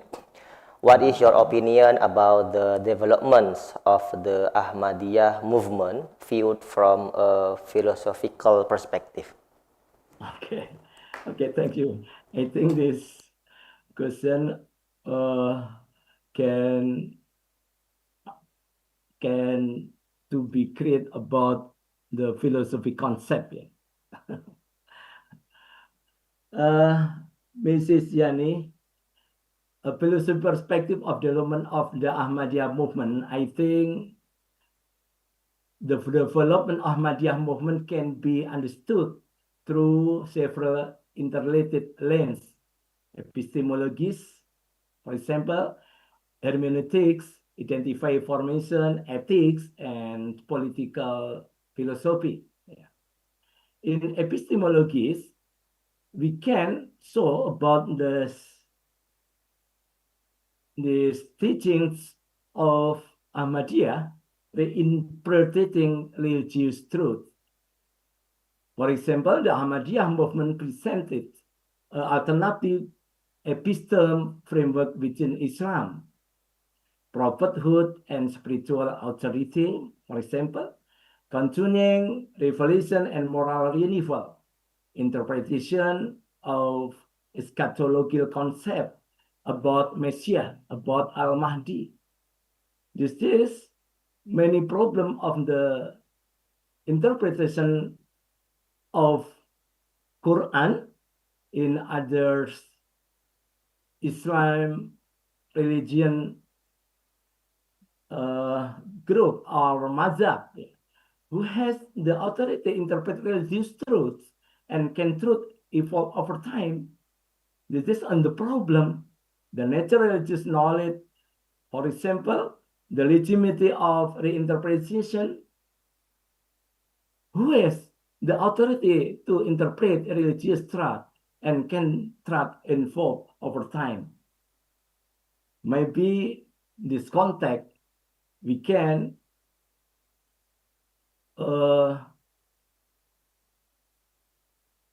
to talk about the perspective of hermeneutic, hermeneutic perspective, competing interpretation of tradition. And other hand, in the development of Ahmadiyya movement, also involved the question of identify boundaries. Internally, for example, construction, a collective identify grounded in spirituality, mission, and reform. And the jargon of the context, they talk about love for all, hatred for none. Externally, being positioning by mainstream group of others, sometimes through theological exclusion. In other ways, we can about the Ahmadi movement in philosophy perspective can be understood as first the interpretative episteme project offering an alternative understanding of religious truths. Number two, a hermeneutic challenge to majority interpretation of Islam, and then a case study in religious identify formation under condition of exclusive. We can say must be moved on in inclusive. An ethical model of non-violence and universal humanism. We can say rahmatan lil alamin, for example, can practices in the life and the interaction with others, under Muslim, under religion, and under a different perspective. I think there's many problem of the philosophy of Ahmadis movement. Thank you. Okay, thank you, Dr. Catur. Next question from Dr. Tovins. The question for Professor Kazi Sohak. The question is, given the rapid emergence of parallel technological and financial ecosystems, from digital RMB corridors to tokenized commodity trading, are we witnessing the birth of competing spheres of innovations that will fundamentally reshape global development trajectories? I think, yes, we are witnessing, this is very apparent. We see a lot of competitions in monetarism as well as innovations, and it is changing global development. But maybe I can add something more about the previous questions. As I said, it has some socioeconomic consequences. First of all, the financial system itself is very much counterproductive with the inclusiveness of growth, because this whole financial systems is giving benefit to the hands of few. Therefore, the inequality is rising. So inequality is a big problem globally because of this uncontrolled capitalism, capitalized society of the country, whole structure. Innovation, in another hand, even in these years, the person who got Nobel Prize, his theory was a creative destruction theory, meaning when the innovation is coming, not all the people can adapt this innovation so quickly, especially labor market. In first hand, technology is replacing many job market, like automation, robot. So this problem is real problem. In USA, probably you know, recently Amazon, they lay off many laborers at the around 30,000 labor in one day. So meaning it's a real problem. So the second secondly, if all the people cannot adapt this technology so quickly, those who can adapt it so quickly, so their marginal productivity or skill going to be higher in relative sense to other people, meaning their productivity will be higher, those who cannot adapt this technology for many barriers, financial barriers. So that's why inequality even will be culminated in even higher rate. Then when it comes to the knowledge, I see a big problem of centralized knowledge, like centralized monetary system. So our job is to think, right? That's why we are human being. If our thinking is done by somebody else with artificial intelligence, then what is the process of thinking as a human being? So if everything is, I think, digitalization or artificial intelligence is taking over.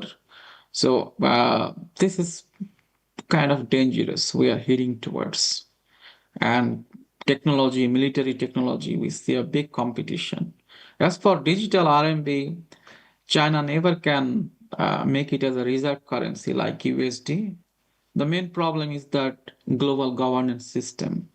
The USA was very smart after the Second World War. They invited all the leaders around the world and they agreed that, okay, we can trust US dollar because it was denominated by gold, but eventually they didn't follow it. But still, this legacy is going on.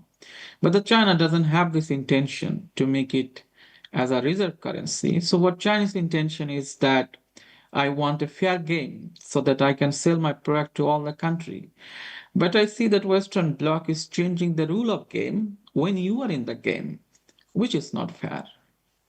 So when there is an unfair game is taking place, so the conflict is must. I hope I could answer the question. Not very Yeah. pleasant answer, but I hope you understand what I try to mean. Okay, thank you so much, Professor. Actually, we still have 3 questions from the participants, but due to our time limit, so we have to conclude our second session of keynote speakers. And many thanks again to our 3 experts or 3 speakers for your thoughtful response, and your inputs become invaluable for us. Okay, ladies and gentlemen, on behalf of the postgraduate program, University of Merdeka Malang, I extend our deepest gratitude to all 6 of our exceptional keynote speakers, Associate Professor Kazi Sohak, Dr. Kanitson Terpapong, Dr. Nazira Haji Zainuddin, Dr. Eka Nugraha Putra, Professor Eko Heru Prasetyo, and Dr. Catur Wahyudi. Your collective wisdom has provided a comprehensive and inspiring roadmap for achieving harmony in disruptions. And we also want to thank to all our participants for your engagement and insightful questions.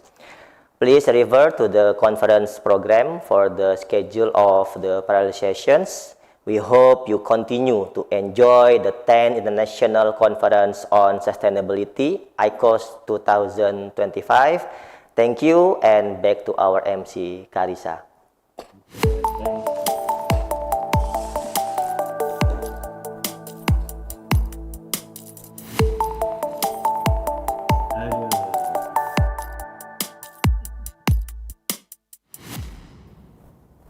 Okay, thank you so much, Mr. Muhammad Rizky. Ladies and gentlemen, finally we have come to the end of today's event. We would like to express our deepest appreciation to all the honorable guests and participants from Thailand, Malaysia, Russia, Singapore, Japan, Philippines, and Indonesia for contributing to the success of the 10th International Conference on Sustainability, or ICoS 2025. Thank you very much for your time and enthusiasm. And attention to all of the presenters, please join the assigned breakout room, as the presenters' assigned breakout room is will be listed soon in the screen. And that is all from me. Thank you so much for your time. Wassalamualaikum warahmatullahi wabarakatuh. Shalom, Om Santi Santi Om, Namo Buddhaya, Salam Kebajikan. Good afternoon, goodbye, and thank you.